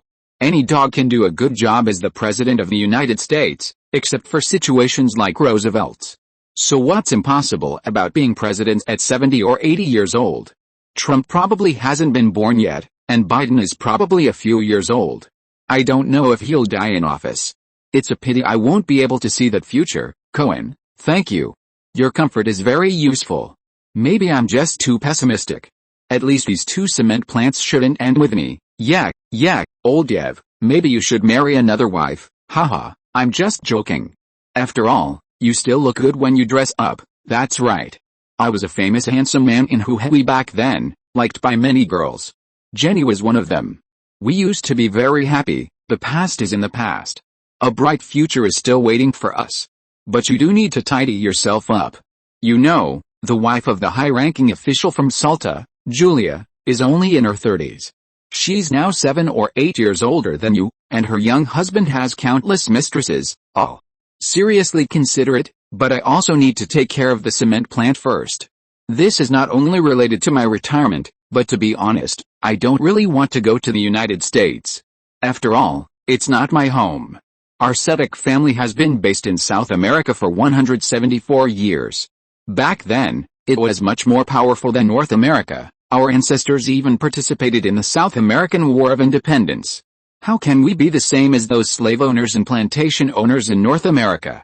The blood of heroes flows in my veins. I admire you, Mr. Old Yev. I plan to invest $500,000 to build our cement plant into the largest cement plant in Argentina. I believe that Argentina will definitely rise again in the future, because Argentina still has countless heroic people like you, Old Yev, San Jose said admiringly. Huh? What did you say? $500,000? Oh my god, are you kidding me? I thought you could come up with $80,000, which would be great. That's $500,000, worth 40 million pesos. Don't fool me, old man. In fact, San Jose's goal was $2 million, but considering that this cement plant including the surrounding minerals, is worth at most $200,000. He quoted a low number. At least hundreds of thousands of tons of cement are completely sufficient if Oldyev is really reliable and capable. He can continue to add more until he buys the cement plant. It's true. We can sign the contract tonight and transfer the funds to the bank account tomorrow. I will send someone to be responsible. If you can come up with 500,000, I can give up 70%, no, 80% of the shares, as long as the cement plant doesn't change its name in the future. I can sell all the shares after I retire. We can sign an agreement, Oldyev said excitedly. It would take who knows how long to reinvest in the small cement plant with its own profits. Not many people in Argentina are optimistic about the cement industry. It's enough to have enough houses to live in. The railway is state-owned, and there's not much need to build cement roads. Okay, no problem. We can handle it tonight. Happy cooperation. You're my boss from now on, a big tycoon. Ha ha ha, I finally met one. I thought the cement plant would be like this for the rest of my life, completely ruined in my hands. Oldyev danced with excitement. Let's have a drink. Sign the contract before drinking. Oldyev didn't even take San Jose on a tour. He grabbed San Jose and left. The security guard next to him wanted to stop him, but San Jose stopped him with a look. Okay, if the conditions are right, I can add more investment. I have a lot of money. San Jose also breathed a sigh of relief that he was able to settle the cement plant's affairs today. Now the worst thing is time, not money. The profits and sales production scale of the soda factory, brewery, shoe and clothing factory, explosives factory, and fireworks factory are increasing every month. He is no longer short of money. Except for investments like the steel mill, a few million is not a problem at all now. It's just constant expansion, expansion, expansion. Thunder Mining will also start to generate more profits. His goal is that by the end of this year, the number of employees in each factory, excluding Thunder Cross security guards, will reach at least 10,000, reaching a new level. Oldyev, your residence is not bad. This place is worth at least $100,000. A group of more than a dozen people drove for more than 10 minutes to the other side of the town. You can no longer see the cement plant's large chimney. They arrived at Oldyev's manor, which has a very classical style, and the architecture is also very classical. This was built by my father. It cost a lot of money back then. There were many people in the manor back then, but now there are only me and a few butlers and servants left. I really want to sell it, but I can't bear to. Okay, old Dirk, go get a barrel of 22-year-old wine. I'm going to drink my fill tonight, obviously. Oldyev's house also has a wine cellar. Cohen, I'm really sorry, now only wine can be offered. It seems that Oldyev family is indeed very difficult. Sending 2 sons to the United States to immigrate has almost emptied his family's wealth. It's not easy. It's okay, I still like wine. That's good. I'll go draft a contract first. You guys sit down first, sit wherever you like, take a look around. San Jose didn't wander around randomly. He just took a simple look. There weren't many valuable things. There wasn't even a TV or refrigerator in the hall, only an old-fashioned large radio, which was very simple. Oldyev's car is also a vintage car, a Ford Model T. It's been around for a while. The intelligence team has done a simple investigation. Oldyev is indeed an old family. He diligently took over his father's business, but unfortunately, he couldn't resist the decline of the times. After some contact, San Jose already had a good understanding of Oldyev. His ambitions were not fulfilled. The hero was old, and he felt like Leon Po was old, but could he still eat? He had good abilities, but lacked a large amount of capital to invest in equipment production. Half an hour later, Oldyev took out the equity transaction investment materials. San Jose took a quick look and there were no problems. Cohen, as long as you invest $500,000, I will transfer 80% of the shares. You can send people to station and keep an eye on it, but the equipment is estimated to be purchased from France. My equipment is from the Firagi cement plant. I am confident that I can get back a production line with an annual output of 500,000 tons and put it into production in 4 months. Okay, no problem. San Jose wrote his name with a flourish. The amount will be credited in 2 days. Since you are going to France, I will provide you with foreign exchange. As long as the first production is successful, I will invest more than twice the amount again. Good. Let's drink wine. Let's eat some dishes. The two had a good time drinking and chatting, and then San Jose stayed at the manor this time. San Jose didn't have any other strange dreams, maybe he was too tired recently. Starting on the 4th, the roundtable meeting finally began. After arguing for several days, attacking from all sides, uniting and dividing, all of Barroso Zedler's layout, in the face of absolute strength, could not support a splash. The main reason is that Thunder Cross destroyed several more small gangs and is already approaching the Barroso family's base. You can't get here, the knife is on his neck, and Guerrero's negotiations were also considered successful, curbing other people's unreasonable troubles, smiling on the surface, but in reality, they were completely thorough. Several disobedient troublemakers have been sent to South African mining, and the others have been arranged to go to other prisons. Guerrero did a good job. Some people are really shameless. To put it bluntly, they are just cheap.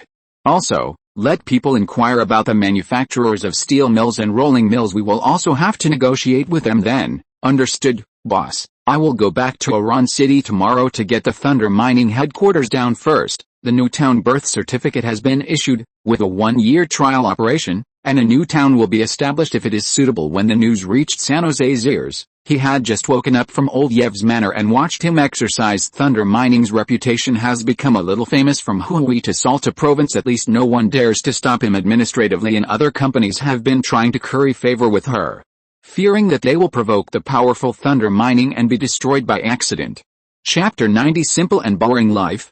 The next day, Saint Hesser got up early, stretched his body, practiced a set of punches, and after washing up, under the arrangement of the butler, he had breakfast with old Yef. Old Yef's manor was very spacious, enough to accommodate dozens or hundreds of people. The team that protected Saint Hesser last night also stayed here. It used to lack popularity, but now it's much better. Many places are a bit dilapidated, and the back garden hasn't even been taken care of much, with a lot of weeds. Breakfast wasn't too rich, with bacon, cucumber, mate tea, baked potatoes, and canned meat and fish, and boiled corn, but no vegetables. I'm really sorry, this breakfast may not be very much to your liking. Actually, it's not bad. Your canned fish is very good, and the price should still be quite expensive. Saint Hesser remembered that he had considered making canned meat last year, but he hadn't taken action. In addition to the lack of necessary equipment, there was also a lack of steel and stamping machines, so he still didn't have his own canned meat factory, which was quite a pity. This is indeed expensive. It's produced by our country's canned meat factory, and the output is relatively small, even more expensive than river fish. Old Yef opened the can and used a clean fork to pick up a piece, putting it in his mouth as if he were eating a delicacy. This is also because our country's industry is not developed in theory. Fresh fish and meat should be about the same price as canned food. Saint Hesser also ate a bite of canned fish. The bones were a bit crispy, and the fish was salty and fragrant. It would be nice to have white porridge, which would be perfect with it, so he had to take a baked potato and eat it with a potato. I heard that during World War II, American soldiers ate canned luncheon meat until they vomited, but the Soviets, British, and French thought it was a delicacy. It's just starch plus some plants and minced meat mixed together. What's even more surprising is that we Argentinians also think luncheon meat is delicious. And the price is even more expensive than beef and pork. The same is true for canned fish. My son in the United States doesn't eat it much, and the price is very cheap. Saint Hesser picked up a corn cob and said casually, South Korea, where is that? Is there such a country in the world?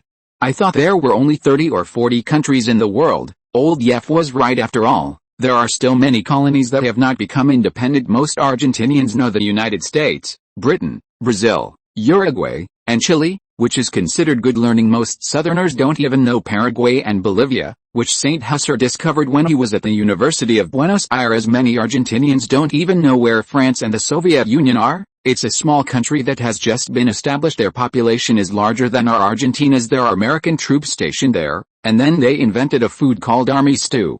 A thick soup made by people clearing leftovers. They mix luncheon meat with kimchi. God, is it still a country if there are American troops stationed there?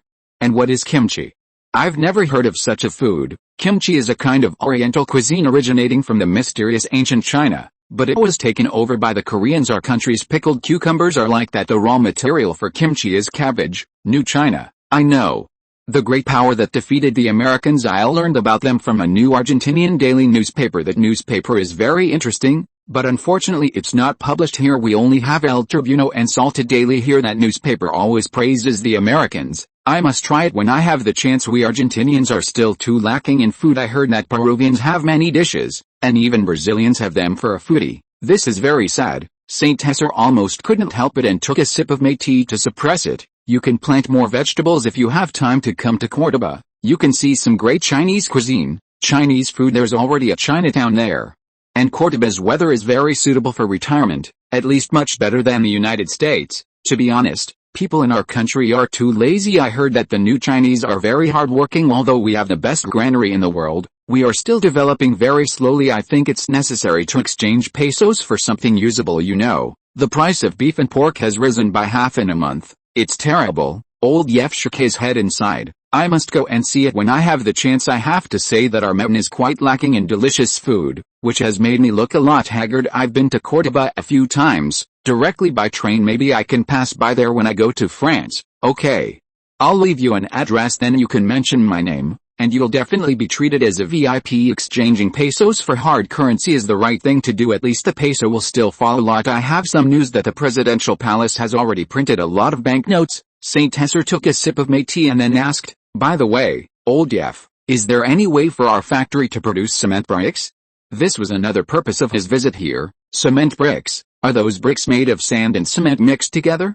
Old Yef's expression was a little dazed after hearing Saint Hesser's words. Yes, our town needs at least 20 million bricks. Saint Hesser had someone in Maria Town estimate that to make the newly built houses strong and solid, at least 10,000 bricks would be needed for a one-story building. Building 1,500 houses in the first phase would require at least 15 million bricks, plus others, 20 million bricks at the very least. Why waste cement on this?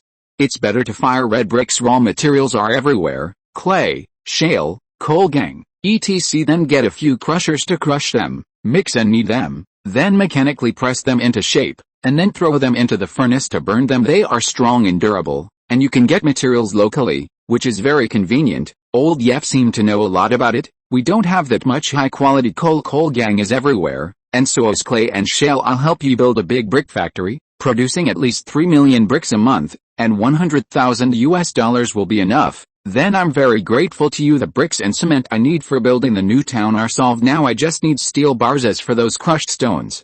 Just crush and screen them. Crushed stones are everywhere. I can't help with steel bars. I don't know anyone in that field. Only Buenos Aires has them. It's not too urgent. They are only used when the roof is capped. Now we just need enough red bricks and cement sand to start construction. These are all small things. Cohen, I have to get busy. I've already telegraphed the French, and I'll be taking a boat to France on the 15th of this month to negotiate. You also arrange some manpower at that time. No problem. I'll arrange it when you go. Please also inquire whether France has any steel-making equipment for sale. I want to prepare for a steel factory. Saint Hesser arranged for manpower to monitor the whereabouts of the funds if it's suitable. He will continue to add funds. The cement plant is better the bigger it is, and it's best to build one on the mountain myself to save on transportation costs. Okay, no problem. I'll take care of this. Cohen, what do you think about exchanging pesos for gold?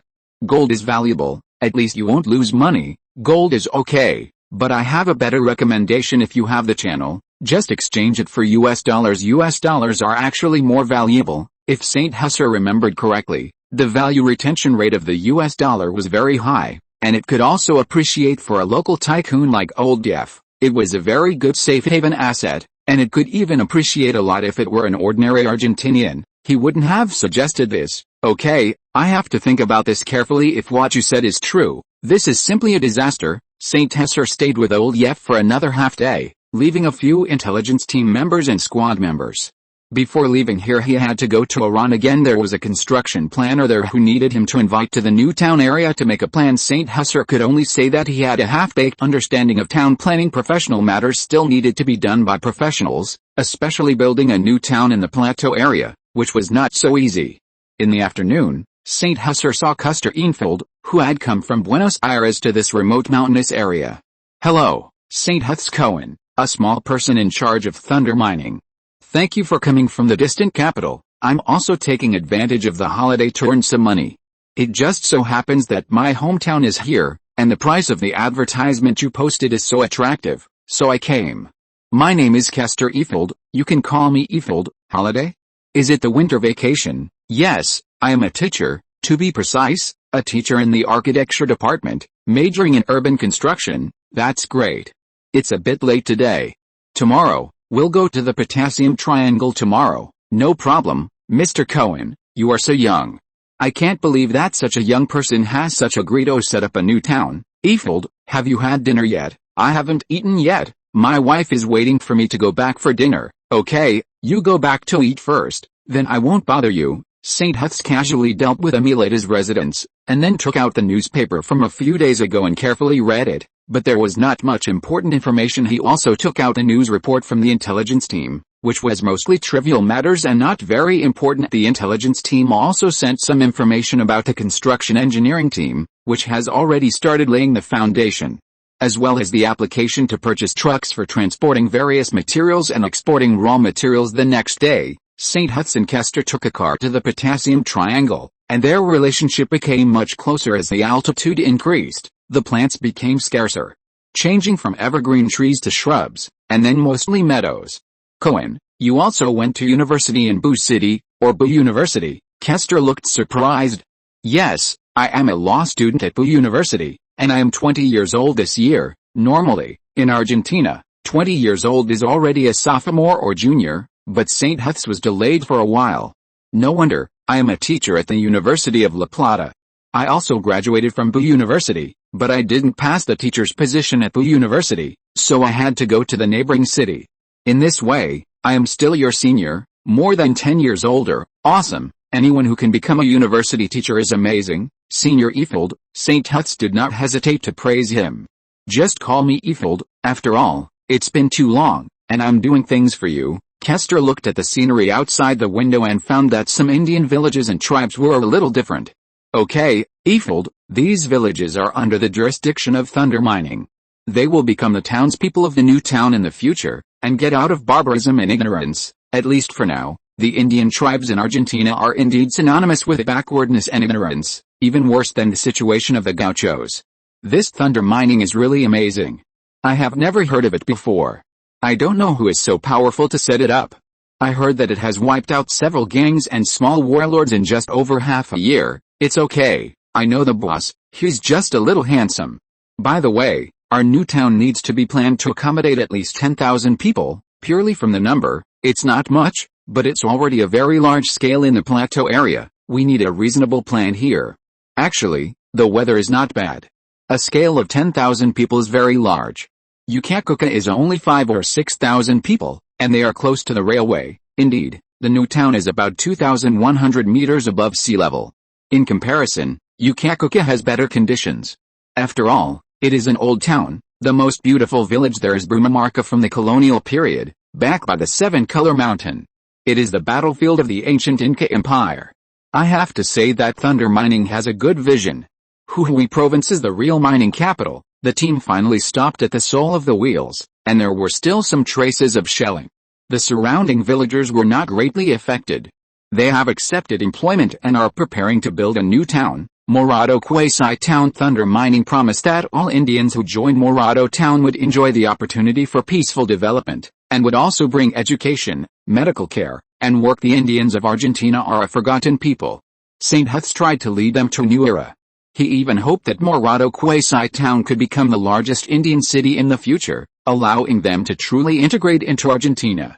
In fact, they advocate freedom, are hardworking and brave, very similar to the new Chinese, very smart, but lack civilization. I mean modern civilization. Our country should not ignore these hundreds of thousands of Indian Argentines, since the people in the presidential palace are unwilling to let them develop. I think Thunder Mining is also doing a good thing. There are still many Indians in Argentina, and St. Huths himself has Indian blood flowing in him. If a part of them can be united, it is also a force that cannot be ignored. At least much better than those plantation nobles. They still have no right to vote and are at the bottom of society, and even participated in some guerrilla armies in Bolivia. Our country must do something. If no one is going to do it, then we, Thunder Mining, will do it. Even if the final result is not good, St. Huths does not have a very solid base of support now. The gauchos are considered a part, and the Indians are also a good development object.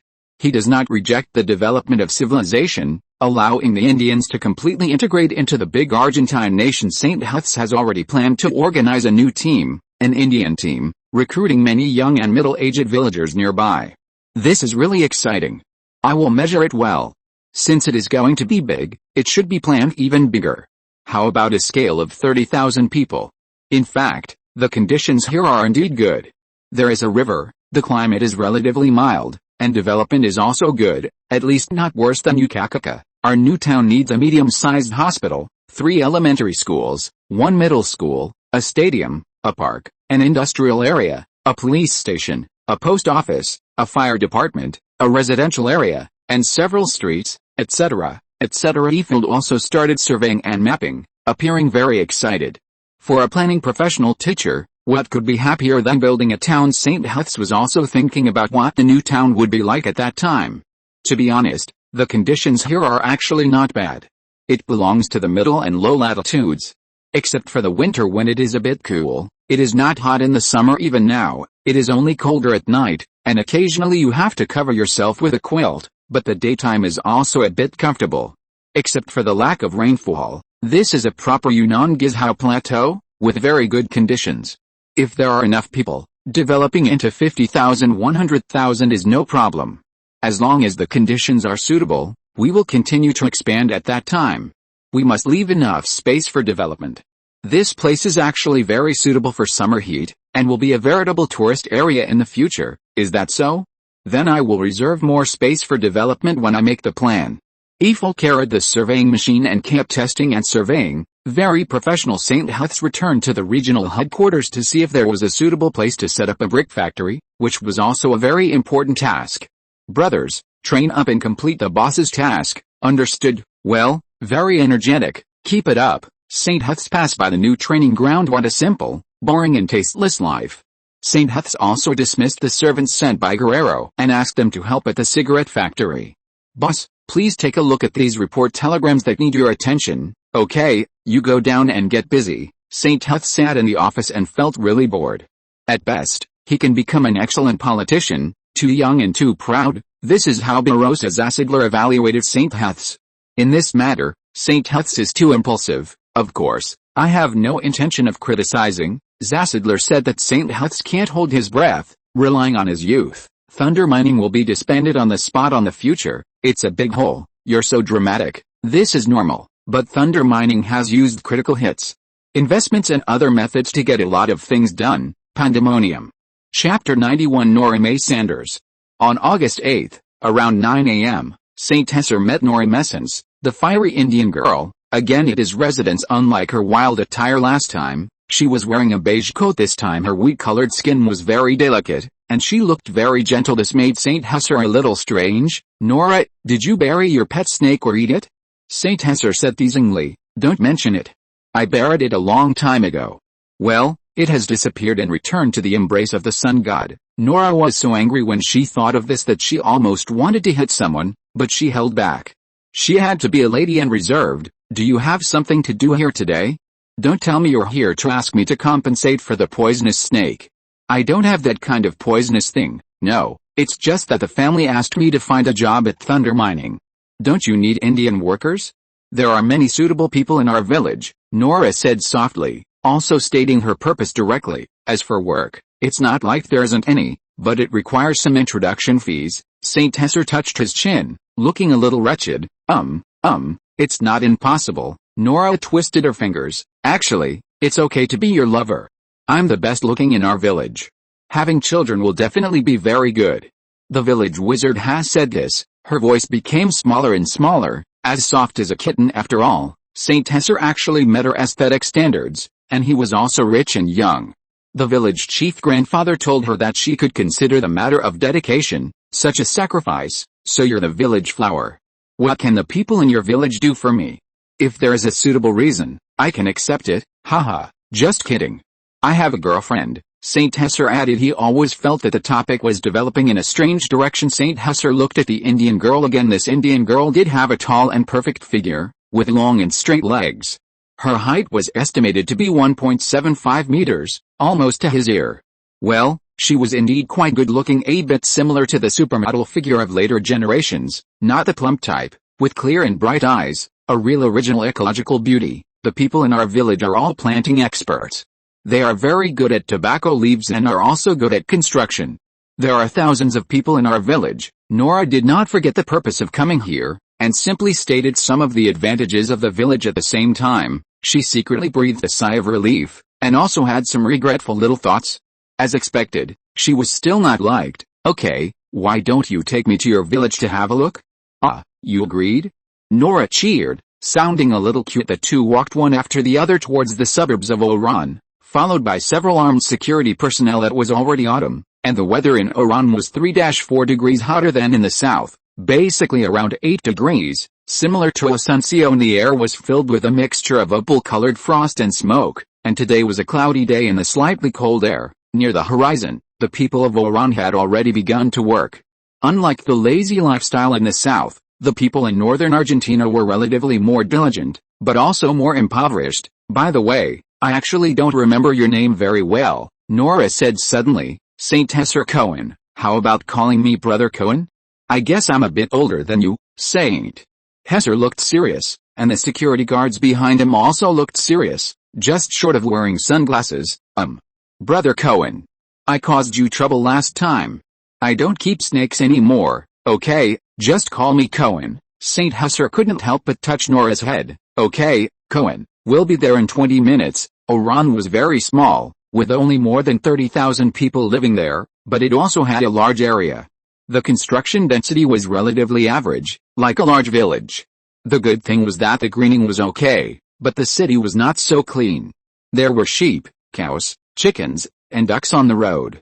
Except for the lack of pigs, you might think it was a pasture, giving you a feeling of instantly crossing over to the Indian subcontinent. At the same time, there were also several forces in the city. The Soviets had recently withdrawn to Chile for some reason, but there were still some Americans and British, as well as many smugglers. A group of people walked through a park, which was a bit quiet. Saint Hesser almost ran back. Don't enter the forest casually, Saint Hesser muttered to himself, holding the Browning on his belt, and didn't retreat. This is a shortcut.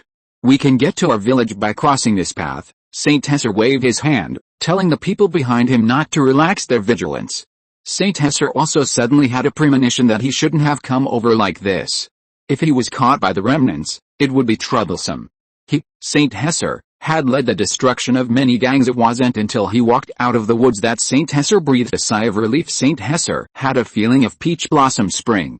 Why hadn't he come here before?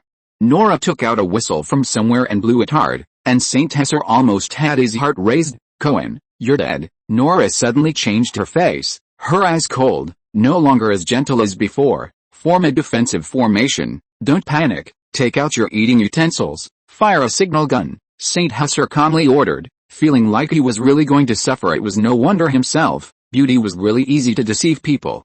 Saint Hesser regretted it a bit, then changed to a signal flare and launched it into the air inside the manor. Not good. The boss is in danger. Immediately take people to the location. Call for intelligence team support. The person in charge of the Viper squad immediately realized something was wrong, quickly noted the coordinates, and then drove to the signal gun location. Damn it, I didn't expect anyone in Iran to dare to touch the boss. It seems that some people are tired of living, with Thunder Mining's series of actions in the Potassium Triangle, coupled with Thunder Mining's large-scale expansion and recruitment of workers, and Guerrero even having a nickname Darkslayer, especially the time when 2 forces were destroyed in one day some time ago, causing many small forces to bow their heads. His reputation spread far and wide, and he had vaguely become one of the forces in Iran that could not be provoked. In addition, Saint Hesser brought 6 people just now, as usual, except that he thought the boss was enlightened, so he didn't pay too much attention. Brother Cohen, I was just kidding, don't be too nervous. Nora returned to her previous appearance again, but Saint Hesser didn't relax. His life was important. He pulled down the insurance again, ready to shoot at any time if he found someone moving. He was very confident in his shooting skills. Little Nora, you've caused trouble again. How can you treat our tribe's distinguished guests like this? At this time, an old man in Indian traditional dress came out with a cane and scolded, "Hello, Mr. from Thunder Mining. This is a huge misunderstanding. Our Gajari tribe has absolutely no hostility. I swear in the name of the sun god." Well, put it down. Most of the Indians around did not carry weapons, and warmly welcomed Saint Hesser. Saint Hesser put away his weapons. More than 10 minutes later, 2 large trucks of the Viper squad had arrived at the Gajuri village. Seeing that Saint Hesser was safe, they stabilized their emotions under Saint Hesser's greeting, but they didn't dare to be careless anymore and sent 10 more people to Saint Hesser. Distinguished guest, I am little Nora's grandfather, and also the village chief here, Tantica Messens. The willful little Nora did something wrong. Distinguished guest, I hope our tribe can join your company and serve you. Oh? Why? Saint Hesser was a little curious. This wasn't just a simple job search. This looked like a statement of allegiance and reliance. The sun god instructed me that the future son of the sun has already descended.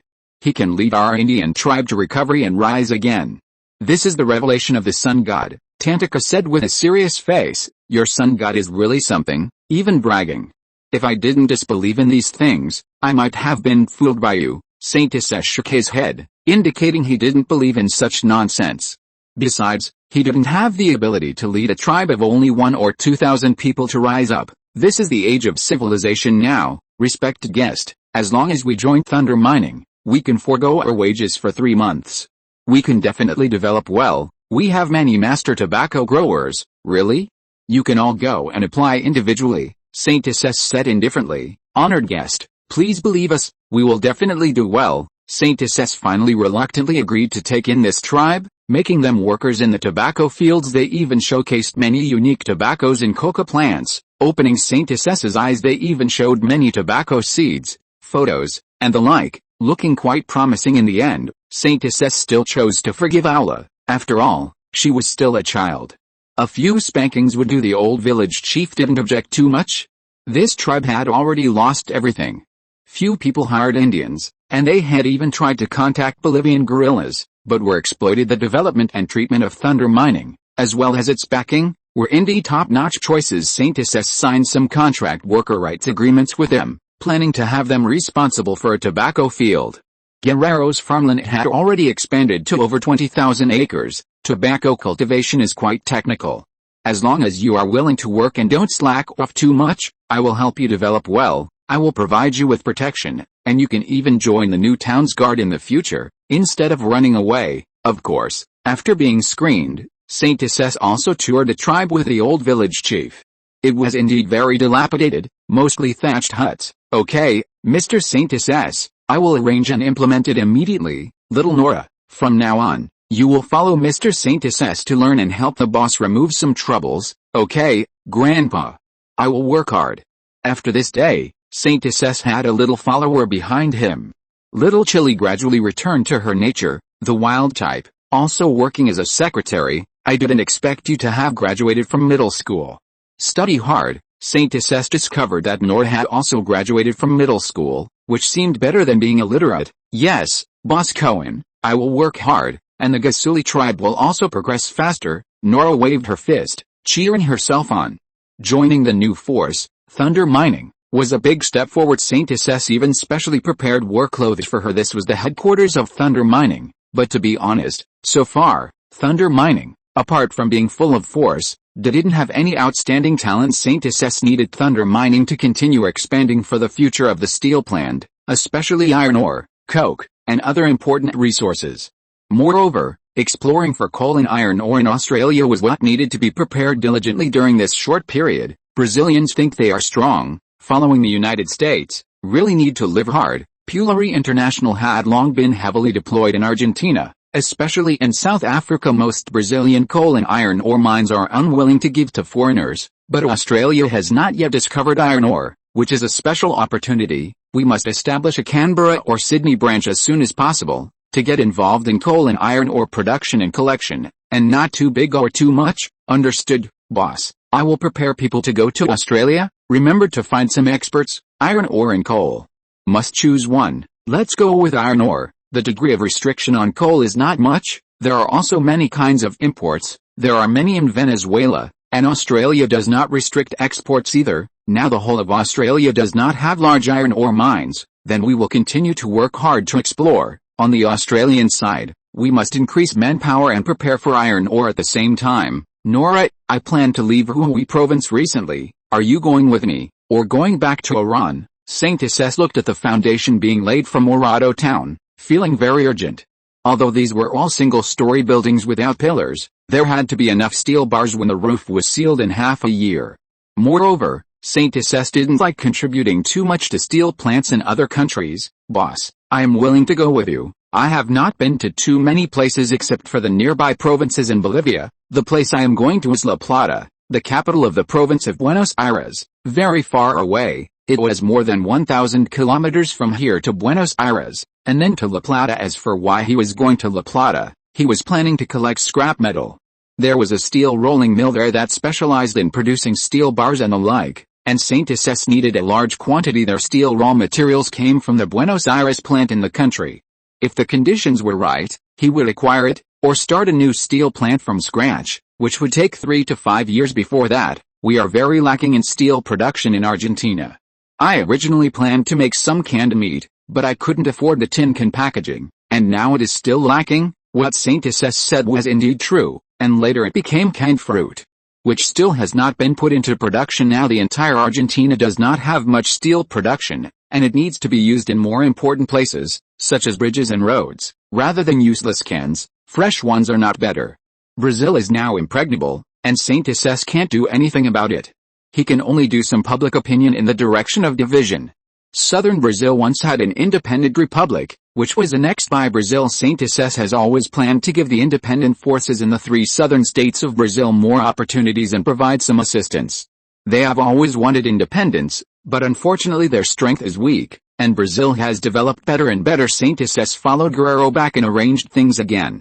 This time he planned to go to Australia to buy ore, especially large iron ore. This is not easy, Guerrero. You arrange for people to go to the capital to contact Little Nix of Pullery International, and then go to Australia together. The main purpose is to find iron ore. This is very important. Pay more attention. The investment environment in Australia is not bad, at least it supports mining investment. They have many high-grade iron ore that have not been found. You go and buy land. Now Australia is an iron ore importing country, and the investment in iron ore mining in Bolivia, the infrastructure and other aspects of investment is too large, and the current strength does not allow it. Australia is much better.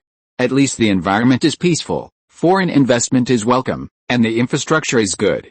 Australia strongly encourages mining. This is a country sitting on a mining cart, the world's largest ore exporter, with more kangaroos and rabbits than Australians. They used to have more than 100 million kangaroos and more than 1 billion rabbits. And last year the entire population of Australia did not know if it was 10 million, even more sparsely populated than Argentina. Okay, boss, I will arrange for some mining experts to go to Australia together. These are some people who have just been recruited by Thunder Mining.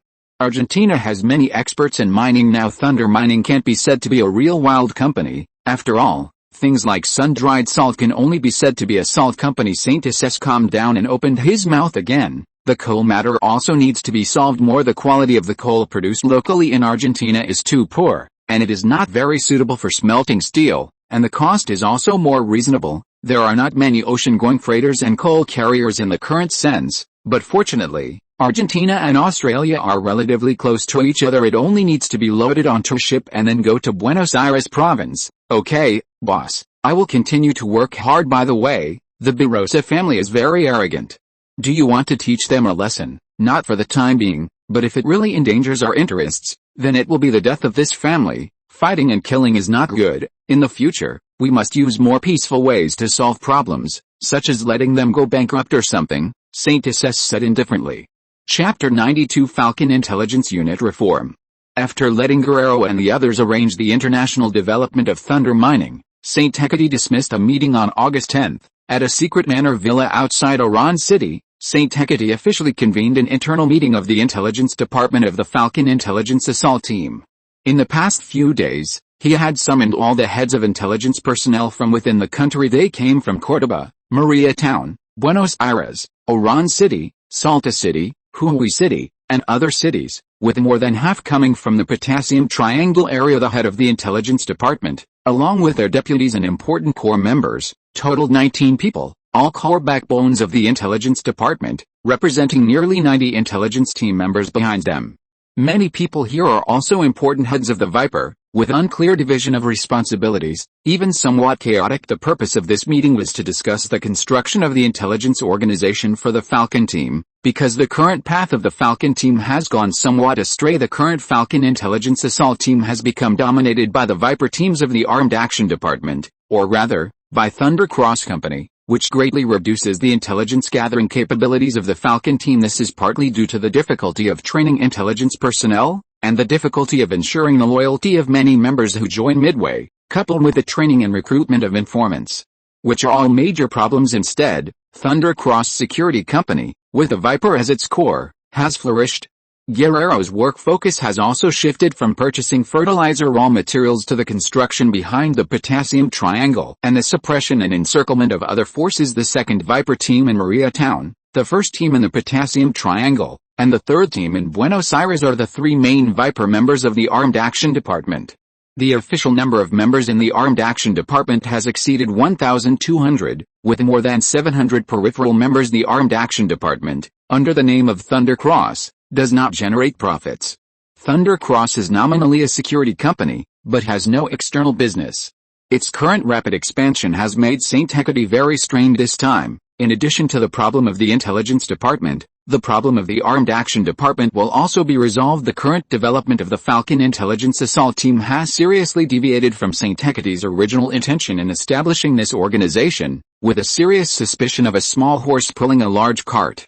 It is necessary to strengthen the organizational construction as soon as possible and restructure the framework again now. St. Hecate still relies on newspapers and broadcasts to obtain a lot of intelligence, and it can be said that even the New Argentine daily obtains more intelligence than the Falcon team, because the New Argentine newspaper has expanded its recruitment by 11 reporters, with richer professional intelligence gathering qualities. The existing conditions and organization of the Falcon intelligence team can no longer meet St. Hecate's subsequent development needs, and a reorganization must be carried out. Currently, the four major centers, Buenos Aires, Córdoba, Maria Town, and Jujuy Salta, except for Jujuy. The intelligence work in the other three important cities is a mess, a complete disaster, including CN in the United States, and Prairie International. The telegrams sent recently are not frequent enough. St. Hecate looked at these hardcore core members of the intelligence team. It was not easy to come step by step. The Falcon team is a civilian loose intelligence organization with corporatization as its core. The initial goal was to obtain commercial intelligence, with incidental political intelligence. Now it is time to make changes. St. Hecate also made plans in his mind, as well as some goals. According to some simple understanding of intelligence organizations in later generations, a large-scale reorganization is necessary. I believe everyone already knows about the Intelligence Organization of the United States. In 1947, the United States announced the establishment of the Central Intelligence Agency. This will be the largest core intelligence agency in the United States.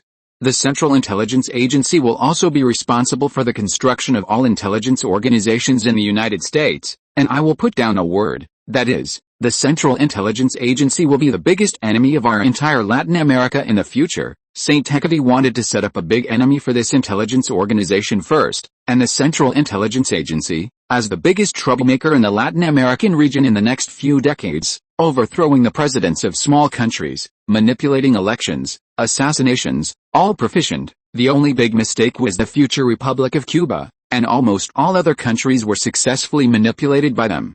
Although Cuba was taken care of by the Soviets, and the Federal Bureau of Investigation of the United States, this intelligence organization is the object of our Falcon team's learning, and the Soviet Union's intelligence organization KGB. The KGB is an all-round intelligence organization, and it is also the object of our learning. Of course, the KGB is not famous now. Even many countries, including many places in our country, do not know about the KGB organization at all, and the embassy in Santiago, Chile, you can regard it as the outer organization of the KGB.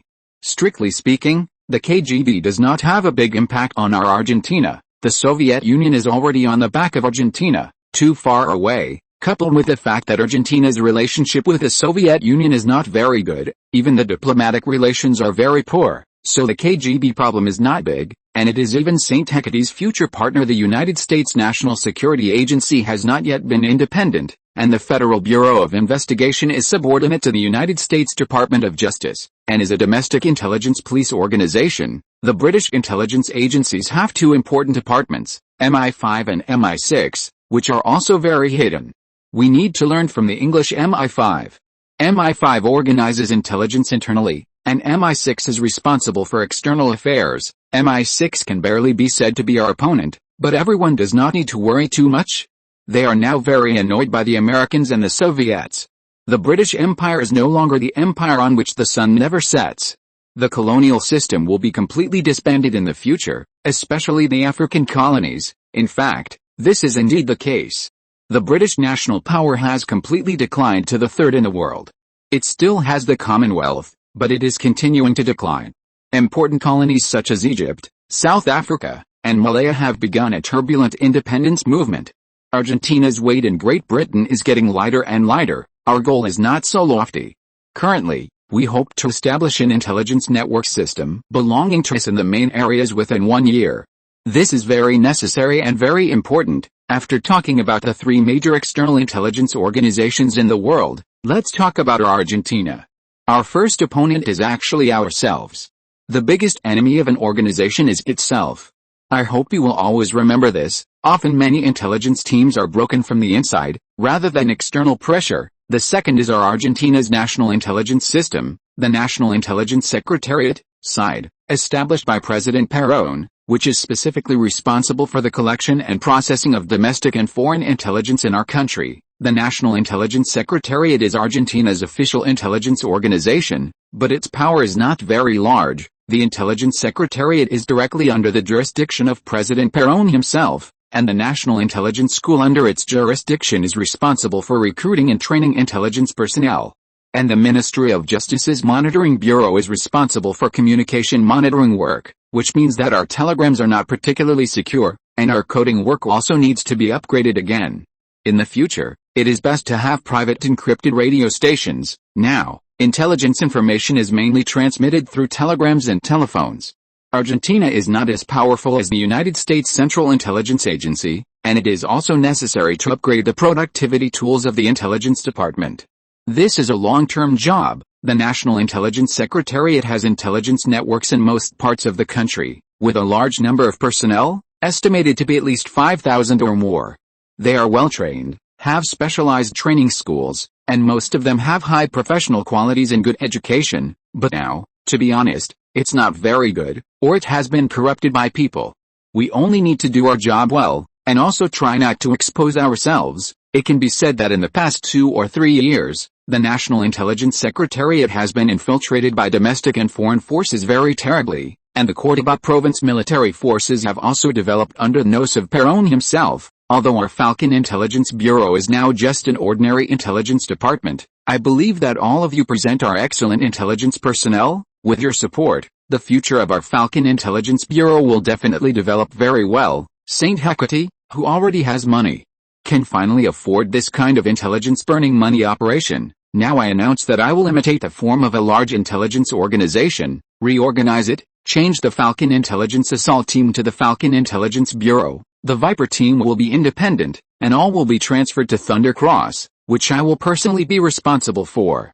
The problem of Thunder Cross will be announced later. Let's talk about the goals of the reform first. The goal this time is also to completely separate and reorganize the 2 departments.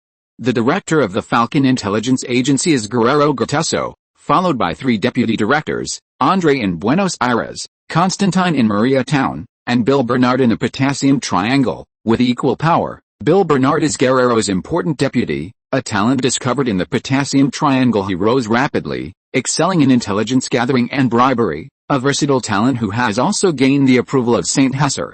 The Falcon Intelligence Agency has 6 departments, each with a director and 2 deputy directors.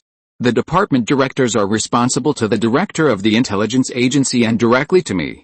Every important piece of intelligence also comes to me. Within the intelligence agency, first, establish the Political Intelligence Department, concurrently headed by Guerrero. It is specifically responsible for the organizational construction of political intelligence, with key cities being Buenos Aires, Córdoba, La Plata, Jujuy, Salta, Santa Fe, and Bahia Blanca. Other provincial capitals will be the next stage of deployment. The Political Intelligence Department will be the most important department, and Saint Hesser has high expectations for it. The Commercial Intelligence Department will be temporarily headed by Bill. It is responsible for intelligence gathering in all our factories and external competitors. It will also specifically infiltrate all affiliated departments, operating under the guise of employees, to protect our company's property security, root out internal corruption, and competitors. The logistics department will be temporarily headed by Andrew, responsible for providing logistical support to other departments. It will be responsible for the purchase of domestic and foreign properties, safe houses, weapons, and other aspects, operating under the name of Thunder Cross. The combat department will be headed by Constantine. It will select special operations elites from Thunder Cross to provide firepower support to other departments and provide necessary protection. Aragon is the captain of the Viper 1st Brigade, more than qualified to be the head of the combat department, and this department will select elites from the 3 Viper teams. The training department will be headed by Guerrero. It is responsible for the training of novices and informants. This department will be our future. When conditions are right, we will directly organize the establishment of an intelligence school. The training of intelligence personnel should pay more attention to recruiting Indians, gauchos, and slum residents. The International Intelligence Department will be temporarily headed by Best. This is the main task for the next stage, mainly responsible for collecting international intelligence information. The key cities are Sao Paulo, Rio de Janeiro, Asunción, Sydney, New York, Washington, London, Paris, Santiago, Madrid, Tokyo, Montevideo. This is a long-term task in the future. Currently, only a few people need to be sent abroad, operating under the names of Polari International and Thunder Mining to provide support for our trade internationalization and inquire about some important news without going too deep. Thunder Mining is currently the only company with an international department. Polari International is responsible for overseas market sales and trade development. All intelligence personnel of the Falcon Intelligence Group will receive double salaries. The first salary will be deposited into a secret private account by the Falcon Intelligence Group, and the second salary will be paid by joining affiliated companies and factories, under their names for protection. Everyone must forget their identity. I will arrange for the establishment of public relations departments, translation departments, business departments, and other such names to provide protection for your identities. Of course, assessments and examinations are essential. Those who fail will be eliminated and continue to work in Thunder Cross. Our intelligence agency's 3 major intelligence departments need elites, all kinds of intelligence elites. This is fundamental, and I hope everyone will remember it. It is necessary for intelligence personnel to use various identities for nesting doll work. Intelligence organization work is very expensive. It was not impossible before, but it was not feasible. This restructuring will expand the intelligence department by more than double. Among them, 3 departments will recruit talents from outside, and 3 departments can recruit talents from several Viper teams. A large amount of money is needed. Saint Hesser cannot be too high profile, so he plans to carry out intelligence organization construction in a fragmented way. Establish departments one by one, and then set up various action teams with specific goals. Almost everyone has been promoted this time, not only in power but also in salary. This restructuring into a bureau will also greatly increase the weight of the intelligence agency. In general, it still makes the intelligence elites under his command very satisfied. This restructuring plan will be fully responsible for the promotion by the 4 directors and ministers, and must complete the reform work before September. The first thing to do in the restructuring is to buy houses in the name of various foundations to provide various safe bases. Saint Hesser originally did not like buying houses as heavy assets, but this time he is going to buy them all over the country and the world. Fortunately, the housing prices in other places in the country are not too high except for Buenos Aires, and the housing prices in other cities are also average except for New York and London. Buying a house is also a way to provide a way out. Maybe one day he will be ousted or deported, and there will be a way out. Below, I will rearrange the Armed Action Department of Thunder Cross and the original Falcon Group. Very simple, that is to split and reorganize. The Viper Squad will be fully merged into Thunder Cross as the Internal Affairs Department. Then, establish various departments such as the Warehousing Department, Training Department, and External Affairs Department to reorganize into a real security company and operate externally. The Armed Action Department of the Falcon Group consists of the Viper Squad and peripheral members. Peripheral members are divided into combat personnel and other auxiliary personnel. Only after passing the test can they become formal members of the Viper Squad, and the treatment is greatly improved. The general manager of Thunder Cross Company is Aragon, and he will also coordinate with the combat department of the Falcon Intelligence Agency. All peripheral members of the Potassium Triangle will be incorporated into the External Affairs Department. The number of people in the Viper Squad, plus the number of peripheral people, is already more than 2,000. It is not easy to support so many people. Therefore, it is necessary to establish a real security company to operate externally, bodyguards, wealthy security, and distribute them. The Internal Affairs Department is the core department of Thunder Cross and the main department of the original Viper Squad. The External Affairs Department has the largest number of people. Those who are unqualified in the Internal Affairs Department will be assigned to the External Affairs Department to make money for the company. Those who continue to be unreasonable after 3 assessments will be arranged to work as security guards in various factories. At the same time, elites and outstanding members of various departments can also be promoted to the Internal Affairs Department. This is also St. Hesser's utmost benevolence. Now, a 3-level streamlining work must be carried out to maintain the combat effectiveness of Thunder Cross, and to encourage members of the External Affairs Department to be promoted. There is no other way. Thunder Cross will be independently accounted for in the future, and some shell companies will be registered in each city to provide support for members of the intelligence agency. Under special circumstances, they can directly connect with the intelligence agency. Usually, these two institutions are strictly separated. The salaries of various departments are tiered, with the Internal Affairs Department being the highest and the External Affairs Department being the lowest. Below, Gattuso, you are responsible for distributing various documents. Everyone should study carefully, and everyone can also discuss how to implement this restructuring plan. Our long-term goal is to have a central intelligence agency, and our immediate goal is to approach the National Intelligence Agency. This meeting lasted for more than 4 hours, and St. Hesser also spoke for more than 4 hours. This is also a huge challenge for him. At the same time, he also made these subordinates agree with his ideas, persuaded them, and allowed them to implement this restructuring goal more quickly. Clear responsibilities, clear division of labor, and long-term goals are the goals of this restructuring. At the same time, the various structures are filled and improved to make the Falcon Intelligence Agency a truly combat-effective intelligence organization, and Thunder Cross can also get rid of some burdens and move towards profitability while also providing cover for members of the intelligence agency. This restructuring of the intelligence agency also means that St. Hesser needs to burn a lot of money. The desire to make money is even more urgent.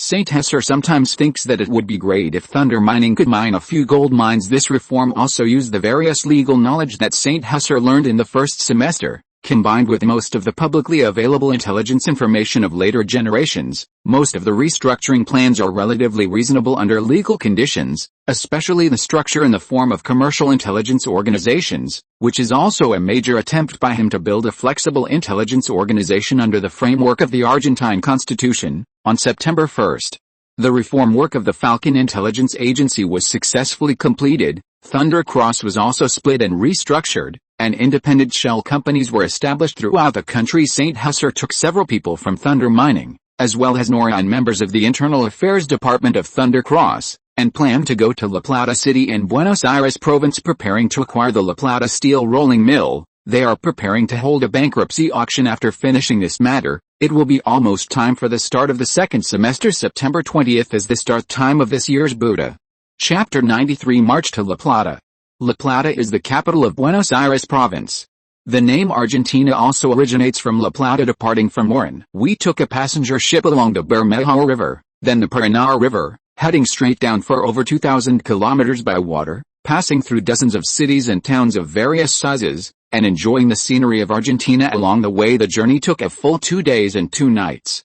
We also stopped in Rosario for a while, where I communicated with Lucia and experienced the feeling of being a godfather before and after Santa Fe. The scenery along this Argentine mother river is completely different. Before Santa Fe, you can see the most backward and impoverished aspects of Argentina, the development of agriculture and animal husbandry, the wild northern customs, and the perfect natural scenery. You can see Argentine farmers and herdsmen, Indians, grasslands, forests, and even the more backward Paraguay, the despair and pain after the war, and the numb Paraguayans after Santa Fe. It is the essence of Argentina, a region equivalent to the middle and lower reaches of the Yangtze River in New China.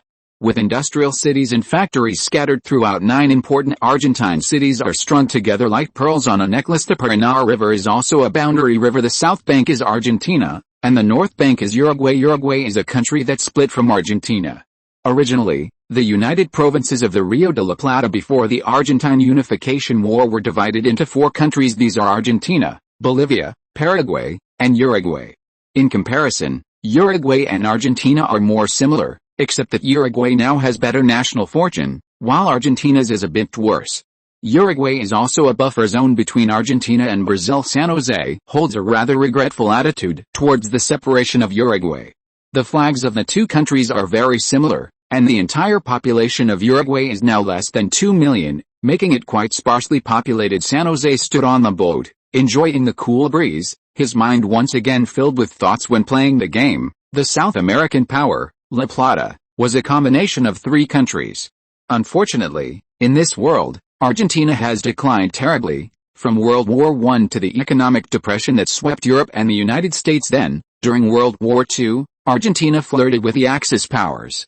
Although it later joined the Allied forces, it also caused Argentina's status to decline significantly. Argentina's national fortune has been bad since World War II. Even though the past few years have seen good economic development, the current debt problems, treasury issues, printing press issues, corruption problems, and alignment issues are causing him to constantly lose popular support. In a few months, the death of Eva Perón will cause him to lose even more popular support. He has even gone too far in planning to open the market to American capital, which will lead to the domestic economy being controlled by American capital.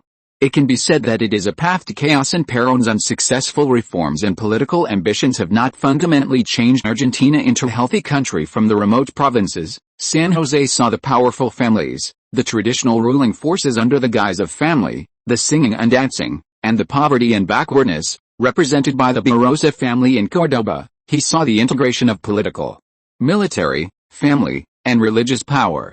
This largest local power conglomerate outside the capital provided fertile ground and raw materials for the military government in the decades to come. If history does not change, in 4 years, the Perón government will be overthrown, ending his rule.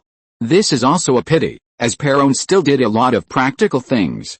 However, the subsequent 30 years of military government rule will completely bury Argentina's national fortune. The last chance for a major country to rise. The 30 years after 50 years later are also crucial for the development of countries around the world. Until the end of the Cold War, the collapse of the Soviet Union, and the banner of the world gradually shifting to the east. Having lost these 30 years, at least in the next 100 years, unless a strong man appears to rebuild Argentina and carry out a thorough bloody revolution, Argentina will never have another chance to rise. The United States and Brazil are the sword of Damocles hanging over his head. San Jose himself also has some imprints of the Córdoba faction. This is both an advantage and a disadvantage. He is also considering whether it is necessary to extend the life of the Perón government. After all, these military governments are even more useless than Perón. This is an era of comparing who is worse. Although Perón is preparing to sell out national interests, in comparison, Argentina under the Perón government is still a major South American country that can have a say. The main thing is time. San Jose lacks time too much. The things he has done in the past year or so are all paving the way for usurping the highest power in Argentina, but his foundation is too shallow. Even now, no one nominally truly supports him. Even Mayor Cavo and Commander Thompson need more time in defecting to the new future military government. This choice does not seem very good either. At the very least, he cannot afford the great cleansing. In fact, he feels that Perón is at least somewhat capable. His overthrow is both accidental and inevitable. Perón's ruling foundation has begun to be eroded. This is the drawback of an elected president. The ruling foundation is too shallow. Perón came to power through votes. He has not even held a position in a province. From a soldier, he was directly elected as the president of Argentina, and then forcibly amended the constitution to successfully win re-election. His Peronist Justicialist party is just a simple toy he put together, without cohesion, without combat effectiveness, and not even a complete political party. It is a patchwork, a typical children's game. Moreover, Perón's influence in the military is very limited. His relationship with the military system is average, especially with a local military system. He is not a real military leader.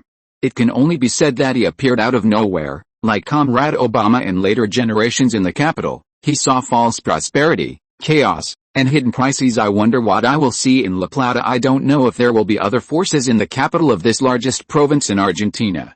Under the prosperous age, it is like a pile of eggs finally arrived at the port of La Plata. September 3, 7 a.m. Leaving the mouth of the Paraná River, San Jose saw Buenos Aires in the morning light. Looking into the distance, It is truly a beautiful city. Continue straight down the river. Attention, all passengers, please note that this is Buenos Aires. The next stop is La Plata. In about 1 hour, we will arrive at a terminal station of the passenger ship. With a broadcast sound of the steamship, it set sail again. San Jose walked out of the bow and saw the ship slowly leaving the shore by more than 20 meters, sailing again. La Plata is 57 kilometers from the capital, Buenos Aires, with a current population of less than 400,000. It is the capital of Buenos Aires province, founded in 1882. La Plata has a beautiful environment and a mild climate, with an average temperature of 9 degrees Celsius in winter and 21 degrees Celsius in summer. La Plata is located on the south bank of the Rio de la Plata estuary and has a well-equipped port, which is the main export port for local agricultural and livestock products. With the second highest throughput in the country, it is an important industrial center in Argentina, but its status is completely incomparable to that of the capital. The city was built in 1882 on the basis of the town of Ensenada and was chosen as the provincial capital. Cohen. La Plata is one of the 3 major seaports in the country, second only to Buenos Aires. The environment is quite beautiful, and overall it is much better than Buenos Aires. There are still very few factories here, and the industry is mainly focused on meat processing, flour, and oil refining. Speaking was Eiffel, a teacher at the University of La Plata and the chief designer of Morado Town. He was also acting as a consultant this time to earn some extra money, since it was on the way. Does the Argentine oil company have an office here? I've had many discussions with them in Maria Town, and they even helped Maria Town open up natural gas. There are oil companies, but I don't know much about them. I'm more concerned about architectural planning. Our La Plata is very beautifully planned, and the founder of our architecture department was once responsible for this aspect of planning. La Plata is square and well connected in all directions, but it's a pity that it's developing too fast. But it's always more systematic than the capital. The future Morado Town will also be the most beautiful city on the plateau, Eiffel said proudly. He was very proud of Morado Town. The University of La Plata, famous throughout Latin America, has cultivated generations of outstanding talents. The University of La Plata is one of the most famous universities in Latin America, and together with the University of Buenos Aires and the National Technological University, it forms the Argentine Big Three. The transportation conditions here are very good. There is indeed an opportunity to build a super steel plant. The port conditions are too good, a top-notch super port, and all kinds of equipment are very complete. The speaker was Cedric Lloyd, a metallurgical expert and special consultant hired by St. Jesse. He was originally the owner of a copper wire factory and brought the topic to the steel plant, which is the next step's goal. St. Jesse was in a great mood today. It must be said that the situation in northern Argentina is very depressing, even though the scenery in the north is also very good now that he has arrived at a vast estuary, with seagulls flying by from time to time, and the buildings in the distance looming. Some Gothic architecture and Renaissance styles are beginning to appear. His mood also became cheerful and open, and those difficulties were nothing. He felt like he was surveying his domain. La Plata's conditions are still good. Although our country is very short of coal and iron ore, Brazil and Australia have a lot of raw materials.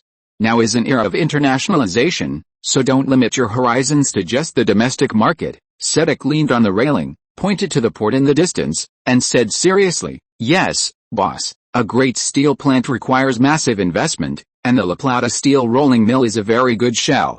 It can also obtain talent from the capital nearby, if the conditions are right and the price is acceptable. Our Thunder Mining will buy and establish a La Plata steel plant in the future. This will be a new starting point for our Thunder Mining. Only companies with some strength can participate in this auction. In fact, Rhine Machinery Factory is the most suitable to participate, but currently, Rhine Machinery is preparing for the preliminary matters of the Ministry of Defense order, and cannot spare manpower. The strong Thunder Mining is the new choice. Even if it is bought, St. Jesse will personally send someone to manage it. It will not become a subsidiary of Thunder Mining. There will be cooperation in buying mines in the future. The group got off the passenger ship and saw the quiet La Plata. To be honest, such scenery is too suitable for leisure. The temperature is neither high nor low, the breeze is just right, and the sun is warm. No wonder Argentines in the future choose to lie flat. At least it's really comfortable, St. Jesse said silently in his heart. The temperature is just right today, very suitable for fishing or something. Boss, do you want me to arrange it for you? Cohen, I also know a very good fishing ground, very suitable for fishing. The two went to the fishing ground arm in arm. St. Jesse shook his head. There are still 2 days before the auction starts. It's just right to do some information gathering. Falcon Intelligence Agency will also set up an intelligence station here. The number of people will not be too many, and the main personnel are still in Buenos Aires after Guerrero completes the handover of the potassium triangle work. He will be stationed in Buenos Aires and establish a real intelligence system.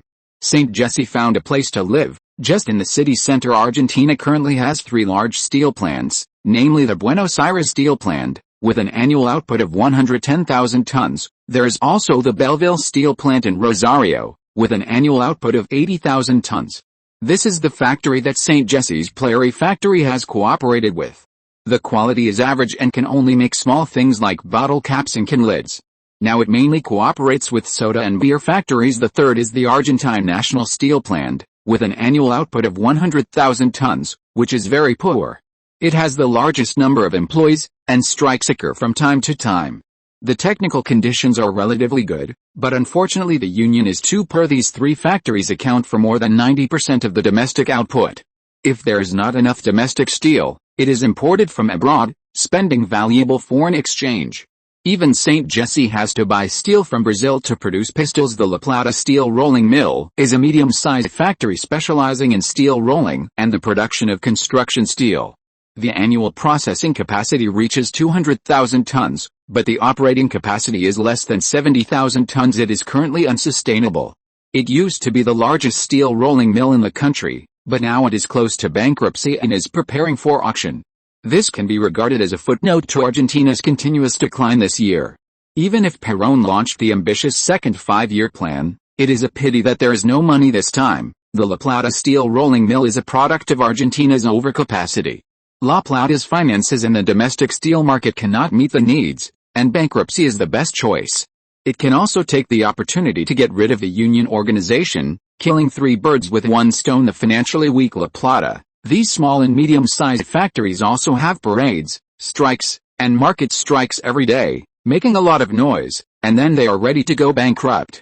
Factories like Sean Glass Factory and La Plata Steel Rolling Mill, which are close to bankruptcy, are becoming more and more numerous. Endless union activities not only disrupt factory production, but also reduce production efficiency. High wages and high welfare also make these factories overwhelmed anyway. The factory's bankruptcy is none of their business, but if they keep doing this, something will happen sooner or later. There are originally few Argentine state-owned enterprises, and they were acquired and confiscated from foreign capital a few years ago. For example, the telephone company is still strangled by foreigners. The bankruptcy of state-owned factories also indirectly weakens the presidential palace's economic control. It can be said that it is a chain reaction before failure. If the conditions are right, we can consider acquiring it. If it is not suitable, then just buy the land and build our own steel plant. For the first phase, let's set a small target of 1 million tons. 2 years is not too much or too little. If we can buy used equipment from Western European countries, that would be even better. 1 million tons is just enough. A 10 million ton target is too ambitious and will drag down the capital chain. We need to raise more funds as soon as possible. We are spending too much money now, so we need to increase revenue and reduce expenditure. Chapter 94 Saving the Nation starts from the steel mills. In every piece of steel lies hidden the secret of a nation's rise and fall. This was St. Hesser's opening remark at the La Plata Steel Mill establishment meeting. Quoting the American steel magnate Andrew Carnegie, he assembled a leadership team in La Plata City for the soon-to-be-established steel mill. The team members came from Thunder Mining, Rain Machinery Factory, Plary International, Cohen Brothers, and Maria Mold Factory. Most of them were key personnel who had emerged in the past 6 months. The team consisted of more than 20 people, including 2 intelligence backbones from the Falcon Intelligence Bureau, who came from Maria Town in Luo City and Boo City. The others from Oran City were led by St. Hesser. These people were carefully selected by St. Hesser, possessing excellent professional qualities and clean backgrounds, with an average age of less than 30 years old. They were truly energetic young people, and also half of St. Hesser's accumulated wealth over the past year. Regardless of success or failure this time, St. Hesser would establish a steel mill sooner or later. If he successfully bought a rolling mill, it would save some effort. If not, he would spend more time. St. Hesser's heart was excited at this moment. Compared to light industry, cement, machinery, and mining, the importance of steel was self-evident. But the investment was also huge, and the 1950s was the best golden age for developing steel. Steel technology began to spread globally. In the coming decades, East Asia would have three powerful steel industrial countries, New China, Japan, and South Korea. Thunder Mining had already established an international investment department. The first target was Western Australia, which possessed all the important raw materials needed for the steel industry. Most importantly, Australia had not yet discovered iron ore, and it possessed the world's best iron ore. The second target was Bolivia. Bolivia was currently in civil strife, which was also an option, but the investment was too high. Finding a location in advance was a proactive measure. The third alternative target was Brazil, but Brazil was now very strict in controlling the outflow of mineral resources, which required a large amount of reais. Today, the world's largest steel company is United States Steel Corporation, and the second largest steel company is Bethlehem Steel Corporation. However, the United States has imposed a blockade on us. Our goal for obtaining equipment is Western Europe. Now is the best year to develop steel. Last year, the world produced 189 million tons of steel. In the future, Argentina's steel industry must have a place in the world, otherwise, it cannot be considered a national rise at all. And I believe that at the latest, in 20 years, global steel production will exceed 500 million tons. 500 million tons represents a huge opportunity. If we miss this decade, Argentina will become increasingly backward and will inevitably be completely suppressed by the Americans. South America will completely fall under the Monroe Doctrine. Today, Chile's fate will also be Argentina's tomorrow. Even if Chile introduces Soviet forces, it will not be enough to become a truly independent and autonomous country. This is also the result of insufficient strength. St. Hesser disclosed a lot of secret information about these core issues to arouse everyone's fighting spirit. Does the stable development of Chile's national political situation have anything to do with ordinary people? The situation of the lower-level people in Chile, and even Chile's main industries, are controlled by the United States. It is already a country truly controlled by the United States. Argentina is indeed very close to this situation. Later, the speed of the Perón government's downfall exceeded the Americans' expectations. Perón, who was overthrown by the Argentines 4 years later, probably did not expect this day either. And the subsequent military governments all had American figures behind them. I believe that everyone present is unwilling to accept such a future. There will never be any savior in this world, nor will there be any God Jesus or the Virgin Mary. To build a stronger motherland, we must rely on our own hands. Saint Hesser sang the Internacional, with local adaptations. The atmosphere of the meeting was also driven by Saint Hesser. Yes, if possible, why be someone else's dog? Who doesn't want to be an upright person? Our blood will be boiling. The steel industry will forge the supreme glory of our Argentina. I hope we can work together to create Argentina's greatest steel mill in the future. Saint Hesser spoke with emotion, full of tears, and his voice was sorrowful, fully mobilizing the patriotic enthusiasm of these people. This steel meeting lasted for a full 3 hours, and it completely united this team, strengthened their confidence in establishing a steel mill, and laid a certain foundation for the development of the steel mill. Our future goal is to create a 10 million ton steel mill for our motherland. This will have at least 100,000 workers. As long as everyone works hard, I will provide you with all logistical support, maximum funding, equipment, and personnel support. Our first goal is to put into production at least 1 million tons of annual production capacity within 3 years. This goal was relatively conservative and was also the funds that Saint Hesser could raise this year. The main reason was that the cement plant, urban construction, and the internationalization of Thunder Mining occupied a lot of funds. As long as he survived this year, he was very confident that he could raise more money. The fertilizer plant under his command will be put into production next year, and other factories will also set up new branches, which will be enough to provide more funds. It must be said that Polari International is doing very well. International transportation and international trade have already made the factories under its command start to make money. This is Argentina's first foreign exchange earning enterprise. The competitiveness of Argentina's original products was very poor, and Saint Hesser consciously developed new, more competitive, and more cost-effective products, which have now achieved rich results. Beverage factories, breweries, clothing factories, and shoe factories are now the 4 major foreign exchange earning enterprises. In the future, there will also be food factories and canning factories. These are Argentina's rich raw materials, And St. Hesser is also targeting this market. The post-war period is the time when the world's population is growing the fastest. After countries began to develop peacefully, these materials were very scarce, and the massive population growth in many countries made these materials quite tight. Even France still cannot meet the huge European market for food. St. Hesser's light industry export money-making plan is proceeding exceptionally smoothly. Exporting only beef and wheat is very cheap, and deep processing not only has higher profits but also earns a lot of foreign exchange. St. Hesser already has a package of plans: clothing, food, housing, and transportation. The latter two cannot be done, but the former two are very good to develop, like instant noodles, canned beef, canned pork, and all kinds of deep processed products, as well as various categories of clothing, men's and women's clothing, shoes, socks, pants, skirts, etc., have already entered the development plan. These products are very suitable for the capital city of Boo City, which has abundant human resources. September 6, La Plata City High Court, La Plata Rolling Mill bankruptcy auction. The atmosphere at the scene was not very enthusiastic. St. Hesser did not have many competitors.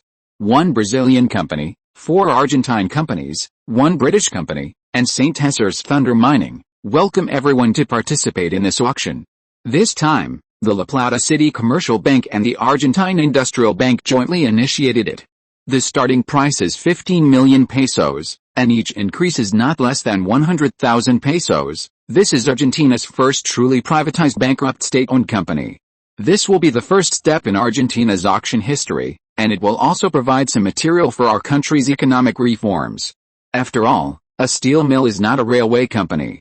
Railway companies are deadly. In the second half of this year, the presidential palace's printing press was turned on, and the peso depreciated a lot. 15 million pesos is equivalent to more than $200,000, but at the same time, you have to bear a part of the debt after the auction, so it is a bit uneconomical. St. Hesser's psychological expectation is that the transaction price will not be higher than 25 million pesos. The attached area of the rolling mill exceeds 1,000 acres, which is very much needed by St. Hesser. The transportation of the rolling mill is also very convenient, which is very suitable for building a steel mill. The infrastructure conditions are also very good, so St. Hesser does not plan to miss it nowadays. The appetite of the Argentine Railway Companies Union is getting bigger and bigger, which has led to more disagreements between the presidential palace and the union. The various problems of Argentina's railway nationalization have made many Argentines very disappointed. Not only has the railway not been updated after nationalization, but even commercial transportation has become less and less. Side company, 15.5 million pesos, an Argentine company made a bid. Water company, 15.8 million pesos, a Brazilian company bid. It was also a girl, looking very charming and beautiful. She wasn't too pretty, but she was exquisite and cute, with unique features that made people impressed at a glance. St. Hesser couldn't help but take a few more glances, which made little Nora next to him pout. Only then did St. Hesser turn his eyes back. Nora, when it reaches about 18 million later, you raise the sign and bid 19 million. I'll take a nap first, St. Hesser whispered something in Nora's ear, and then closed his eyes to rest. Even if he couldn't win the auction, he couldn't lose the swagger of being a local tyrant. St. Hesser didn't plan to bid so quickly.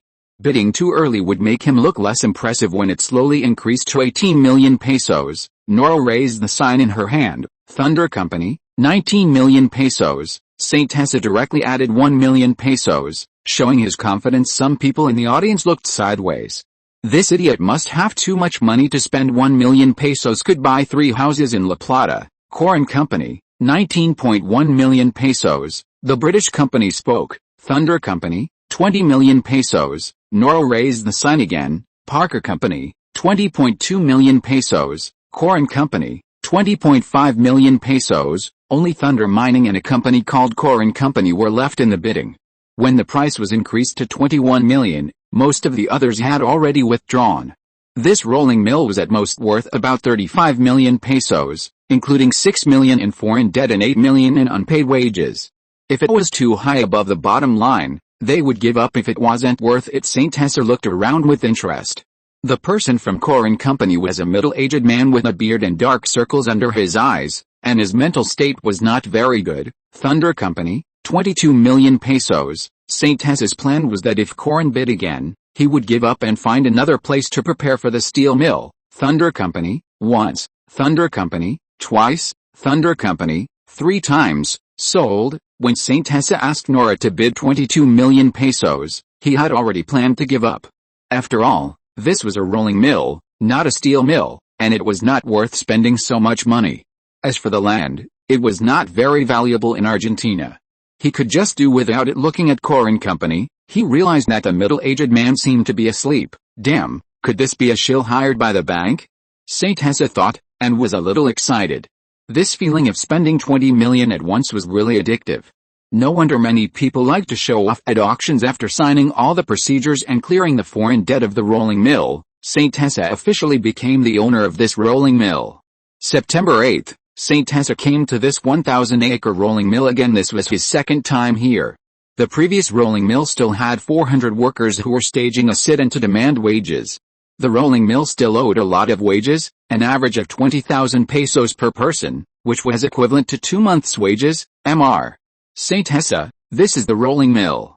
This area nearby is all our land. The boss of the rolling mill introduced the situation to him with a smile. The rolling mill went bankrupt, and he also stepped down. Our factory actually has very good mechanical equipment, which is well maintained. It's a pity that the operating rate is too low, so low that it can't be sustained. If the machines were running at full capacity for 4 months a year, our rolling mill wouldn't have gone bankrupt. There used to be at least 1,500 workers here, but that's all in the past now. Those who are willing to stay will not have very high wages in the next 6 months. I will make up the wages tomorrow. If you are willing to stay, you can rejoin us. The wages may be reduced in the next 6 months, but they will be paid on time every month, and some benefits will be provided. As long as we get through these 6 months, everyone will develop very well, I can guarantee it. Saint Tessa did not force these people, and was even a little negative. Even dismantling a steel mill from Europe would take at least 2 years to build, and during this time, the rolling mill's capacity would still not be enough to start production. Saint Tessa saw the well-maintained rolling mill, hot rolling and cold rolling equipment, and was very satisfied. Although most of them are stopped now, these steels are necessary for the new town. Saint Tessa even felt that the scale of this rolling mill was too small. Saint Tessa felt that it should have at least several million tons to be enough. This is also the inevitable trend of development. Saint Tessa will not bother to import foreign steel in the future, which will increase the ambition of others and destroy his own prestige. Of course, there are still some stocks currently, which can be transported to the potassium triangle. Very good, as long as we continue to work hard. If you know some French and German, you can talk to me separately.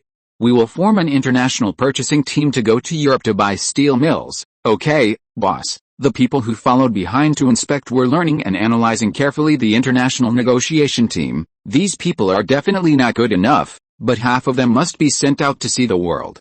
This is very necessary because from the very beginning, La Plata Steel Mill was a steel mill that relied on international raw materials, and the negotiation and procurement team must have an international perspective. We will definitely achieve our development goals. Today, our steel mill is established. On the day he bought the rolling mill, La Plata Steel Mill was officially established. Saint Tessa looked at the steel mill, which was still a grassland, and erected a huge sign. The first batch of employees of the steel mill filled the soil together and set off firecrackers. La Plata Steel Mill was officially established on September 8, 1951. Saint Tessa believes that this day will be recorded in the history of Argentina's industrial development.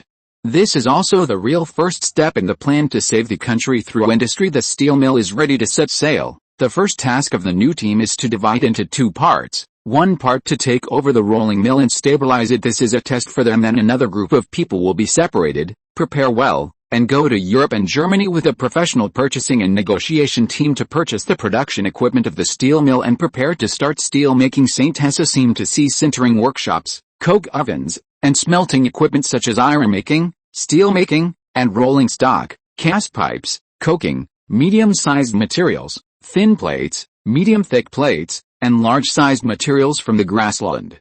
Strip steel. The future has come, and the future is promising. Chapter 95. This trading company is not simple. About 10 days had passed since the auction. The new team quickly stabilized the steel mill and safely transitioned operations after paying the back wages. Many people still harbored illusions, thinking that a new boss had arrived who would shake things up. They attempted to organize strikes and demand wage increases, but the new team demonstrated excellent crisis management skills. Using a combination of divide-and-conquer tactics and carrot-and-stick approaches, they easily dealt with the troublemakers, fired some of the more rebellious elements, and, when necessary, had the intelligence agency intimidate the rest. The steel mill stabilized and resumed regular production, temporarily sourcing raw materials from domestic steel plants. This was Saint Hes's consistent philosophy. He would never allow unions to let his factories by the nose, and the employees in his factories would always earn above average wages compared to the rest of the country. They would enjoy good basic benefits, focusing entirely on product development and production.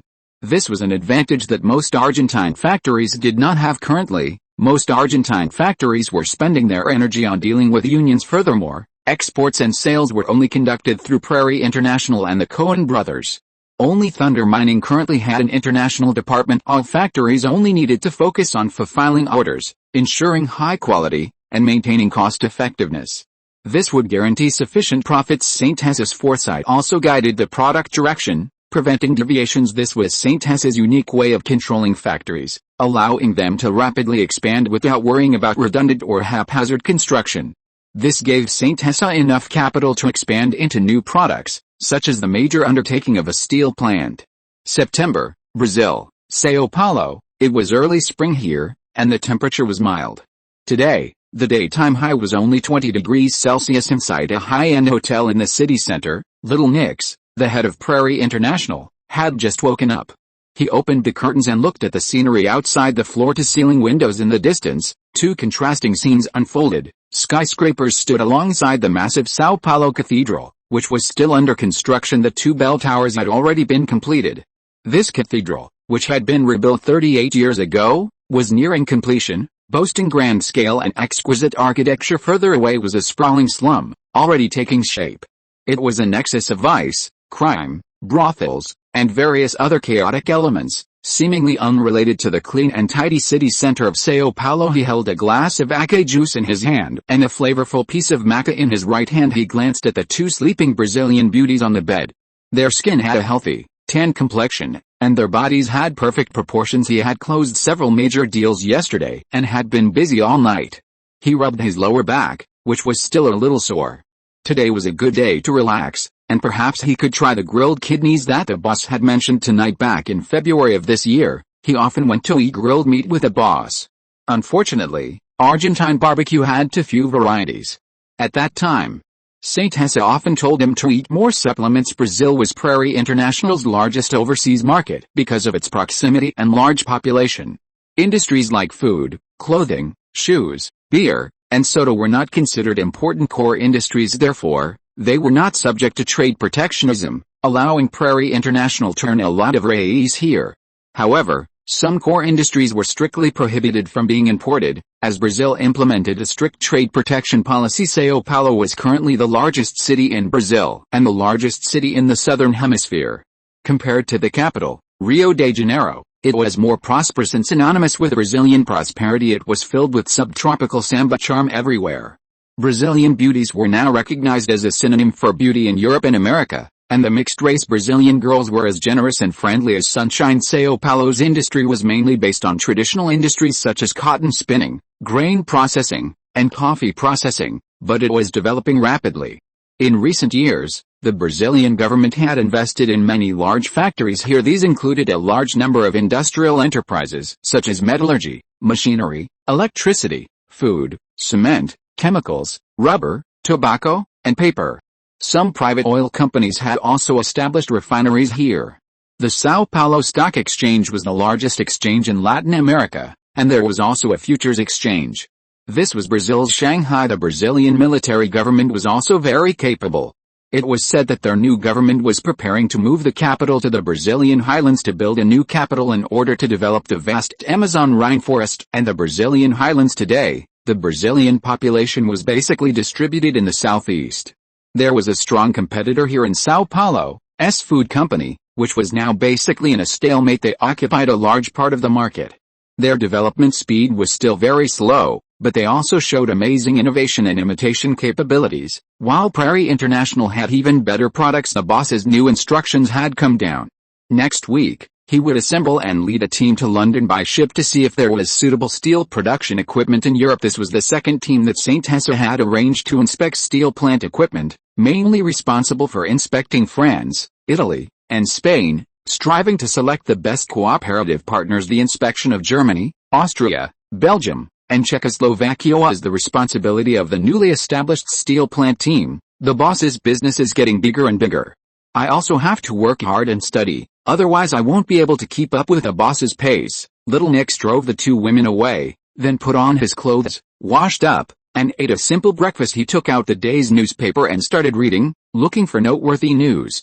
This was a habit he had learned from Syntesa, to grasp some important news, which might lead to a new order. In the past 6 months, he had taught himself Portuguese and also learned a little French. From joining the Prairie Soda factory to establishing Prairie International, he had learned more and traveled more than in the first 25 years of his life. Prairie International had risen rapidly and become Argentina's largest trade import and export company. This also had the support of the people in the Foreign Trade Department. Little Nix had a lot of dealings with those people in the Foreign Trade Department. As long as he returned to China, he would definitely have a party with them. Although at first he didn't understand why the people in the Foreign Trade Department were so easy to talk to. As for the current situation of other factories in Argentina, the unions kept making demands, going on strike every now and then, demanding high wages and high benefits, without any export capabilities, products without any international competitiveness, poor quality, and high costs. They had no intention of improving product quality or upgrading, etc. Prairie International only specialized in sales, and the team was constantly expanding, recruiting many talents. The boss's goal was to establish a London branch in the second half of the year. Such a high-quality import and export company. In May, it attracted the attention of the Foreign Trade Department, because foreign exchange would not deceive people, and it quickly gained the favor of the Argentine Foreign Trade Department. The Foreign Trade Department was currently the weakest government department in the Argentine cabinet. Argentina's foreign trade was a long story. The cabinet even intended to abolish the Foreign Trade Department and merge it into the Department of Social Development, no longer existing as a separate department. The people in the Foreign Trade Department originally thought so too, and some had resigned themselves to their fate.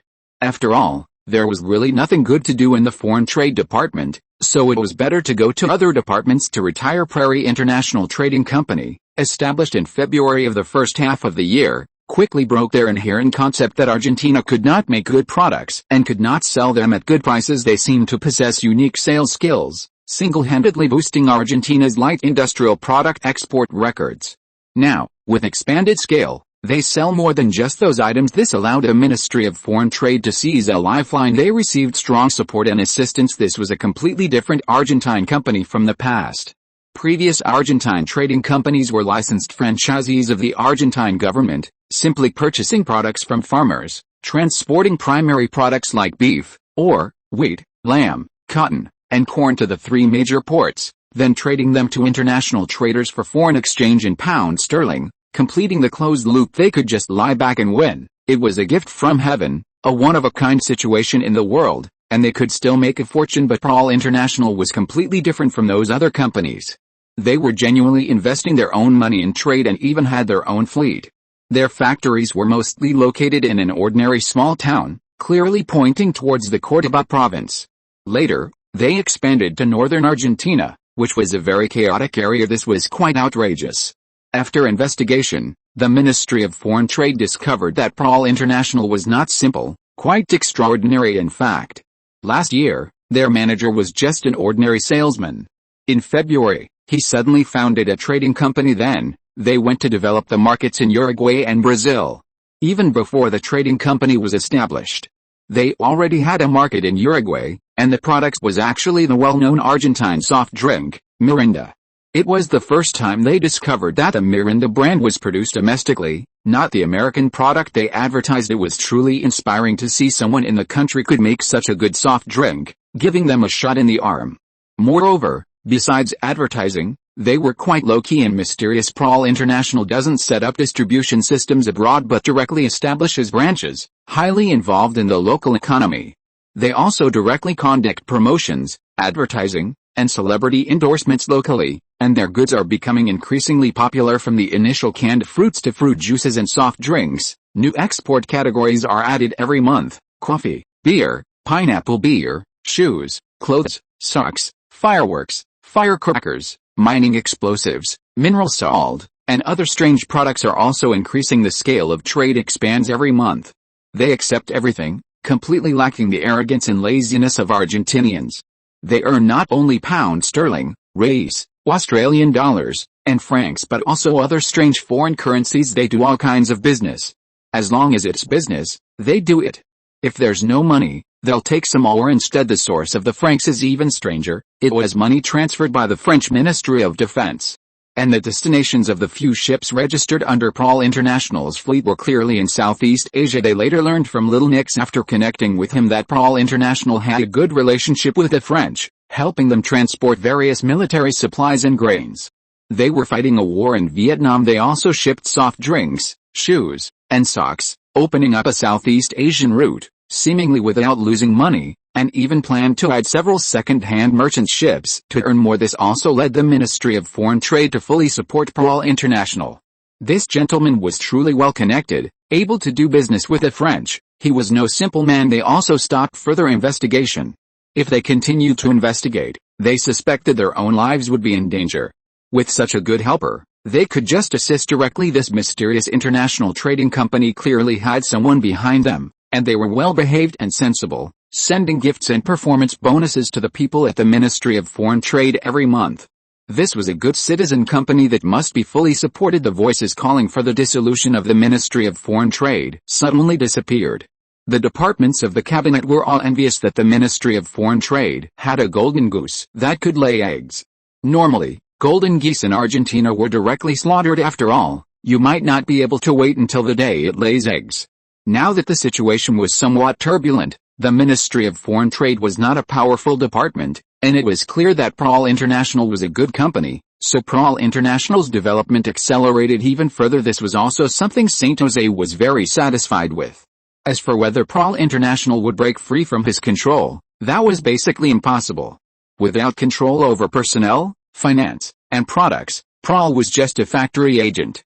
Saint José personally nurtured it to cut off the autonomy of various factories. In addition, Saint José had already sent many intelligence agents to keep an eye on Paul International. At most, a batch of people might run away, but for a trading company, the most important thing was to have the most popular products on the market. As for connections, they were mostly built on the company's platform. As long as Saint José's products remained competitive, he wouldn't lack a sales team, especially now that he had money. That was his confidence. He could quickly start a new company. As for Little Nix's level, although it had improved, it mostly involved executing the development plans arranged by Saint José. Facts proved that he executed them well, and Saint José was not stingy. He was a good boss. Little Nix originally had some ideas, especially after the trading company was established, with sales consistently ranking first in the country, and most of the time being far away from Saint José and foreign countries. He had also surpassed Lucia quite a bit, becoming quite inflated after experiencing many dark and dirty things in society and being beaten down by society. He had escaped many times thanks to Saint José's protection.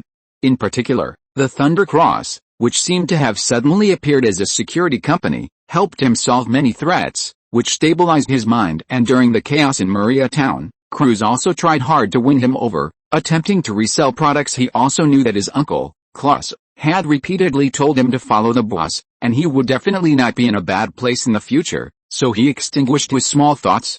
But if he did it himself, he would probably really understand his own level. Klaus was Saint José's first factory director and had always been treated favorably by Saint José. He had watched Saint José develop from a small canning workshop to such a large scale. He was a well-connected person. People of German descent were still relatively unpopular in many places, but following Saint José, this boss, he was doing quite well. Nix, I have always known your abilities. Otherwise, I wouldn't have let you come to work at our factory back then. Later, with the boss's support, you have achieved your current position, and your abilities have also greatly improved.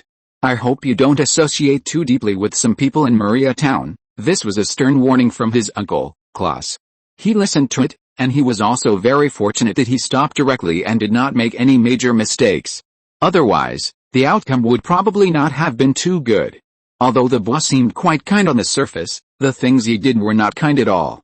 In the last 7 or 8 days before September 20th, Saint José relaxed and inspected La Plata for a few days, and also viewed some scenic spots and historical sites. Incidentally, he bought a wharf in the name of Thunder Mining and also set up several safe houses for the Falcon Intelligence Agency. Thunder Cross also arranged for a group of people to be stationed there. Such a steel factory required essential security work. He also bought several pieces of wasteland, which were for stockpiling iron ore and coking coal when the time came. On the 19th at noon, after eating, he slowly drove Nora to Buenos Aires. La Plata can also be regarded as a satellite city of the capital. The two cities are very close, and La Plata's scale is only 1/5 of Buenos Aires. So many resources can be shared. The second semester is about to begin. Saint José had basically mastered the knowledge and planned to develop his network of contacts this semester. Recruiting some talents would be the top priority. If you're listening to this novel on a channel other than Fanfic World, it means they downloaded and uploaded it without effort. We cordially invite you to visit our channel, Mundo Fanfic Novelis. There you'll find the original version of this story, and you can explore many other novels of various genres. We're waiting for you to immerse yourself in a world of incredible novels. Chapter 96 This Joke ISN and Chapter X27, T Funny. On the drive back to Buenos Aires, besides dealing with Nora, Saint José was also pondering something. Why was the population growth in Argentina and its neighboring countries so slow? Countries like Uruguay, Paraguay, and Bolivia, with such vast territories combined, should logically have a population of 1 or 200 million in the 21st century. Back in Buenos Aires, Nora offered to help him, but with Natalie at the New Argentina newspaper and the university being unsuitable, Saint José could only arrange for Nora to go to Plary International and have them find something for her to do. The moment he saw Elena, he suddenly felt like something was wrong with himself. He seemed to have thought very little about Elena, his official girlfriend, during these 2 months of winter break, taking the relationship a bit too lightly. The two had dinner at the Orange Peel restaurant in the evening before returning to Saint José's home. The receptionist at the restaurant recognized Saint José. It seemed like this guy had brought several different girlfriends here. How fickle. The two lay on the sofa. Cohen, do you have other women outside? Eleanor leaned against Saint José, drawing circles with her finger, saying somewhat calmly, her voice a bit cold, that's not the case. During these 2 months of summer vacation, I've been busy handling things. First, I went to Maria Town, then to Oran, and then I even went to Salta. I spent the last few days in La Plata. Look, I've gotten quite a bit darker, Saint José said seriously, quickly pointing to his tanned skin. Then he brushed some of Elena's hair aside. You can see. Okay, I believe you.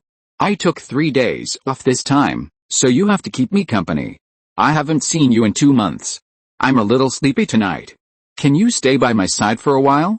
Is that okay? Elena's voice grew softer and softer, indicating she was truly tired. You sleep. I'll sing you a song, one my mother used to sing to me when I was little. Elena closed her eyes, preparing to listen to Saint José sing. Her little boyfriend seemed a bit too honest. Today is your birthday, dear mother. I offer you white and beautiful flowers. These flowers bloom on the high mountains. I picked them there this morning. Today is your birthday, dear mother. Today is your birthday. I sing this song for you, from the depths of my heart. It carries infinite respect, love, and hope. This song is a famous Argentine Spanish folk song. His mother used to sing it to him many times when he was a child. Saint José would occasionally hum the melody, but he couldn't remember the lyrics until last month when he was strolling in Oran and saw a tall, thin gaucho youth wearing a large straw hat across the street, playing a guitar and singing cheerfully. Only then did he learn the name of the song. A little gift. Saint José saw a bowl on the ground in front of him and thought he sang well. He got interested and threw in 500 pesos, intending to run away, but was enthusiastically pulled back by the fellow countryman, who seriously taught him the lyrics. Today was the first time he sang it for his girlfriend. With Saint José's singing, Elena quickly fell asleep. Saint José covered her with a blanket and went to the study next door. Saint José also knew who Elena was working for. There were no airtight walls in Argentina, and Argentina's intelligence secrecy system was, to put it mildly, very average. The Falcon Intelligence Agency was preparing to show its skills. Guerrero would arrive in Buenos Aires in a few days after arranging things. Elena's teacher was a minor nuclear physics prodigy, providing some scientific peripheral technical support to the Argentine National Atomic Energy Commission. It's a pity that Argentina can't develop the egg at all.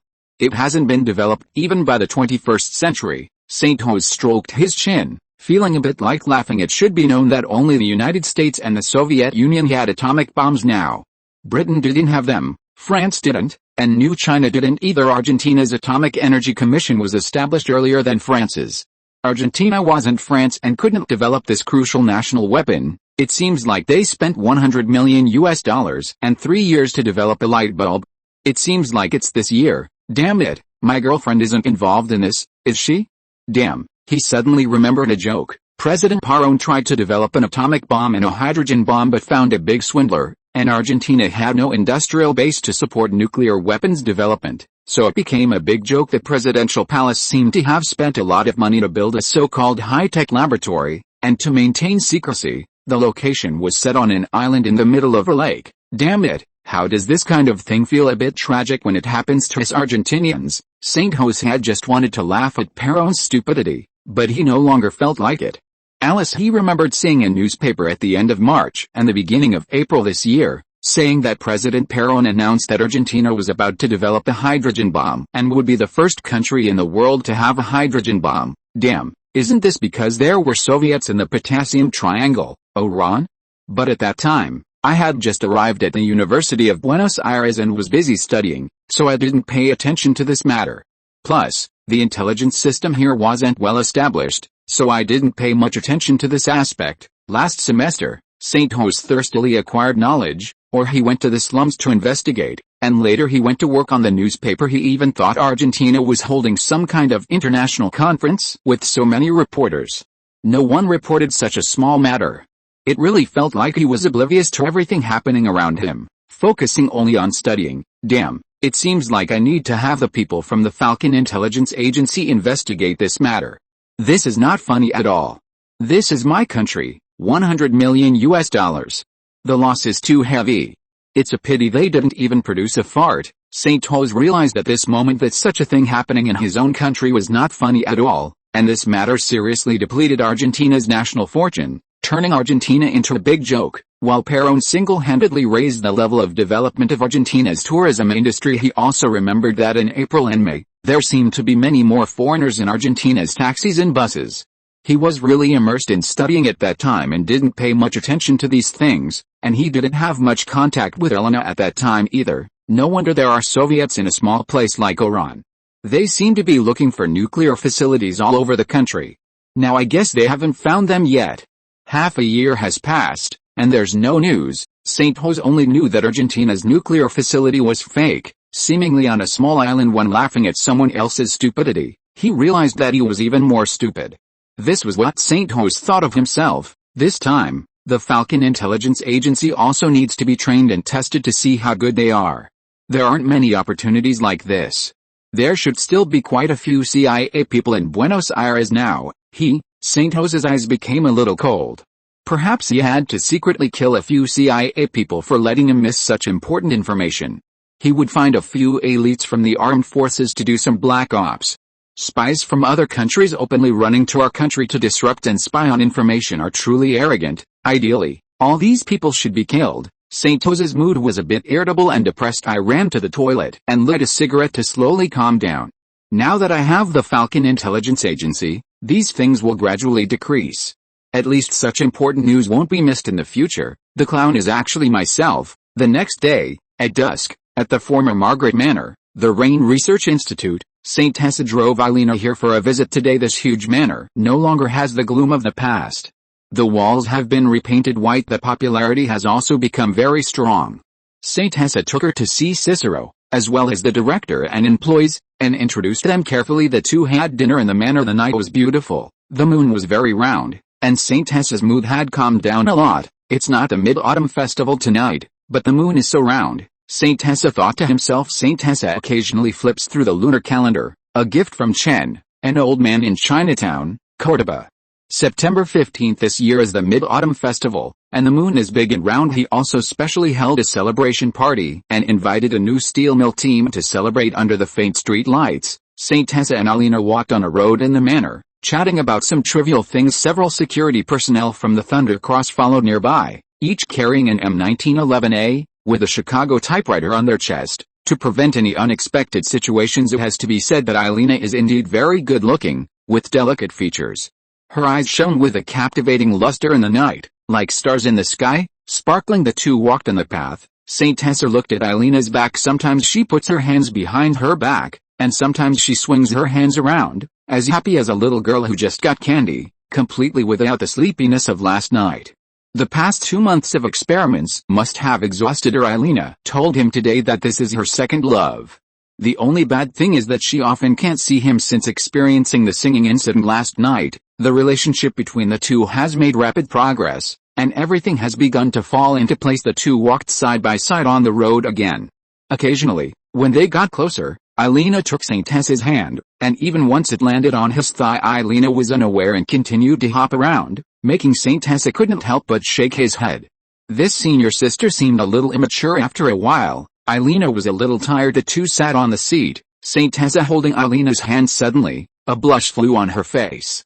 Just now, a dark cloud flew over, covering the moonlight, making it a little dim, but she could still see the shyness on her face, which made Saint Tessa feel inexplicably hot. Almost unable to hold back, Eilena said word by word, "Cohen, will we be together forever?" "Yes, we will definitely be." Saint Tessa's tone was not very firm. "Your words are enough. The moonlight is so beautiful tonight," Saint Tessa said seriously this time. "Yes, it's so beautiful," Eilena responded. The two continued to talk about some things. Saint Tessa occasionally amused Eilena, telling some classic little jokes, and Eilena also laughed cooperatively, with a bit of a romantic atmosphere. "Cohen, there seems to be a mouse on the ground over there. I'm so scared." Eilena suddenly jumped up, sat on Saint Tessa's lap, and hugged his neck. Saint Tessa didn't answer, directly put his arms around Eilena's waist, picked Eilena up and put her on his face, and ran all the way. The manor was very large. Saint Tessa remembered the route. He ran to a house in one breath, and Saint Tessa put Eilena down. Eilena and Saint Tessa looked at each other. The two burst into laughter, and Saint Tessa's depressed mood dissipated a lot after laughing. Eilena patted her chest with lingering fear. That mouse was really big just now, so scary. "I won't be able to sleep tonight. I'll sing you Twinkle Twinkle Little Star later." "Okay, let's go back, it's getting late." "We won't go back to Boo City tonight, we'll stay here," Saint Tessa continued. The two went directly into the house, which happened to be his exclusive villa. After taking a shower, lying together, saying some sweet words, they fell into deep sleep. The third day, Saint Tessa took Eilena to visit many scenic spots, the Metropolitan Cathedral, San Martin Square, and the Puerto Madero district. He also took her to Santa Fe Avenue and bought some gifts for her. With a feeling of guilt, Saint Tessa earnestly and honestly accompanied Eilena for 3 days, which also evoked his beautiful memories of last year. He basically ignored other things and let Andre handle them first. Nora and Natalie also tacitly didn't disturb him. This semester, Saint Tessa, based on the process of traveling thousands of miles and reading thousands of books, plans to recharge himself again, and just happened to have some doubts about the Argentine population growth problem, so he picked up the book again to study it. Saint Tessa was in the library of the economics department and suddenly came across a book, The Rise and Fall of the Argentine Cattle Party, a thin volume. What is the cattle party? How come there is a cattle party in Argentina? That's strange. Saint Tessa remembers that there was a cattle party in the Tang dynasty or the Ming dynasty during the Niuli factional struggles. These large landowners and estate owners were originally called caudillos. In essence, they were a combination of warlords and aristocratic families. They still had a huge influence after Argentina's independence. The Argentine Constitution of 1853 stipulated a national structure that combined federalism and unitarism, granting the provinces considerable legislative and administrative autonomy while emphasizing the central government's centralization. This is a compromise constitution. After all, it is better than a fragmented Argentina. Saint Tessa saw many autonomous organizations in northern Argentina. This constitution is a huge compromise to these caudillos, especially in many provinces. Some large landowners own land starting at 100,000 mu, and the largest landlord family, the Ancarina family, owns at least 1 million acres of land. Argentina once had 400 families similar to the Ancarina family, forming an elite circle. Most of them started their fortunes in the cattle industry, and then seized national power, colluded with British capital, sold railway rights, and made a lot of money while manipulating the country. This circle is called the cattle party. Argentina ascended to its peak with their capital and reforms, and also fell from the altar due to their autocracy and monopoly. At the end of the 19th century, the emerging political party Radical Civic Union launched 2 uprisings successively to resist the ruling position of the cattle party. Although they both failed, They fully demonstrated their strength and forced the government to introduce the Science Penal Law in 1912. The era of large-scale immigration to Argentina in the 19th and 20th centuries further strengthened the power of our country's bourgeoisie and middle class. With the influx of a large number of foreign immigrants, these caudillos gradually withdrew from the historical stage on the surface. But they are still powerful landlord aristocrats, and the new generation of landlords is more advanced. Are you Cohen? Saint Tessa took the book, flipped through a few pages, and was about to take it back to study it carefully. The author who wrote this book about the cattle party wrote it boldly enough. Interesting as a result, he heard a girl's voice, which sounded familiar, but he couldn't remember who it was. Chapter 97, New Understanding, New Ambition. It's Senior Delia, I'm Cohen. Saint Hesser turned around and saw the beautiful senior he met during the entrance exam in February, and his eyes lit up. So it really is you? I thought you didn't come to Buddha University. Delia's impression of Cohen was quite profound. I'm taking classes in the law department. Recently, I've become a little interested in the economic development history of our country, so I came to the special library here to look at some information. The law department and the economics department are on opposite sides of the school. Buddha University is an open campus, so it's normal not to run into each other. St. Hesser's last semester was all about the same routine, is that so? This is my specialty. I was ranked second in the economics department's professional courses last semester. Maybe I can explain it to you, Delia said with a smile. Really? Senior, you're amazing, that's great. I don't really like dealing with the economics department teachers, mainly because I don't know them. He had already inquired with Professor Perkins in the morning and planned to visit and get to know the teachers in the economics department.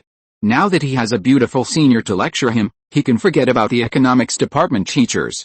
It wouldn't hurt to go tomorrow. Anyway, he hasn't formally scheduled an appointment yet. Let's go to the small woods outside. You can't talk too loudly in the library, okay? St. Hesser obediently followed behind Delia. The two sat on a long chair. Actually, when discussing capitalist economics, it's better to talk about the current United States. Our country is learning various systems from the United States, but the Germans also said a word, called the economic base, determines the superstructure. The essence of our country is still developed from a colonial economy, without going through a thorough transformation, just covered with a layer of capitalist skin. The power of American capital is already able to influence American politics. Various trust groups, although many have been dismantled, have become even more terrifying, like United Fruit in Central America. I know about United Fruit, a combination of capital and warlords, manipulating the country and doing all kinds of bad things. Our country used to be similar, very much like United Fruit. Power couldn't reach the city, and the province didn't pay attention to you, so our country used to be fragmented. Even after decades of unification wars, most of the country's land is controlled by these land nobles. Is the slow population growth in our country due to this reason? Population problem? I haven't considered this. Maybe I can ask my teacher, but industrialization is essentially consuming and transferring population. That's what my teacher told me. These are the foundations of the world today. It is obvious that the Soviet Union cannot compete with the United States economically. Now the United States has controlled 90% of the world's major economies through the Marshall Plan and supporting Japan, while the United States itself occupies almost half of the world's economic scale. This is the most powerful economic empire in history. Delia gave St. Hesser some popular science. He also had a smattering of knowledge about these things. She talked for more than 50 minutes, from the world situation to the economic crisis, and finally talked about some problems in Argentina. If 1% of the people in Argentina had your kind of understanding, why would we worry about our country not becoming strong? St. Hesser finally said with emotion. In the end, the two decided to visit Professor Colin Doss together in the afternoon. Full name Colin Doss Addison, a well-known teacher in the economics department, graduated from Buddha University, master's degree from Princeton University in the United States, and doctorate from Harvard University. An amazing resume.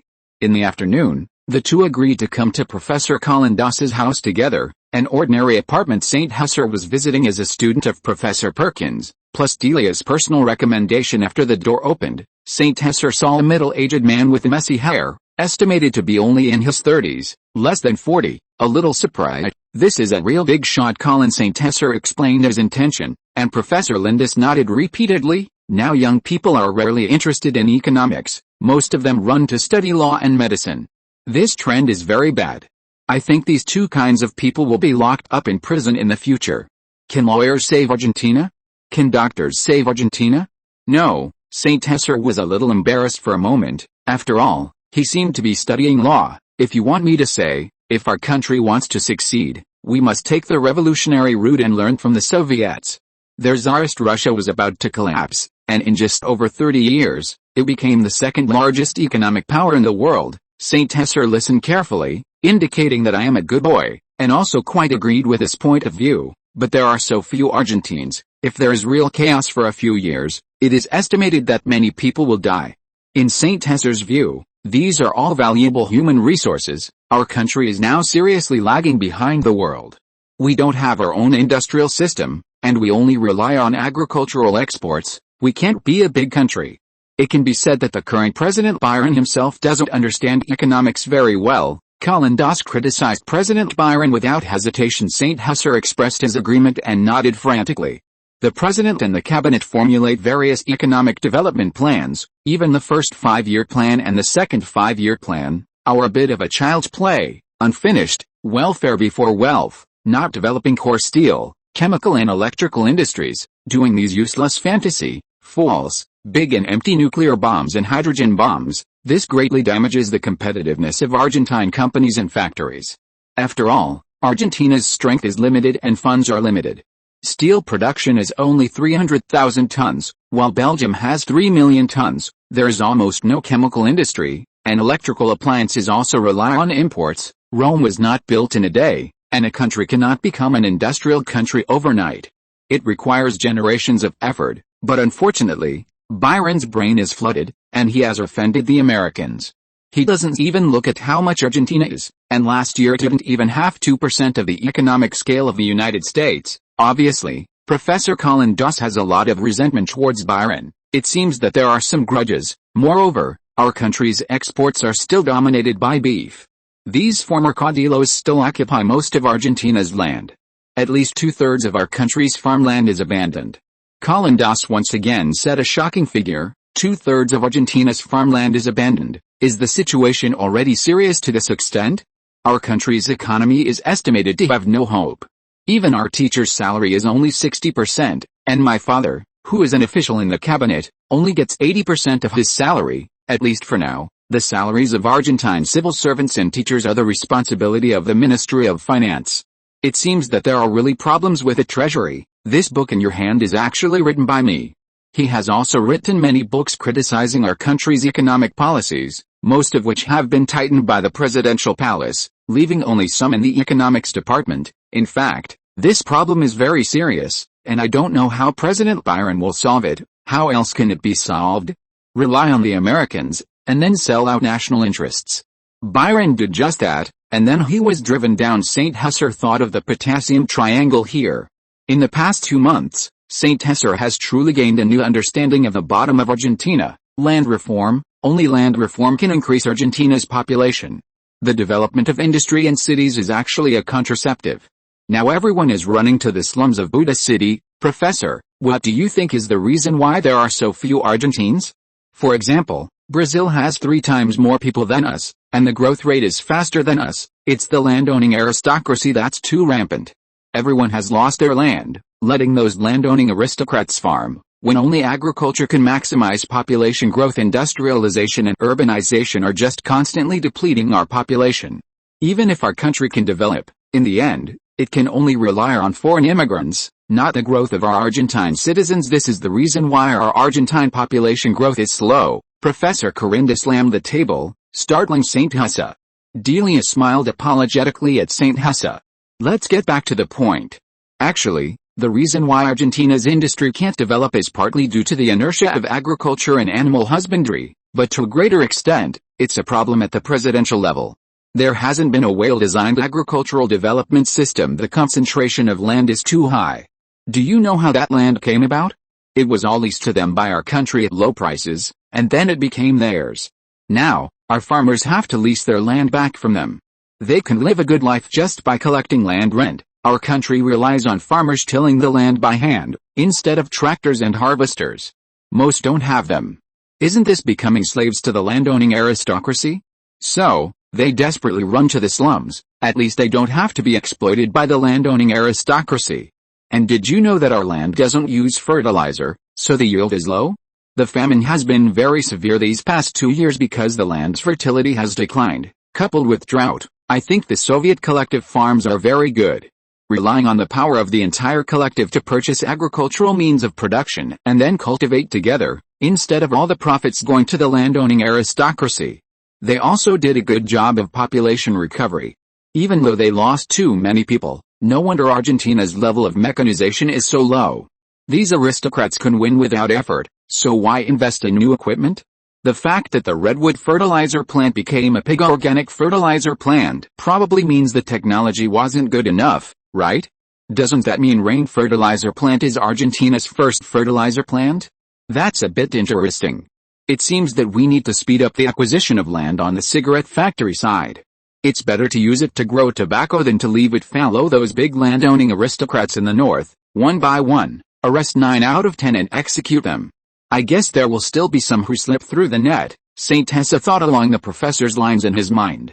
Currently, he can't do any national reforms. He doesn't have that much influence, but he can set up collective farms, create a few of them for experimentation.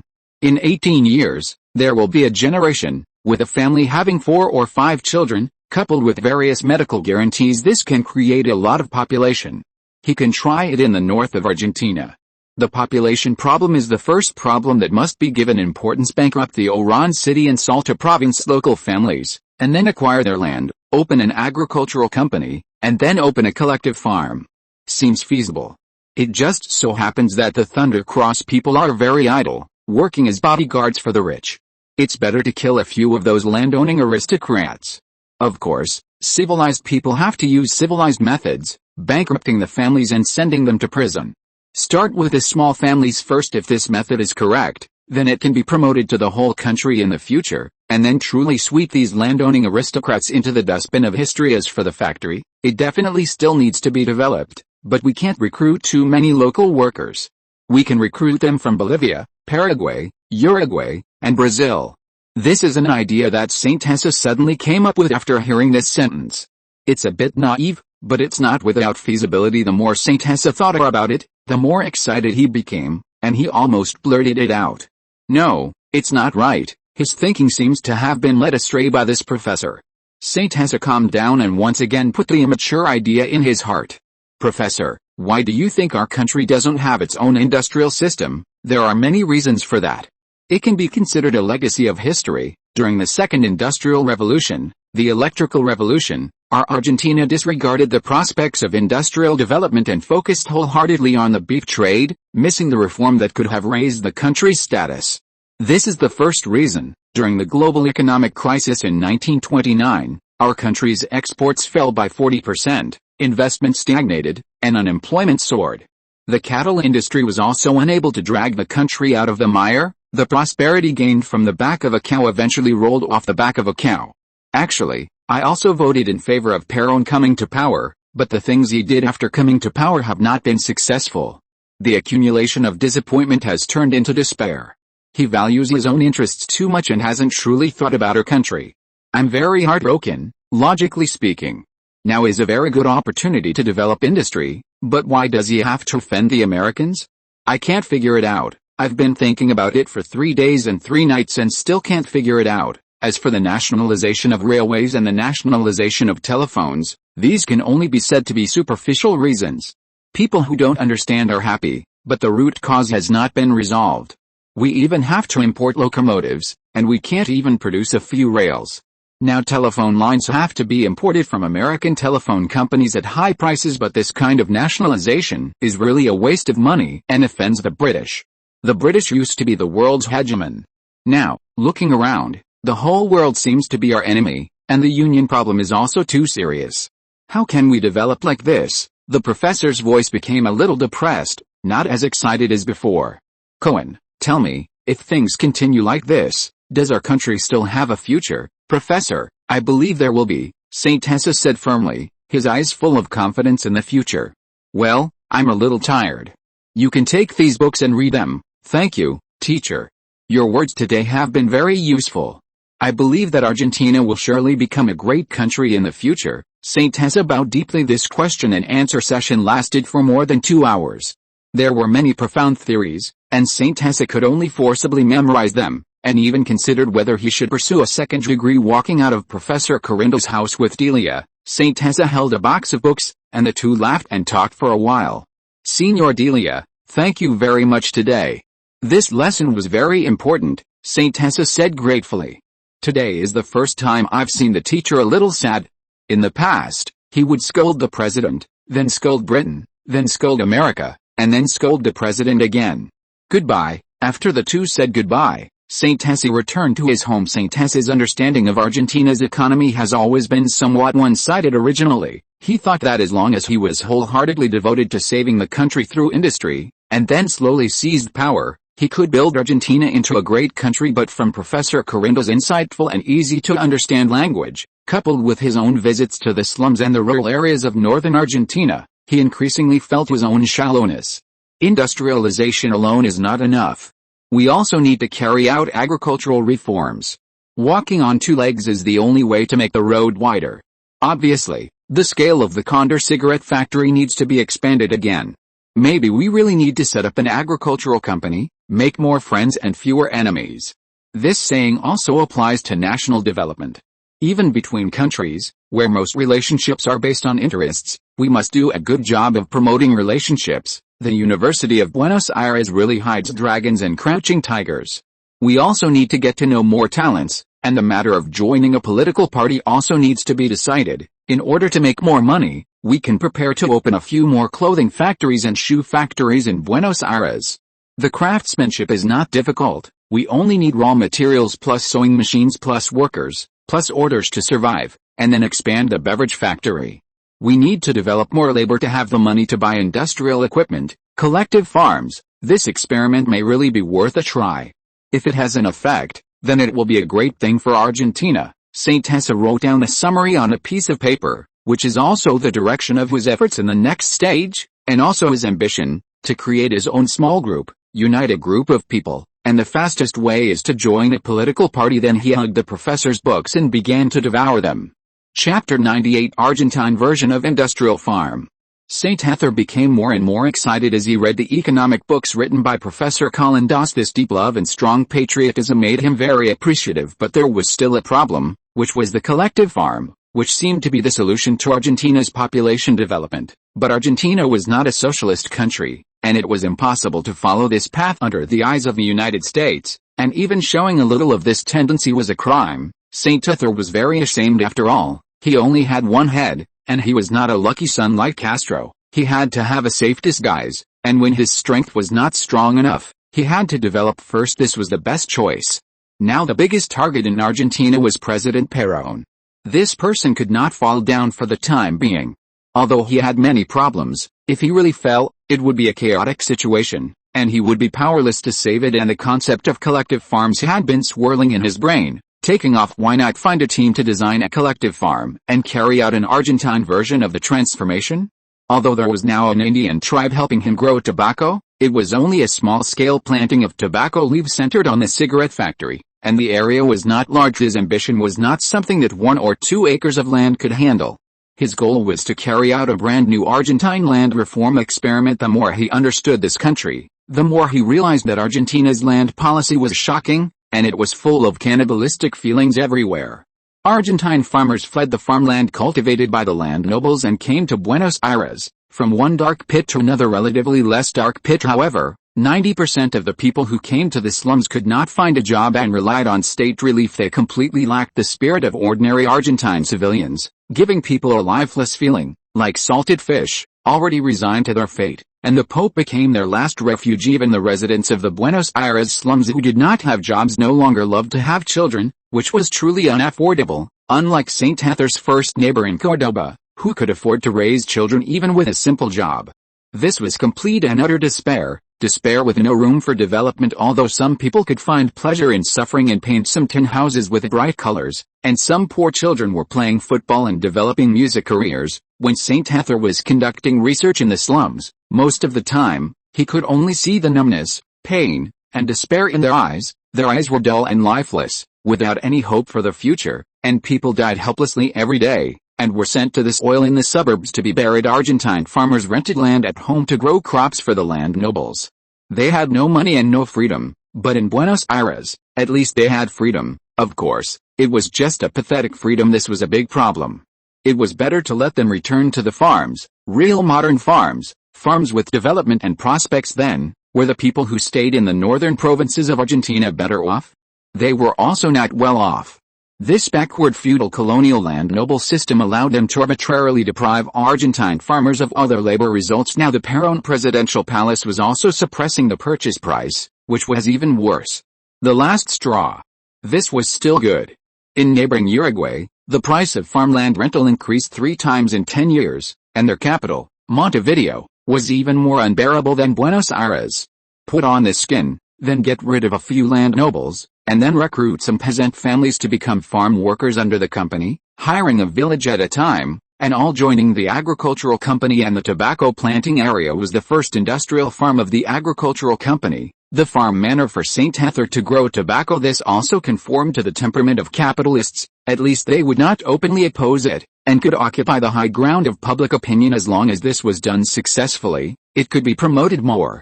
As for how much money could be earned, that was secondary. This investment was not for making money in Saint Hather's view. It was normal to lose money with large initial investments.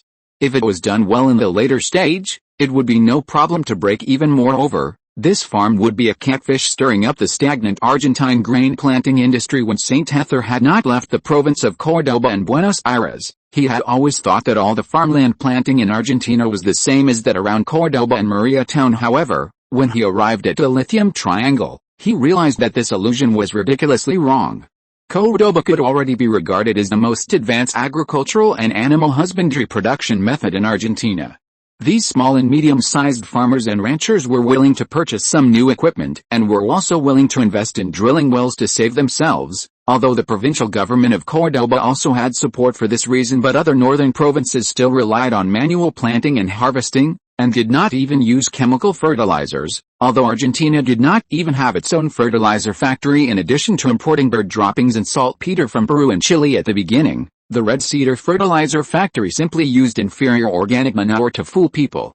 The family of Sean, the former director of the explosives factory, had been cheated. Such wealthy land nobles were even reluctant to use chemical fertilizers, unwilling to purchase agricultural machinery, and refused to adopt modern agricultural production methods. Their only demand was to continuously expand their land scale. This was the parasitic class of Argentina. Moreover, there was another reason for Saint Hather's entry into agriculture, which was the problem of the rain arms factory and the light industrial equipment factory. The firearms developed herein in the Research Institute had not been profitable for a long time, and the Ministry of National Defense bidding meeting had been delayed again. These were the only 2 factories with an economical input and output. Even if they had firearms production capacity in the future, it would be very uneconomical, so they had to redevelop new profit points. Otherwise Saint Hather would have to close them, and developing his own industrial farm and getting some simple agricultural machinery and equipment was not too much, like handheld tractors, agricultural motorcycles, seeders, and simple harvesters, which were relatively common and much simpler than producing cars. In his previous life, he remembered that the development of agricultural machinery groups such as Shifeng and Wazhang was also quite amazing, and Japan had a lot of motorcycle technology and small tractor production lines, and the difficulty of introduction was also very low. As long as the subsequent research and development kept up, fuel-saving tractors and fuel-efficient motorcycles could seize the opportunity. In the face of the oil crisis in the 1970s and 1980s, there were also electric vehicles, which had simpler technology. Amidst plastic plus simple steel plus tires could be used to make the electric vehicle shell. Assembling it was much simpler than fuel motorcycles. Saint Hather even had the idea of simply finding engineers to develop electric vehicles, but he felt that his awareness was a little too advanced. To make electric vehicles, the most important thing was to develop lead-acid batteries. This research and development difficulty was not too great, and it was much easier than lithium batteries. Saint Hather was very clear about the principles, various raw materials, and difficulties of lead-acid batteries, and he only needed to research and verify them step by step. But now was not the time, and he had to eat one bite at a time. It was time for the rain machinery factory to invest further. It had no future to only make firearms.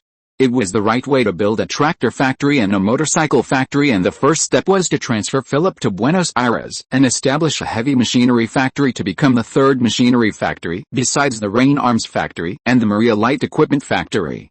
I am Saint Heather Cohen. Connect me to Philip, boss. Hello, is there anything urgent? I have some things to arrange, please take note. First, hand over the position of director of the explosives factory to Sean, and at the same time tell him that the position of director of the fertilizer factory is still his, and I will continue to add investment. The fertilizer factory will be independent in the future. The second thing is that you should go to Buenos Aires as soon as possible, then hand over the work of the light industrial equipment factory to Deputy Director Dixon Code. I will have the personnel center issue a formal transfer notice at the end of the month. This time, I will take you to do big things. By the way, you bring a few mechanical engineers over. Okay, I have finished speaking, there's nothing else, so let's do this for now. Saint Heather hung up the phone. Beep beep beep. Philip was a little confused. Boss, you really have more and more presence. But if the boss wants to do big things, we definitely have to obey.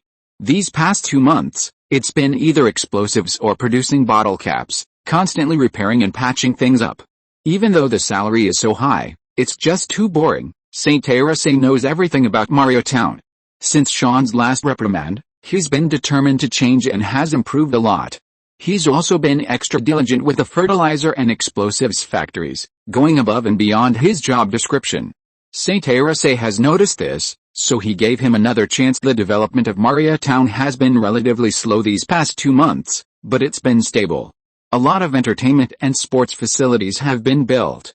Philip's abilities are obvious to all. He's done a great job, and the heavy machinery factory needs someone with his management and engineering skills.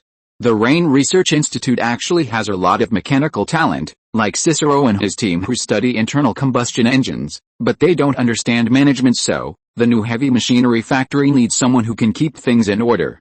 Philip's performance has been consistently good, so he'll be the new factory director, and he'll also be the head of all 3 machinery factories. At Philip's house in Mario Town, Sean and Philip are chatting after work. They were drinking soda produced by the new soda factory, and the taste is pretty good. This is a small perk for the Mario Town management team. Sean, this time the boss has put the fertilizer and explosives factories back in your hands. You can't be as frivolous and reckless as before. You can see that the boss still values you very much. I'm going to the capital to help the boss with the big stuff. Philip also has some guesses, like maybe it's heavy machinery equipment, perhaps excavators or bulldozers. The boss didn't say it explicitly, but it's obvious that this time the boss is very confident and even more imposing. I really didn't think enough about things before. This time I will definitely do better. I believe that no one in Argentina is more capable of investing in fertilizer than the boss. And the boss really is a very good boss. I have to stick with the boss from now on. Sean is also very emotional. Although he's only been working in Mario Town for less than a year, he's already seen the boss transform from relatively naviro the kind of superior he is now. And this Cohen boss is generous enough, with enough tolerance and patience. As long as you can do your job well, Saint Teresa is very generous. Mario Town is also developing better and better. Even I want to settle down here. You can do big things with a boss. I'm still young, and I want to burn brightly, otherwise it would be a waste to come here for a lifetime. Philip is not yet 40 years old, and is in the prime of his life. Just muddling along is not his style. He doesn't lack money in Rosario. It could even be said that the money his family makes from rent every month is enough to support him, but a feeling of emptiness and depression from not being able to find a job after many factories in Rosario closed down and laid off workers still lingers in his mind. He stayed at home for more than a year doing nothing. He couldn't stand it himself, and went to those machinery factories every month to see if they were hiring, until Lucia recruited people in front of the factory, and he applied for the position of director of the Mario Mold factory before slowly coming out of it. To be honest, working in the light industrial equipment factory, all I do every day is make bottle caps or manage machines for beer and beverage factories. This can be solved by a production supervisor. It really is quite boring. I hope this time, the boss can do something different. Haha, everything the boss does is not simple. You didn't know it at the time, but our explosives factory was about to close down. Mayor Covo insisted on giving it to the boss. The boss's first thing was to make fireworks. Oh no, he made a mortar. I still clearly remember that day. The boss had someone carry a wooden box out of the car. I was almost scared silly. Then there was paying wages, making fireworks, and holding a fireworks display, which immediately revived the factory. Sean recalled that at that time, the boss was young, very bold, and very capable. Interesting. Now you don't know, our rain company, doesn't it have a gun factory? The reports sent over show that the investment is very large every month, and there are many finished products produced. Maybe the boss plans to be an arms dealer, haha. Yes, the boss is really amazing. The entire Maria town is developing really well now. This year, Maria town's production and tax revenue in the entire Córdoba province is estimated to exceed the third place by a lot. I heard that the boss will continue to expand the factory. Philip, if you work hard with the boss, you will definitely be able to realize your dreams. I wonder if I can see Argentina produce its own cars while I'm still alive. That's been my dream all along. Philip has a dream to work for Argentina's own car factory, but unfortunately, he can only dream about it. Our country's development is really ridiculously behind now. I heard that many small countries in Europe have surpassed us. Yes, these times are really too difficult. When Saint José was arranging the selection of the heavy machinery factory, he and Cicero successively looked for many professors and students in the engineering and mechanical engineering departments, which made Cicero very excited. Cohen, oh no, I'll call you boss from now on. Are you really planning to work on internal combustion engines? Produce motorcycles? This investment is not small. Yes, I'm really investing. I plan to introduce technology and production lines from Japan's Honda Motor Company. Saint José said seriously that now Japan is producing materials for the Americans. If I remember correctly, the new Honda was only established a few years ago and needs investment. If I can buy some shares and cooperate, it will be much more convenient when Honda develops in the future. Honda Motor Company? I haven't heard of it. I know about Japan, but they are a defeated country. Will the investment go down the drain? The Americans are suppressing them very seriously. Your news is outdated. After the start of the Korean War, the Japanese have come back to life. Their country's future is much better than ours. Are you interested in going to investigate together? I will arrange an investment cooperation team. I'll discuss it with my teacher. Now going to Japan can only be done by boat, and the time spent on the road is a bit long. The difficulty is estimated to be quite high. Cicero really wanted to go and see, but he felt that the 2 months of travel time back and forth was not worth it. Japan can be said to be on the opposite side of the earth from Argentina. It's too far. There are no transoceanic air routes now.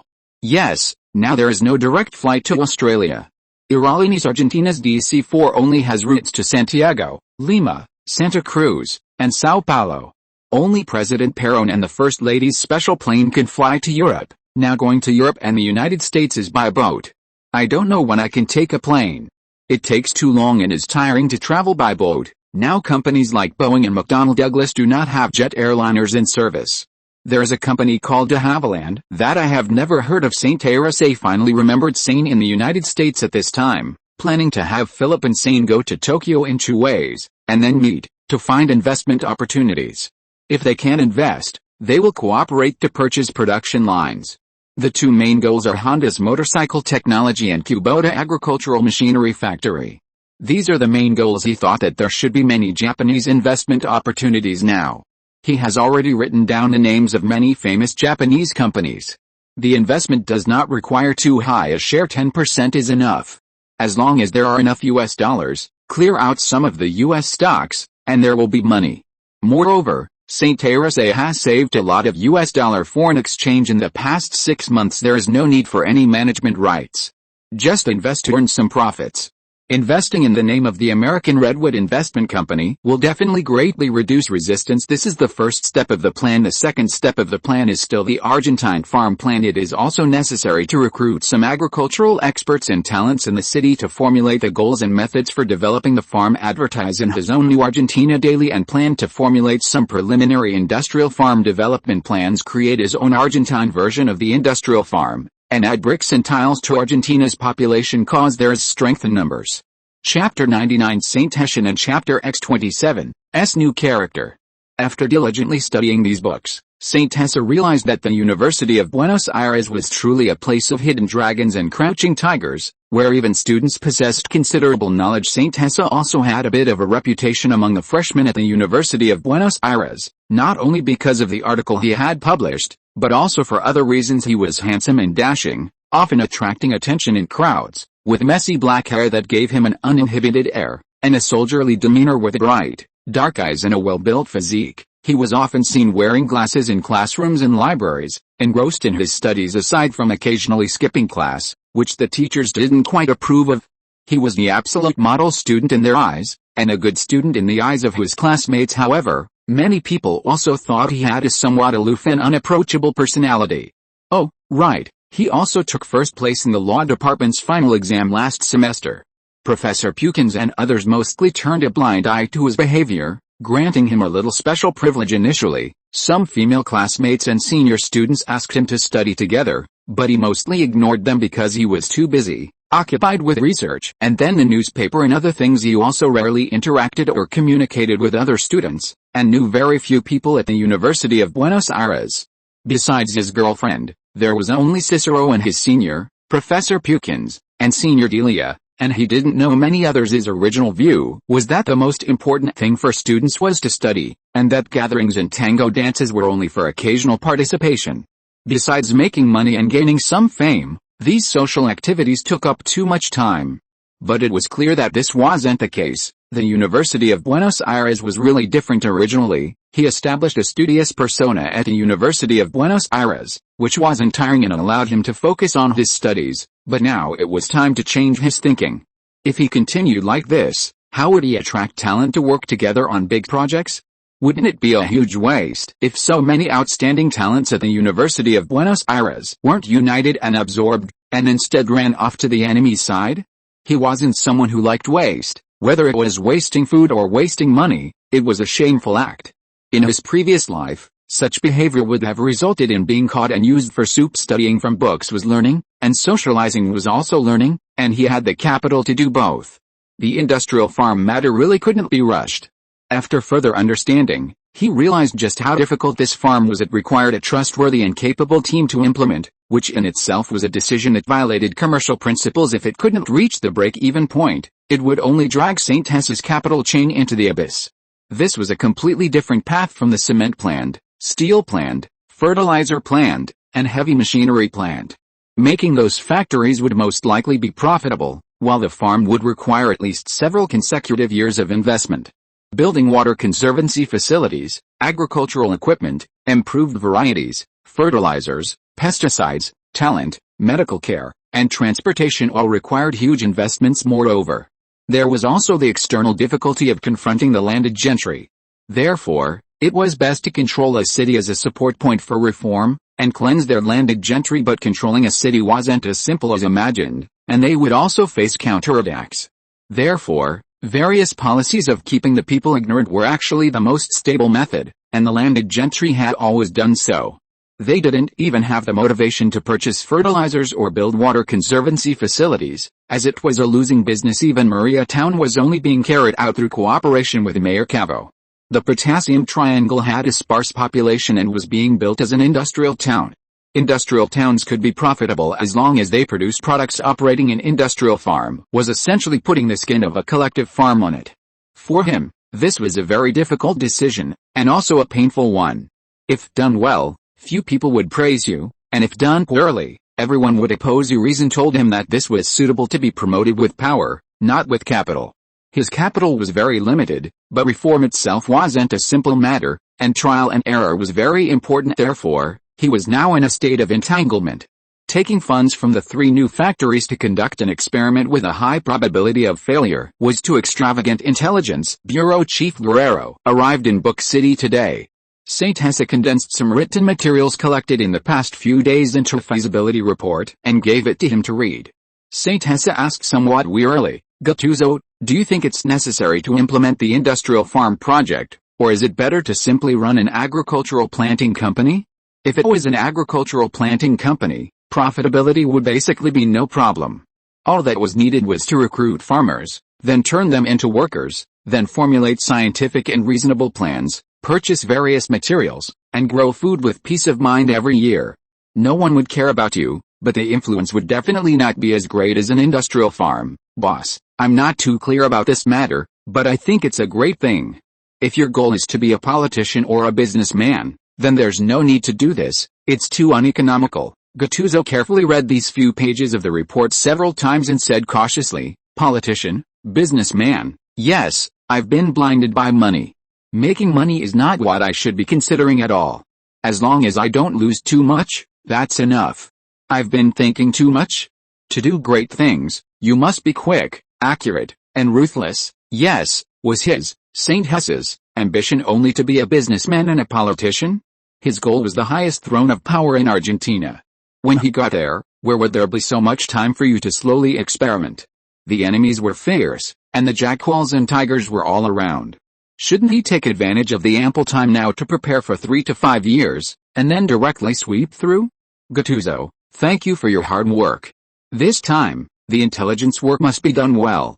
I will prepare a new headquarters for you.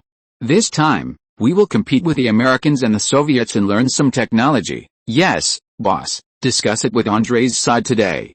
If there's anything you need my support for, just ask. In addition, Andre's original Viper squad in Book City had also been reorganized into Thunder Cross, so it could already be said that there was a special force in Book City plus, with some support from Commander Thompson, this was already a completely legitimate organization.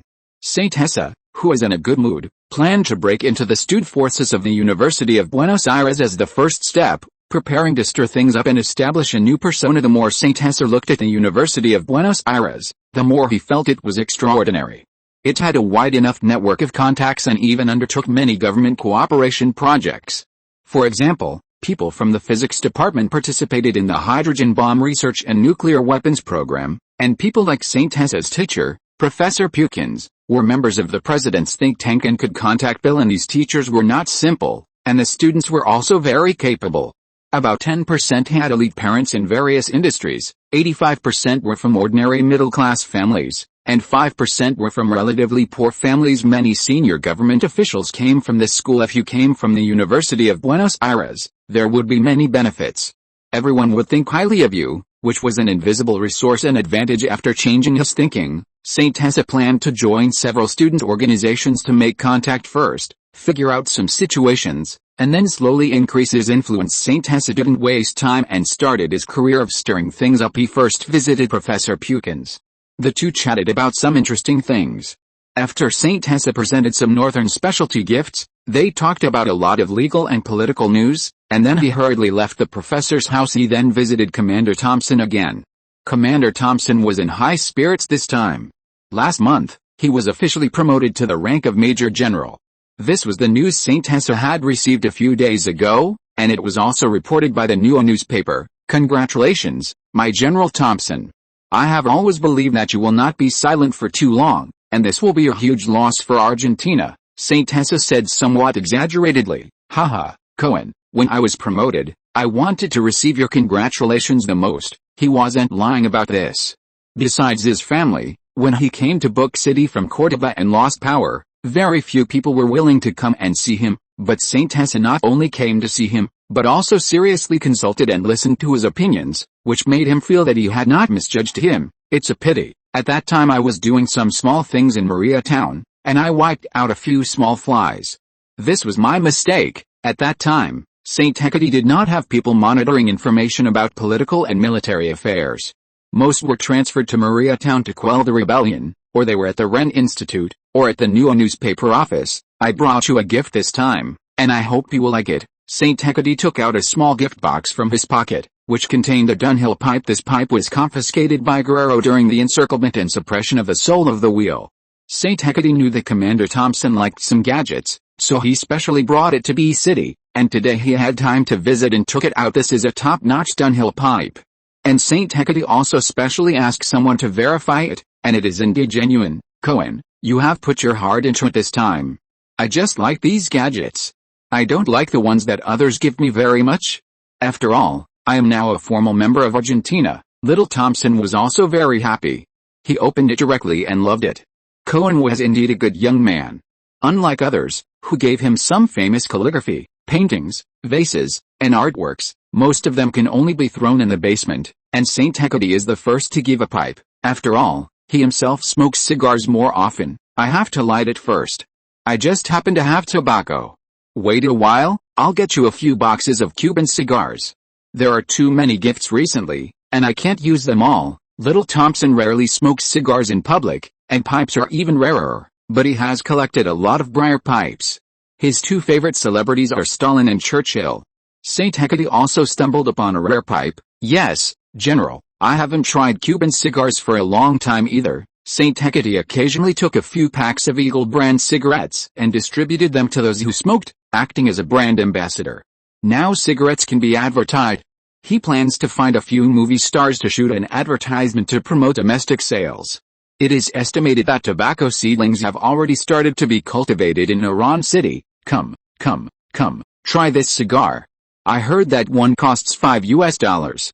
A colleague gave it to me. Saint Hecate took out the cigar cutter, clicked it, and then took out a lighter to light a cigar. Little Thompson carefully took out the pipe, then took out fragrant roasted tobacco from a special small tobacco pouch, struck a match and lit it, and took a beautiful puff from behind the curling smoke. His gentle eyes looked at Saint Hecate. Comfortable, really comfortable. This pipe is very good, really good, better than the few I cherish. Commander Thompson walked slowly around the room with the pipe in his mouth, talking while smoking the pipe, like a child finding a favorite toy. Cohen, I like your gift so much, haha. The two were smoking and talking about many interesting things like old smokers. Finally, Saint Hecate sat down, feeling a little uneasy. General, this time I want to ask you for an opinion again. His tone was full of excitement. I have decided to join the Radical Civic Union. After Saint Hecate finished speaking, he slumped on the sofa as if all his strength had been drained. Little Thompson stared at him straightly, as if Saint Hecate was a statue. What followed was 3 minutes of silence. Finally, Little Thompson spoke. He only said one word,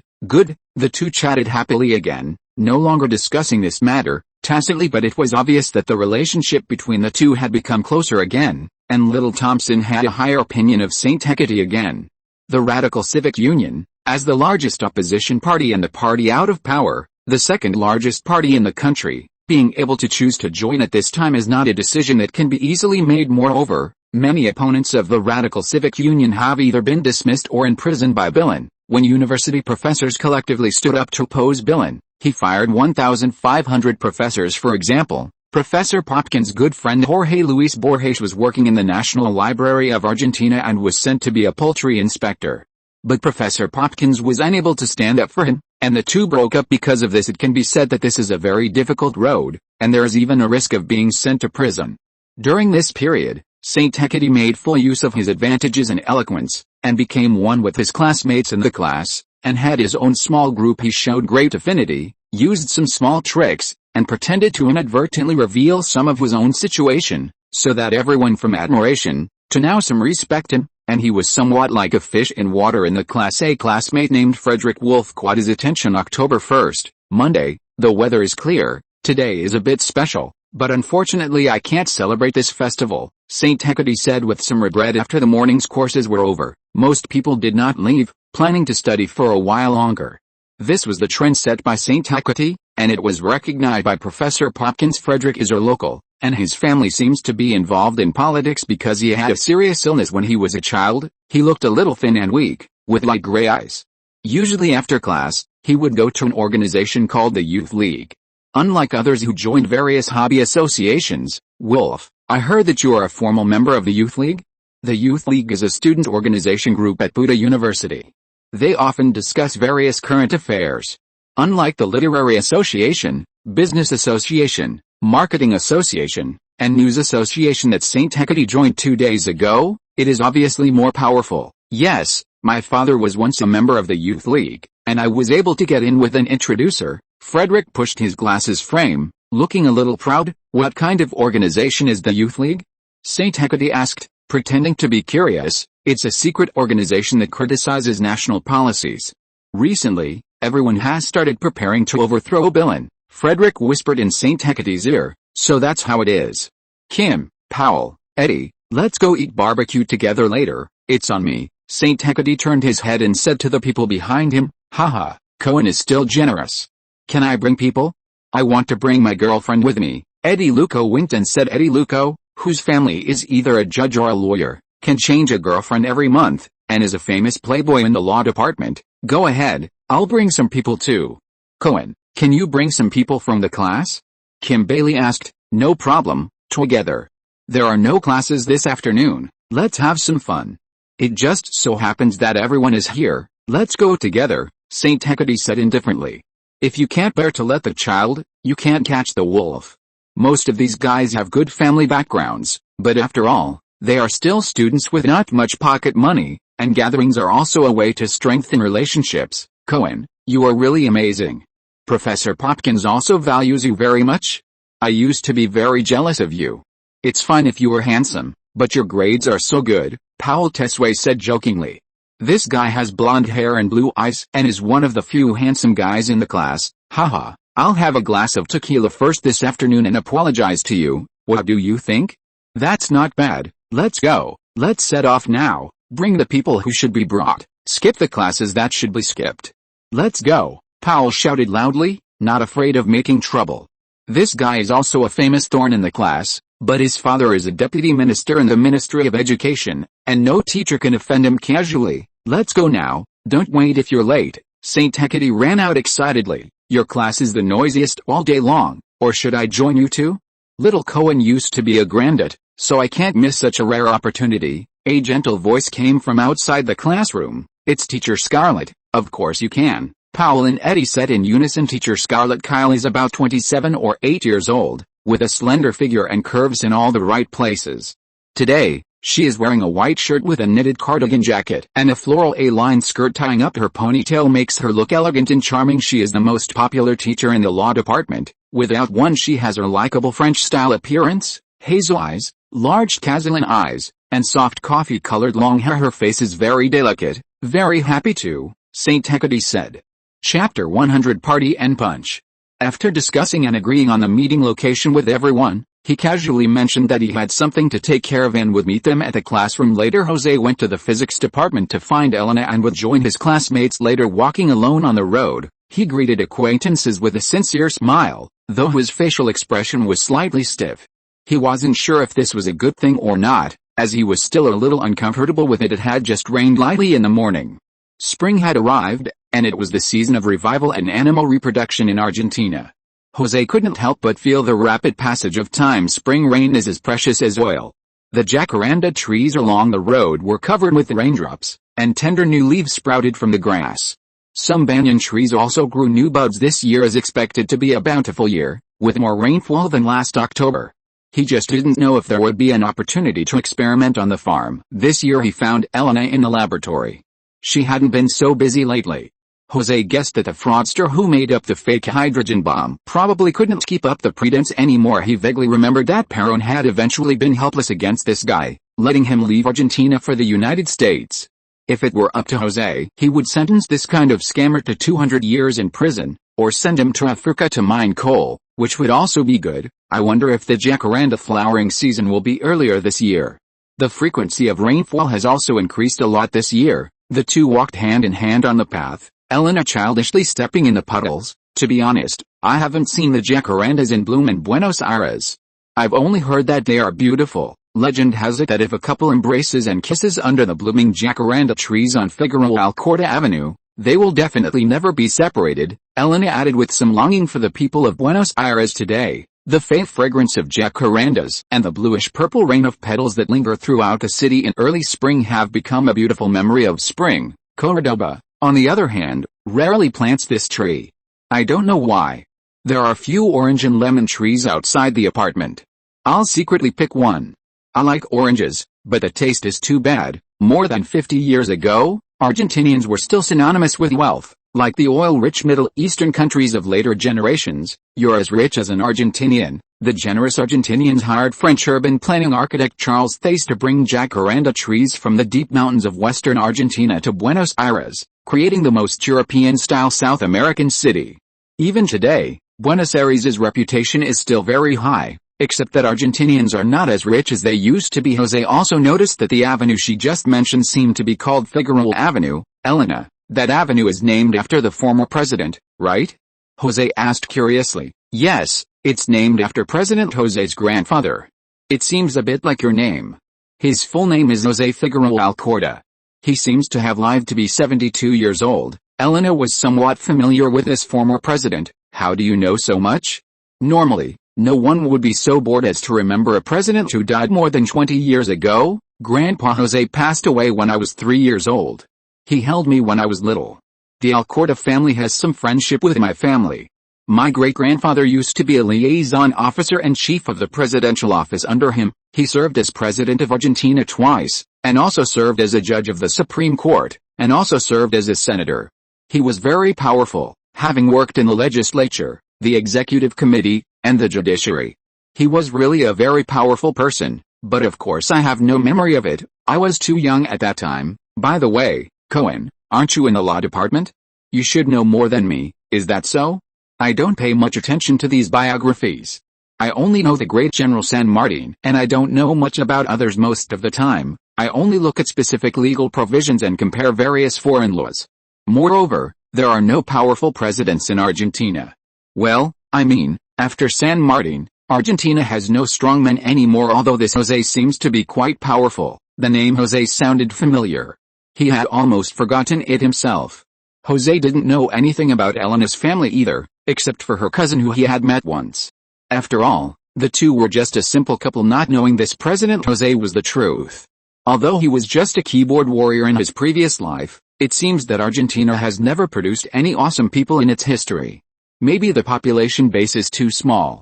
It may take a century or two to produce a strong person, let alone someone like Kemal Ataturk of Turkey or Park Chung-hee of South Korea. I don't know much about your family either. With this relationship in your family, why didn't you study law instead of a difficult major like physics? José said with some doubt. Being a lawyer is not good at all. My father is a lawyer, and he's busy all day long. Cohen, you won't be a lawyer in the future, will you? The kind who defends the poor. Elena seemed to avoid the question. Probably not. I'm not very interested in court litigation. It seems a bit like a show. Actually, I'm more interested in things like legislation, José said directly. Be a lawyer? No way. I'll never be a lawyer in this life. If I have the opportunity, I might as well get a seat as a congressman, too. After all, that congressman champ seemed to have hooked up with the mayor's daughter. If he hooks up with a high-ranking official's daughter, he shouldn't be worse than him, right? José thought, not blushing or skipping a beat. The two chatted about some other things and arrived at the classroom door a few minutes later. Hello everyone, this is Elena, my girlfriend Cohen. You actually have a girlfriend? Miss Elena, haven't you been fooled by this guy? Bailey couldn't help but say, no, I've known Cohen for a long time. It'll be a year in 11 days. Elena held José's arm and said sweetly. There seemed to be the sound of many girls' hearts breaking in the classroom, while the boys were very interested in Elena. God, please give me a lovely girlfriend too. Everyone, let's get ready to go. Mozzarella Barbecue Restaurant. The group left the classroom and walked onto the overpass in front of the law department. This was a small observation deck with a view of some of the University of Buenos Aires buildings. They planned to walk to the barbecue restaurant from the school. It wasn't very far, about a 20-minute walk. It was also difficult to get a taxi with so many people. Cohen, you seem to be a gaucho? Teacher Scarlett next to him suddenly asked. I come from a border area of Córdoba province. My family used to be from a farm. I worked as a warrant officer in the Córdoba City Guard, and then did some small business before entering the University of Buenos Aires after taking the exam. This is what José told others. A self-made gaucho can always attract a lot of attention, and many buildings in New Buenos Aires were built by gauchos. The gauchos have a slightly higher status than Córdoba. I see. It seems that there are very few gauchos as handsome as you. They are very good at building houses and don't cause trouble very much, Scarlett said with praise. Speaking of which, Buenos Aires was built with the most effort from the gauchos. Later, they stayed here and became construction workers and the like. There seems to be a gaucho settlement in the city, is that so? I don't know much about Buenos Aires. I'll have to take a look when I have time.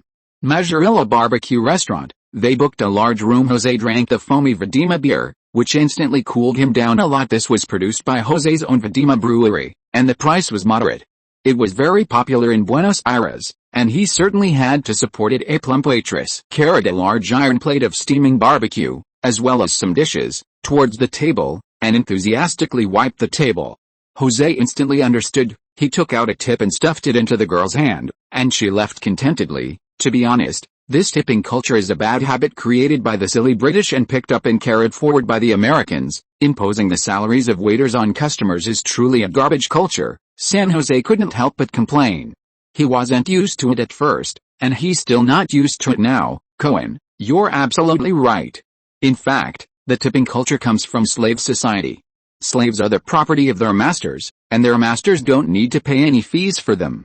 When masters enjoy a good life and the hard work of slaves, slaves may get some leftovers from the slave owners. This is the beginning of tipping. Later, there were land nobles, which became exploitation of farmers. These American capitalists are truly the vampires of the world now. It's a pity that God doesn't take them, and hell is empty now. The devils are all on earth. Bailey, you're amazing. You even know this kind of thing. I hate the tipping culture. In the United States, where tipping is most popular, those boss vampires only pay very little wages to those who come to work. It is legal to be below the statutory minimum wage. Their service personnel get most of their income through tips. If the service providers themselves have enough wages, tips are not necessary at all. San Jose didn't understand this kind of messy thing very well. After all, he hadn't been to the United States, but to be honest, he really hated the tipping culture. This is a way to transfer risk. Normally, the restaurant owners in Argentina are the richest group, paying the waiters the lowest wages. Argentina doesn't learn the good systems, but these waste garbage cultures are well promoted. The British are still trying to maintain their colonial empire, and they deserve to be targeted by the Americans and the Soviets. I heard that after India and Myanmar became independent, Malaya is also going to be independent, as well as South Africa and Egypt. It's really satisfying. The British collude with many domestic traitors to make our country a mess. A group of men were all from the law department. When it comes to complaining, they are all eloquent. Several are members of the debate team. The sprayers are very combative. It would be good if most of them could listen to 1/3 of what was said. San Jose also followed their train of thought to complain. These classmates are rarely descendants of farm owners, but descendants of new immigrant middle class. They are often very dissatisfied with the national system, while the medical department is one of the strongholds of farm owner descendants. By the way, let me ask you something. Does Arbuda have an agronomy major? Yes, it seems to be on the biology department side. It doesn't exist as a separate department. My ex-girlfriend was an agronomy major. Why, do you want to farm on your side? That's not the case. Isn't my family preparing to establish an agricultural company? I plan to recruit a few people. Cohen, you are really not particular. We thought you came from a poor family, but it turns out you're a rich man. What you said is right. This is because the business is developing too fast. Originally, my family was quite poor, but when the opportunity came, I couldn't stop it, so I got rich. This is called if there is a vent, even a cow can take off. A big capitalist like you should be sent to prison or to mine. Ha ha ha. My goal is to become a person who walks outside the law. Please, Mr. Judge, allow me to make a 5,000-word sophistry. Cohen, you are not honest now. You were not like this before. You were the first in the entire department last semester. Professor Pukins often praised you, but you were also the most diligent in skipping class at the end of the semester. That's right, Professor Pukins is my favorite teacher, without one. What about Teacher Scarlett? She values you very much. SHH. Keep your voice down, my girlfriend is over there. You have so many ex-girlfriends, but I only have this one. Also, when you first arrive in a new environment, you must be low-key, otherwise it will be bad if you are beaten to death, San Jose said seriously. If he wasn't beaten to death, he would beat those who aren't low-key to death. So is the Brotherhood, and so is the soul of the wheel. That makes sense. Then you have to drink a few more bottles today, otherwise you will be sorry for us.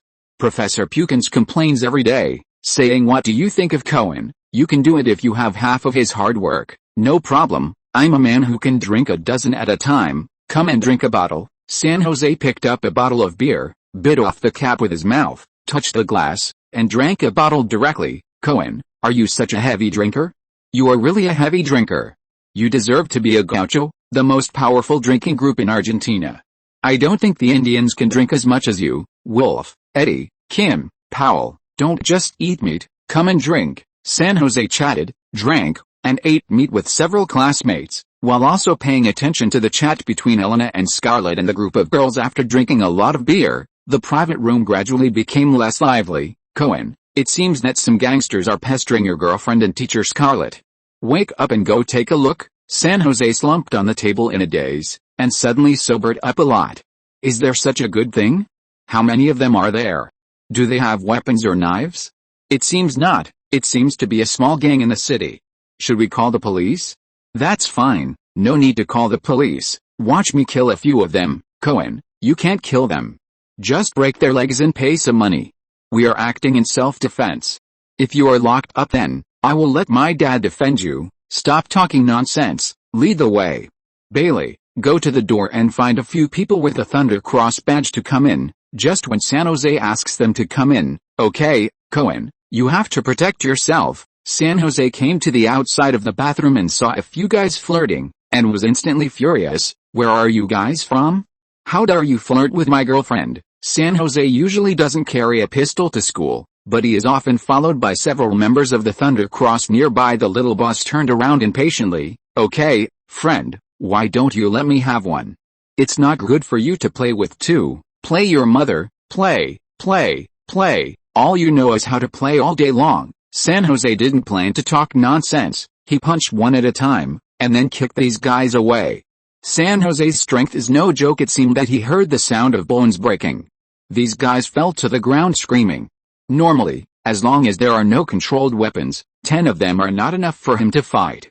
He is a power-type player, fearless. Don't mess around with this kind of combat power. Dylan, you came just in time. Send these guys to the Wren Research Institute to see which gang is so bold. San Jose looked at the few members of the Thunder Cross who were rushing over and ordered directly. Yes, boss. Dylan asked people to carry these guys directly into the car, leaving 2 people behind, and disappeared in a puff of smoke. Elena, teacher, are you not scared? No, Cohen, why don't you let people lock them up for a few months? Cohen, are you not injured? Do you want to go to the hospital? Teacher Scarlett didn't seem to care very much.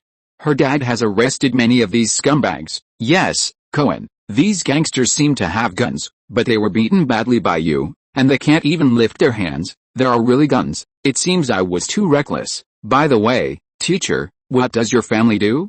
Can you lock people up?